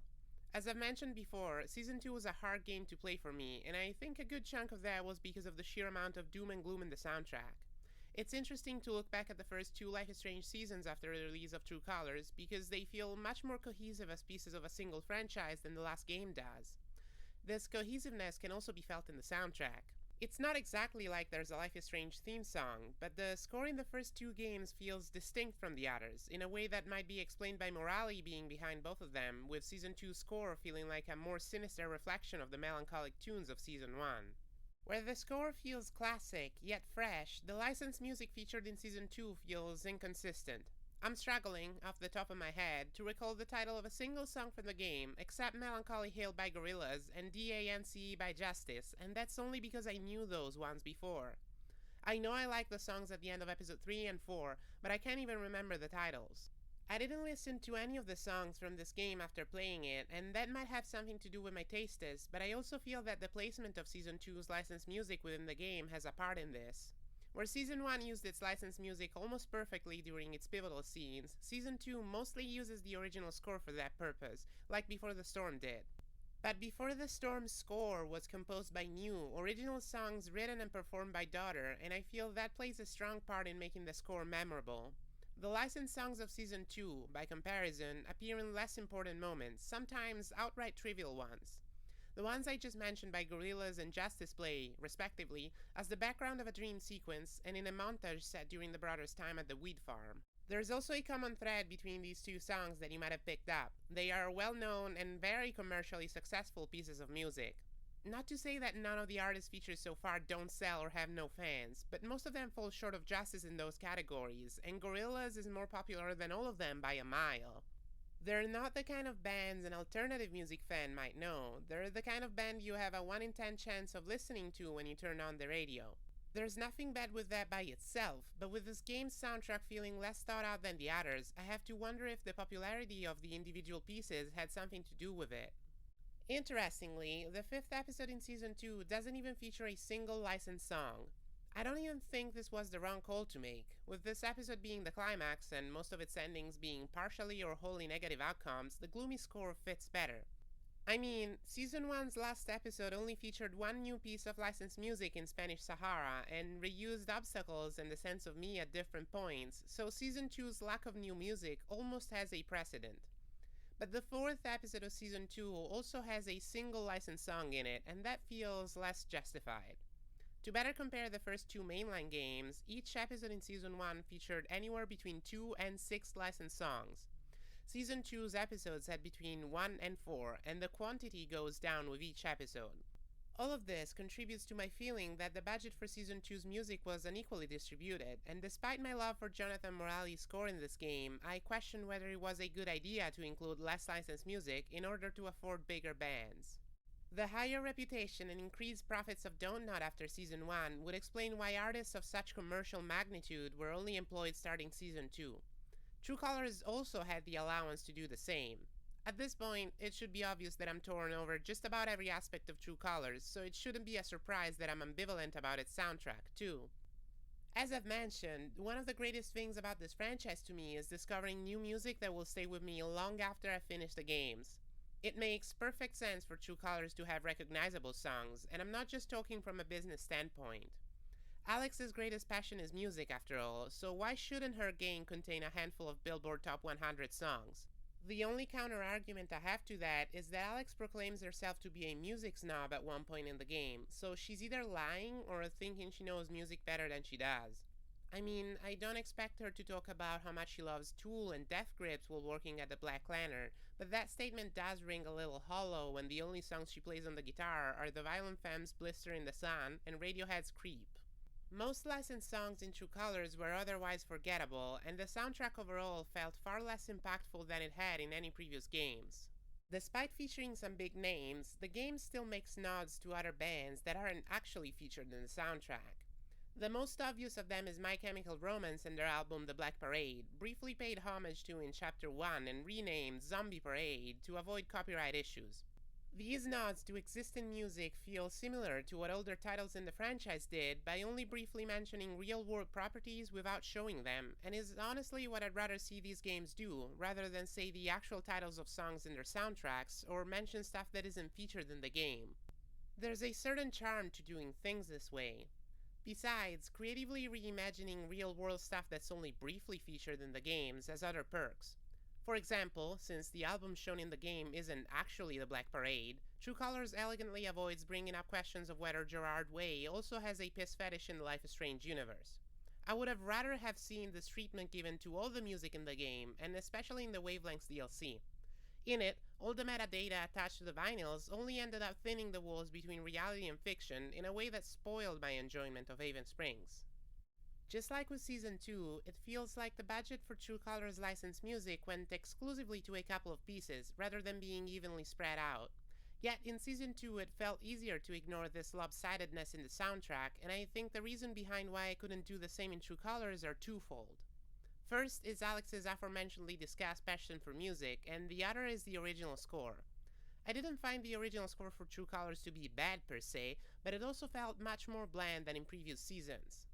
For this game, Angus and Julia Stone were the artists who worked on the score. I remember being kinda surprised upon discovering this while reading the credits. The two are also featured in Season 1, and Julia has this very distinctive voice that I would have expected to recognize. Outside of the record store, I'm pretty sure her voice is only heard during the game's credits. I think choosing this band to work on the score might have been a mistake overall, since it feels like it pushed their voices out of the picture. A final note I have on this game's soundtrack is that the menu theme is a fantastic tune and gives off that rustic, all-American vibe one imagines when thinking of a small town in Colorado. It's also the only track from the game I've really listened to after playing it. This game is at least partially about music, and since my highest praise for its soundtrack is going to the menu theme, I think I've made up my mind on it. The choice of music turns baffling in the Wavelengths DLC, but this time it's more about the age range its licensed tracks are popular with. There's some Olche, Foles, and even local natives in here, all bands that were also featured in Season 1, but frankly I didn't even realize they were there to begin with. No, the tracks that immediately jumped to my eyes were those by Hayley Kiyoko and Girl in Red. I don't have anything personal against these artists. I don't particularly like their music, but that doesn't mean they have no qualities, and they matter a lot for many people out there. That said, Hayley Kiyoko, but even more so Girl in Red, find most of their audience in particularly young demographics. Again, nothing wrong with that, but I struggle to see why someone like Steph, who is 23 at the time of this DLC, would care for Girl in Red, even if her music is about lesbian relationships. I'm sure it's comfort music for a handful of 20-something years old lesbians out there, but the choice of artist here is nevertheless baffling. Steph probably doesn't care for Hayley Kiyoko that much. In the DLC, it's a listener who asks Steph to cue her music, but it's still included in the game, and the artist isn't that different from Girl in Red when it comes to target demographics. My partner recently got around to play all the Life is Strange games. I thought I needed a second opinion about this part of the script, given that they were in the target demographics of these artists when they were in their teens, and I was not, so I watched closely as they played through Wavelengths. I've watched my partner play all these games. We've spent hours talking about them, and it's a pleasant experience every time. Listening to them laugh hysterically the instant they saw the Girl in Red album, though, is probably my all-time favorite. The point is that there was a shift in the direction of the franchise starting with True Colors, something that was more clearly visible in wavelengths and then became irrefutable by the time Steph's story was released. For the games, this is particularly evident in their choice of music. Life is Strange is no longer a series for teenagers and young adults, with a chance at appealing to older players regardless of background. They're now exclusively aimed at an even younger market. Once again, nothing wrong with any of that. I know the impact Season 1 had on me when I was just 15, even though I'm aware it also resonated with much older people. Considering how this series once appealed to a wider audience and how earnestly mature its sensibilities used to be, I just happen to find this shift a little jarring. I've already mentioned how Tell Me Why stands at the opposite side of this maturity spectrum, with its more adult tone and the amount of tact it employs when discussing topics like abuse and trauma, but I think one of the reasons it left that impression on me was the soundtrack. Tell Me Why features very few licensed songs, 5 over the 3 episodes, but even when it does, they tend to be relegated to the background and are usually diegetic, coming out of a character's radio or something like that. There's really only one time when the game deliberately uses its licensed music to provoke an emotional response. It's at the beginning of episode 2 during a short montage where the twins' young selves are shown side to side with their current versions. It's not that it wasn't worth to do another sequence like this, and it's pulled off well the one time it happens, but there isn't any other moment where it would fit. After this scene is over, that's mostly it for Tell Me Why's use of licensed music. The original score is instead used throughout the game, up until the very end. It's composed by somber, slow piano tunes, sometimes accompanied by other instruments or choral voices. On paper, it sounds pretty generic. In practice, it's just about the only kind of score this game could have had, given its subject matter and overall tone. In the moment, the score works great. It almost feels like the soundtrack itself is treating the delicate plot with the same amount of respect the writers gave it. Once the experience was over though, I can't say that the tracks stuck with me in the same way the melancholic tunes of Season 1 or the foreboding sounds of Season 2 did, not to mention the fully fledged songs in the score for Before the Storm. Despite their similarities upon first glance, it's not impossible to see Tell Me Why as legally distinct from the Life is Strange franchise. It's mostly through tone that they are separate. The mood is more grounded in Tell Me Why on account of the scaled-back powers and the older protagonist, but also the soundtrack and how it's used as a backdrop to its drama, not to enhance it. It's not that that's a sin, either, and the Life is Strange games don't really feel cheap when they do use their soundtracks that way, but with Tell Me Why revolving around delicate topics, it would have been easier to slip into that cheapness. If a piece of licensed music, or even the original score, had been used during the flashback scenes to the night Allison and Tyler's mom died, the impact of these scenes would have been lessened, not heightened. The closest comparison to this in Life is Strange would be the scene where Max and Chloe drive to the junkyard and find Rachel's body. There is licensed music there, but it's not punctuating Rachel's death, rather the anxiety of Max and Chloe. Tell Me Why is instead showing the scenes of violence and trauma leading to the death of Marianne, a death caused by a multitude of factors, most of which being lies and misunderstandings. It wouldn't be fair to her character, or even necessary, to add any auditive aid to the drama, because the drama is not exaggerated, it's grounded and shocking, and feels more realistic than a body hidden by a maniacal serial killer. It's why I find the dream sequence at the start of Tell Me Why's third episode and the foreboding score that plays in it so out of step with the rest of the game. Allison is already haunted by the memory of Marianne in different ways, and the scenery of the dream only serves to make the mood spookier, in a cheap way. At this point, the dream sequence feels formulaic, as though the people at Don't Nod think no game of theirs can be shipped without one, and the associated score only exacerbates this. The choice of licensed music is one of the things that I miss the most from the first few Life is Strange titles. Regardless of personal taste, there's one more or less objective thing I can point out. The music in these games has shifted from focused soundtracks up to underscore a scene's mood to less organized collections of songs featuring one or two standout names, better fit to draw in potential new audiences than to complement the narrative. This drawback comes with the growing popularity and scale of the franchise. Now that these games are huge releases, the owners of the IP and the devs probably feel that they need to feature equally huge bands in order to attract an even greater audience. I can't help but disagree with that. The perfect fitting and relatively unknown music of Season 1 was one of the greatest contributing factors in that game's atmosphere and success.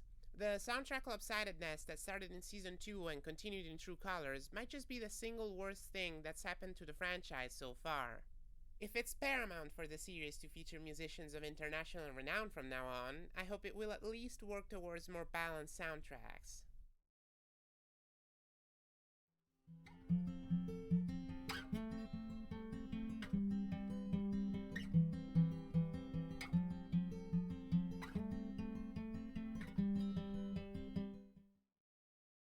Around the time of True Colors' release, the remastered editions of Season 1 and Before the Storm also became available for purchase. There is plenty to talk about when it comes to remasters and what they mean for the landscape of gaming at large, how these kinds of re-releases have become particularly prominent during the last console generation, and whether it means that the industry is out of ideas. The Life is Strange franchise may be out of original ideas for new games, but I doubt that's the reason why these remasters were made. Was there anything at all that warranted them? The short answer is no, and I suspect even the people at Deck 9 knew this. Nowadays, it's no longer an unpopular opinion that graphic style matters more than graphic fidelity. I think that's for the better of video games, both as an art form and a commercial product. A more unique graphic style can help a game stand out from the crowd just as much or more than a game with extremely realistic graphics would, which can have a positive impact on the sales of the product. This isn't even limited to video games. The animated movie Across the Spider-Verse is a recent example of this.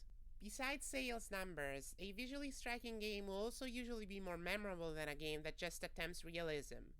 We live in an era where cutting-edge graphics are approaching a fidelity that's close enough to the real world as to make one forget they're playing a game. Games like Cyberpunk 2077 make it a point to blur reality and 3D polygons, and there's value in that. But in 15 years, Cyberpunk 2077 will not look as good as it does in 2023. An advantage stylization has over realism in gaming is future-proofing the piece, insulating it from the passage of time and the advent of new technologies that will inevitably make old games attempting realism look ugly. The first Life is Strange is not only highly stylized, it also looks far less realistic than Remember Me, Don't Not's first game. Isn't this such a peculiar choice in the gaming world? Remember Me was probably an expensive game to make for a new company like Don't Nod, and given the lukewarm reception it received, it might not have been feasible for the studio to try something like it again. I want to note that this is partially speculation on my part. Back in 2013, after the release of Remember Me, news outlets reported that Don't Nod had allegedly filed for bankruptcy. Someone from the studio came forward soon after, noting that the claims of bankruptcy weren't true, and the company was just being restructured. Regardless of why, Life is Strange looked different from Remember Me, and really from any other game. The visuals of Season 1 are maybe the most striking part of the package, with as much thought behind them as the story and soundtrack. One of the co-directors for the game says this about the visuals in the commentary included in Season 1, quote, "For Life is Strange, we really wanted to have a stylized rendering. We didn't want it to be realistic, so every texture has been hand-painted to give this impressionistic feeling. I think the junkyard is really interesting, because there are so many details and this is where those kind of simpler textures are working well. If this scene was overly detailed with cracks in the rust and everything, it would become really noisy to look at." End quote. While talking about wind, smoke, and other VFX, the developers mentioned that they wanted the game to look like animated concept art.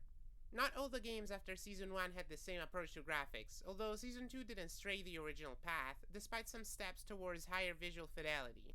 I've chosen not to speak about the comics in this section, mostly because I'm no longer a habitual reader of comic books and therefore don't feel like I can comment much on the art style. However, I do want to note how the work that was done under Colors manages to recapture the feel of early Life is Strange, despite the line work clearly separating the art styles. Even though Season 2 looked more polished than Season 1, it was still possible to tell the two belonged in the same series without reading the titles. Lighting, VFX, and camera angles especially were still handled like in the first game, with a great deal of stylization applied to the first two. True Colors, on the other hand, is visually so far removed from its roots that it's hard to recognize it as part of the series.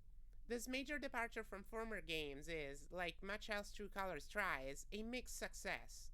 Deck 9 does not employ the same artists that Don't Nod did while they were working on the series, so it's only natural that they had to diverge from their style, sooner or later.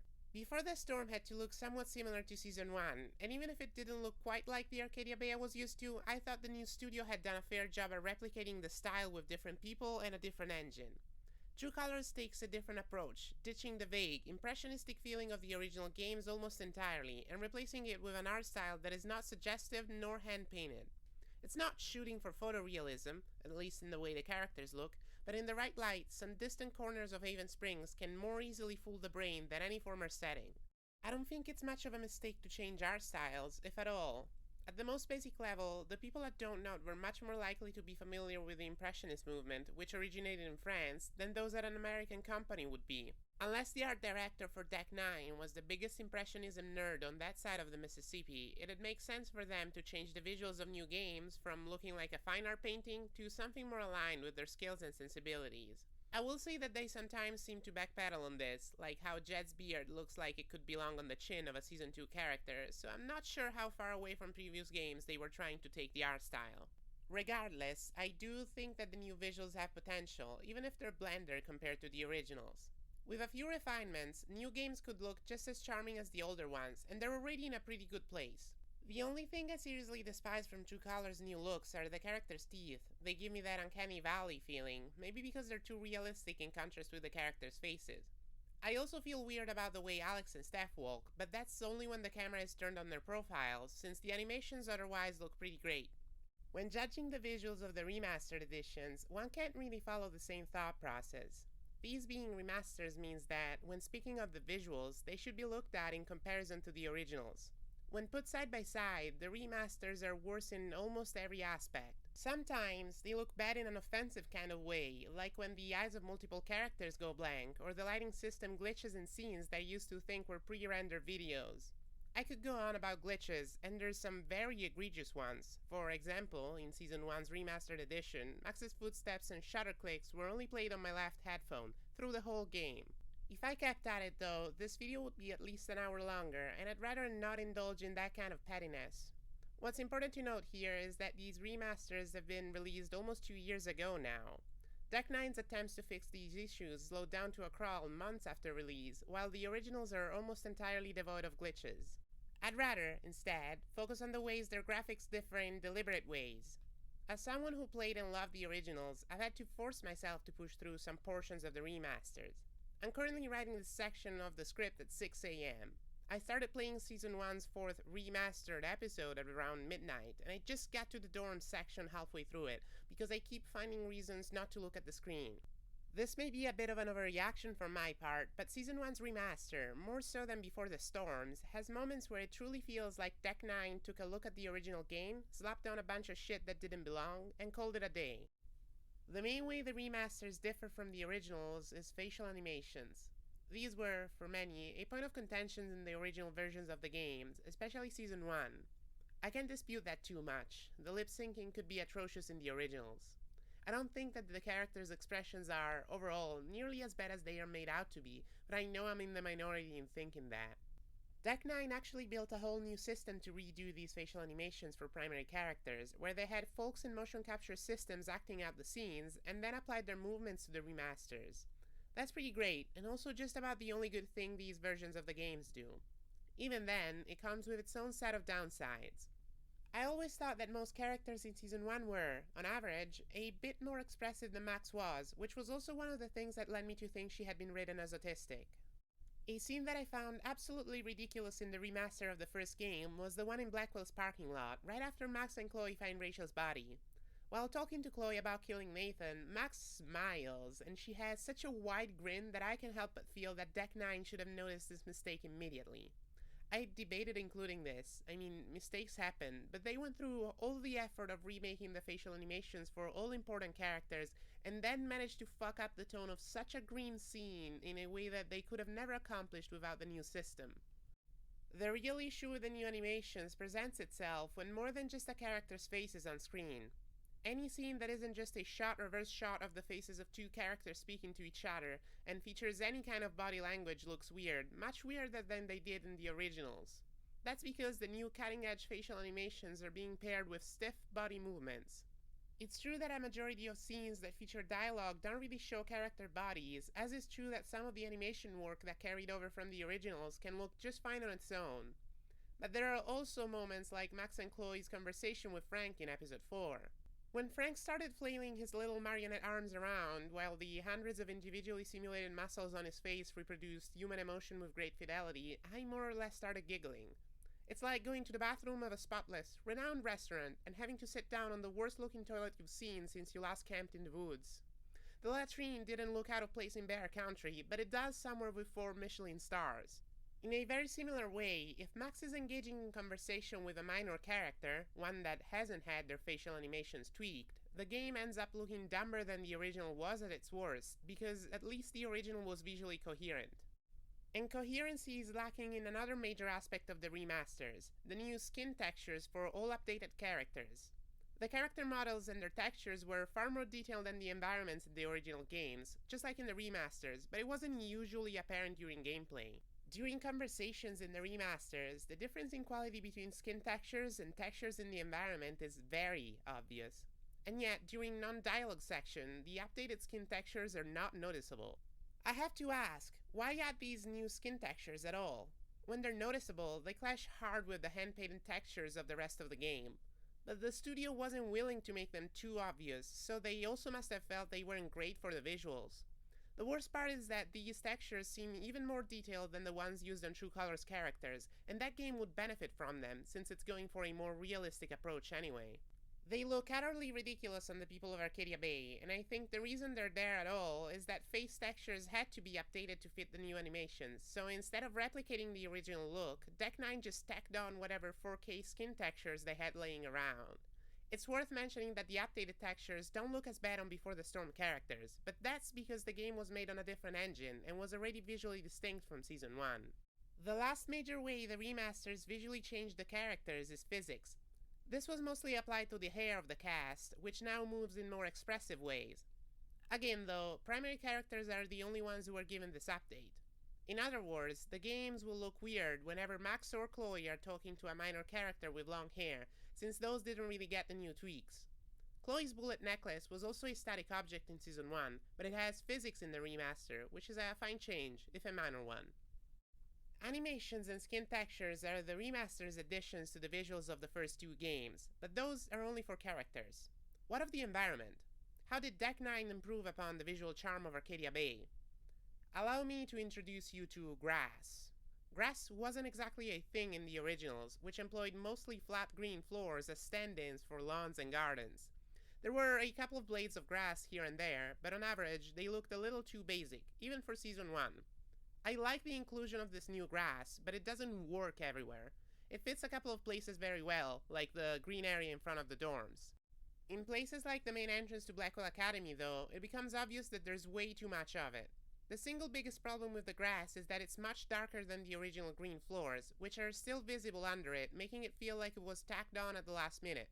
A bunch of leaves are also added alongside the grass, and those I wholeheartedly enjoy, since I think they contribute to an autumnal feeling that was absent from the original Season 1. The last thing that the remasters tried to improve on was water effects. There's a bit of a difference in how water looks in Season 1's pool scene, but otherwise this change is more so evident in Tears and Rain, just like Blade Runner. For Tears, I think it's an improvement with no real downsides. It could sometimes be a struggle to even notice that the characters were crying in the first iterations of these games, and the remasters just made the tears more obvious, without overdoing it. For Rain, it's just as fundamental a misunderstanding of the original graphics as skin textures were. The first scene of Season 1 shows rain to be a part of Dontnod's vision for impressionistic rendering, with individual raindrops being far larger than they ought to be. They look like brushstrokes. What's interesting is that the remasters didn't really alter how rain looks on most surfaces, with the big raindrops still present on clothes and floors, but characters in the rain instead look like they just dunked their heads in water. Despite all the things these remasters did wrong, they don't necessarily look bad as a whole, as long as you can get used to their quirks, like the glowing contextual UI, which was pretty dazzling at first. The new version of Season 1 looks way worse than the original, but that's only when you're putting them side by side, and it would be perfectly serviceable in a vacuum. I think the reason for this is that the lighting engine wasn't really touched, and since that's a lot of what made a scene work in the original, they still work in the remaster. Perfectly serviceable isn't great praise for a remaster of such a unique looking game, but at least the game itself stayed otherwise untouched. That's not the case for some features that were included in the originals though, as a few pieces of content were entirely removed from the remasters. For Season 1, it was the developer's commentary, which I've been referencing throughout the script. It had been originally added to the game after the release of Episode 5, since it spoiled quite a bit of the plot. It's not on the Don't Nod or Life is Strange channels, and the only ways to view it are either owning the original release of Season 1 or go look for re-uploads on YouTube. I can't think of any reason why they'd remove it, except maybe because Don't Nod is no longer part of the franchise. Then there's the content absent from the remastered version of Before the Storm. It's this neat little feature called Mixtape Mode. It was an option in the original Before the Storm that allowed the player to create a playlist from the songs in the game's soundtrack, which would then be played against a video of Chloe chilling in her room. Considering all the models and textures shown in the video are also present in the game, I doubt this was Deck 9 trying to save development time by skipping over a minor feature. Maybe it's due to some of the contracts the musicians featured in the game signed back during development, I don't know. The thing is, I am probably one of the 5 people in the world who knew and enjoyed this feature, and I wouldn't be surprised if Deck 9 just forgot about its existence. Although confusing, the absence of these features is pretty tame, and removing them isn't as offensive as some of the visual changes were. Now, for the offensive stuff. Before the Storm's menu was carried over in full to the remastered, and just like in the original, it changes according to what episode the save file is on. Season 1's menu was not carried over to the remaster, and it's just baffling to me. Deck 9 even changed the episode select screen to look like the one in Before the Storm, which is much more boring than the original. The game director spoke about the menu in the commentary, which shows just how important it was for them that the non-diegetic parts of the game changed during the course of the story. As of writing this, I just got to episode 5 in the remaster, and the menu is still showing me a tranquil view of Arcadia Bay, which is pretty dumb considering a tornado is just about to blow it up. Why is Before the Storm's menu working the same, but Season 1's isn't? I know Deck 9 made Before the Storm, so they probably know their way around its code better and could fix issues like the menu not displaying correctly more easily in that game, but come on. These remastered editions fail in just about every aspect, especially in the things that were carefully thought out for the originals, and I can't see any excuses for it. It's such a surface-level approach to them, from the broken menus to the improved skin textures. I've heard people suggesting the reason why the games were re-released at all was to change the visuals to be more in line with True Colors, but I kinda don't wanna think about that option, because that would just show that Deck 9, Square Enix or whoever else doesn't understand these games on a fundamental level. I prefer to believe the remastered editions were the result of pressure from higher-ups, or were intended to make a quick buck for some executive, just to show them that new entries in the franchise could still be well received after Season 2, that there was a demand for them. Unlike True Colors, Tell Me Why almost completely abandoned stylization in favor of realism. Some degree of artistic license is still taken in creating the Alaskan town where the game takes place, especially the details in its faraway outdoors, but everything surrounding the player characters is rendered with a great degree of fidelity. This doesn't mean the game looks real, like a cutting-edge AAA title squeezed out of overworked artists would. In fact, I found it about as apt at fooling the brain as True Colors was, despite that game being more stylized in comparison. I would very much like another game by Don't Nod that looks similar to Life is Strange, but again, lightning doesn't strike twice. A very specific set of circumstances led to that game's visuals, circumstances that are unlikely to happen again in that same way. Twin Mirror, another one of Don't Nod's narrative-driven games, came out a handful of months before Tell Me Why, and has about the same level of visual fidelity. It's not that I dislike these games' presentation, but them being more realistic means they're also less evocative, less apt to be talked about. I'm happy that Don't Nod's products finally get to look as brilliant as their stories, but I doubt I'll ever be able to shake off a certain nostalgia for the visuals of early Life is Strange games. I dropped out of art school, so I don't think my opinion on the series' graphics matter, but I'm here to say my piece. I love the originals and their unique visuals, but as a fan of the franchise, it wouldn't be honest of me to look at True Colors and pretend the new art direction is bad. Even Don't Nod has shown that the art style for Season 1 was a product of their finances at the time, since Season 2 was already shifting slightly towards realism, and the visuals of their modern games like Tell Me Why are veering further towards it. Now that the franchise is in the hands of a new studio, with different people and different ideas, I'd much rather they try to do their own thing, rather than copy Don't Nod's original art style, like they had to do in Before the Storm. Regardless of my own preferences, True Colors looks stellar, and I'd be happy to see new entries in the franchise continue down its path. My one fear is that if someday Deck 9 does bring back Max, Chloe, or the Wolf Brothers, they'll have to do a whole lot of work to make them look like the same people from the originals in a different art style. I just hope they won't use the models from the remasters for that.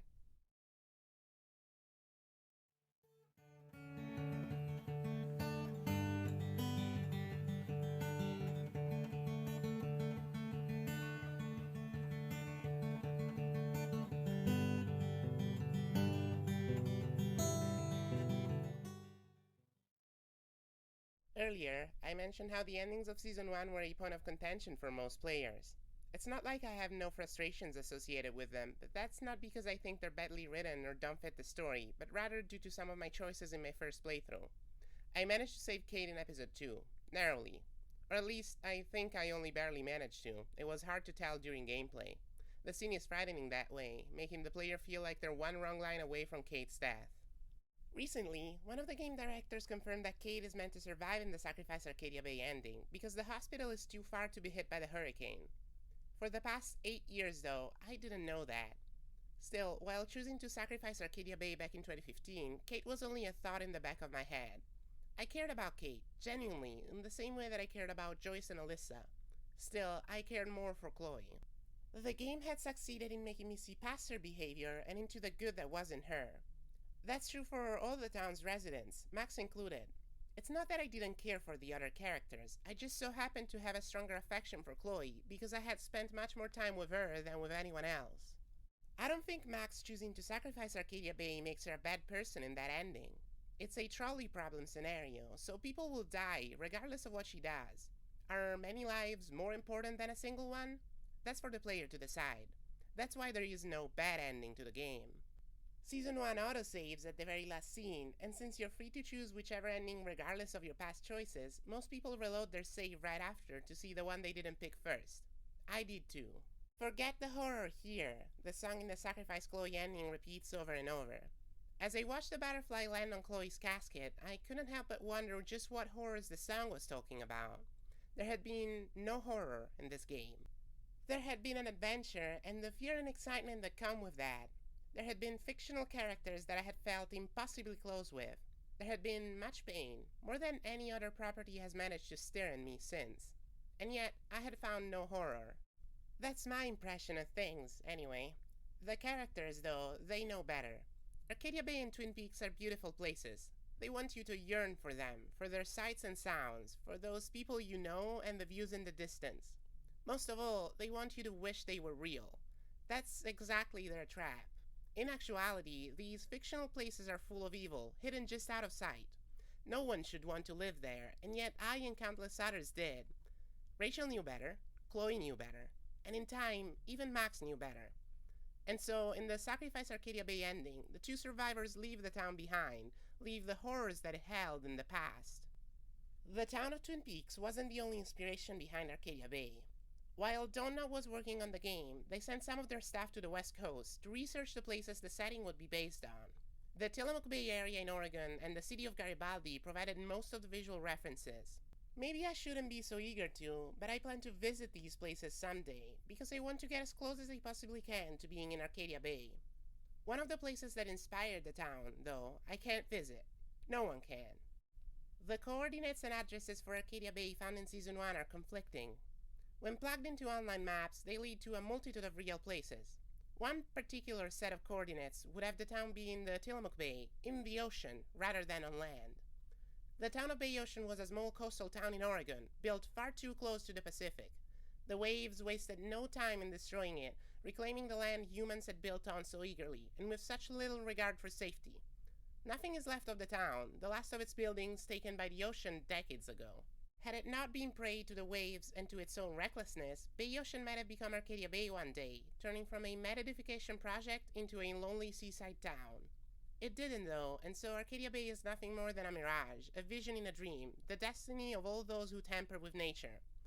The idea of Arcadia Bay exists between two realities, a real, destroyed city without a future, and an artificial, beautiful place that's little more than smoke and mirrors. It's a blur in the rearview mirror seen from the passenger seat, a blur hiding terrible horrors, real and invented, awaiting those dumb enough to take refuge in it. And so it's from these horrors at the edge of reality that Max and Chloe drive away from, hoping to find a place that has a future, instead of one destined to be taken back by nature. I chose the Sacrifice Arcadia Bay ending because there was no way I was going to let Chloe die. I was left disappointed. The game gave me a scene full of death and hope, but no closure. I would find closure in the comics, years later, but at the time, all I got was a lot of unanswered questions. Some people say the ambiguity and lack of closure of this ending underscore it as a bad one, the one Donut gave less attention to because it was expected to be picked less. But even if the ending didn't give me any closure, it did give me something more characteristic of the game, a yearn for more. Arcadia Bay was gone, but the yearning remained. That is why the game has stayed with me for so long. The melancholy never ended. That is why Twin Peaks still fascinates so many people. The intrigue never ends. And now, 10 years after the events of the game, I'm still bewitched by it, still yearning for more, still hopeful that, unlike me, Max and Chloe have managed to move past Arcadia Bay, that they've forgotten the horror in it. I hope the franchise as a whole will be able to move on from the original setting and story, like Max and Chloe did. I hope we can find something else that's different, but equally compelling to explore, like Season 2 did. As for me, Arcadia Bay, its sounds, sights, and people, they'll always be the ghost in the back of my head. Thanks for watching.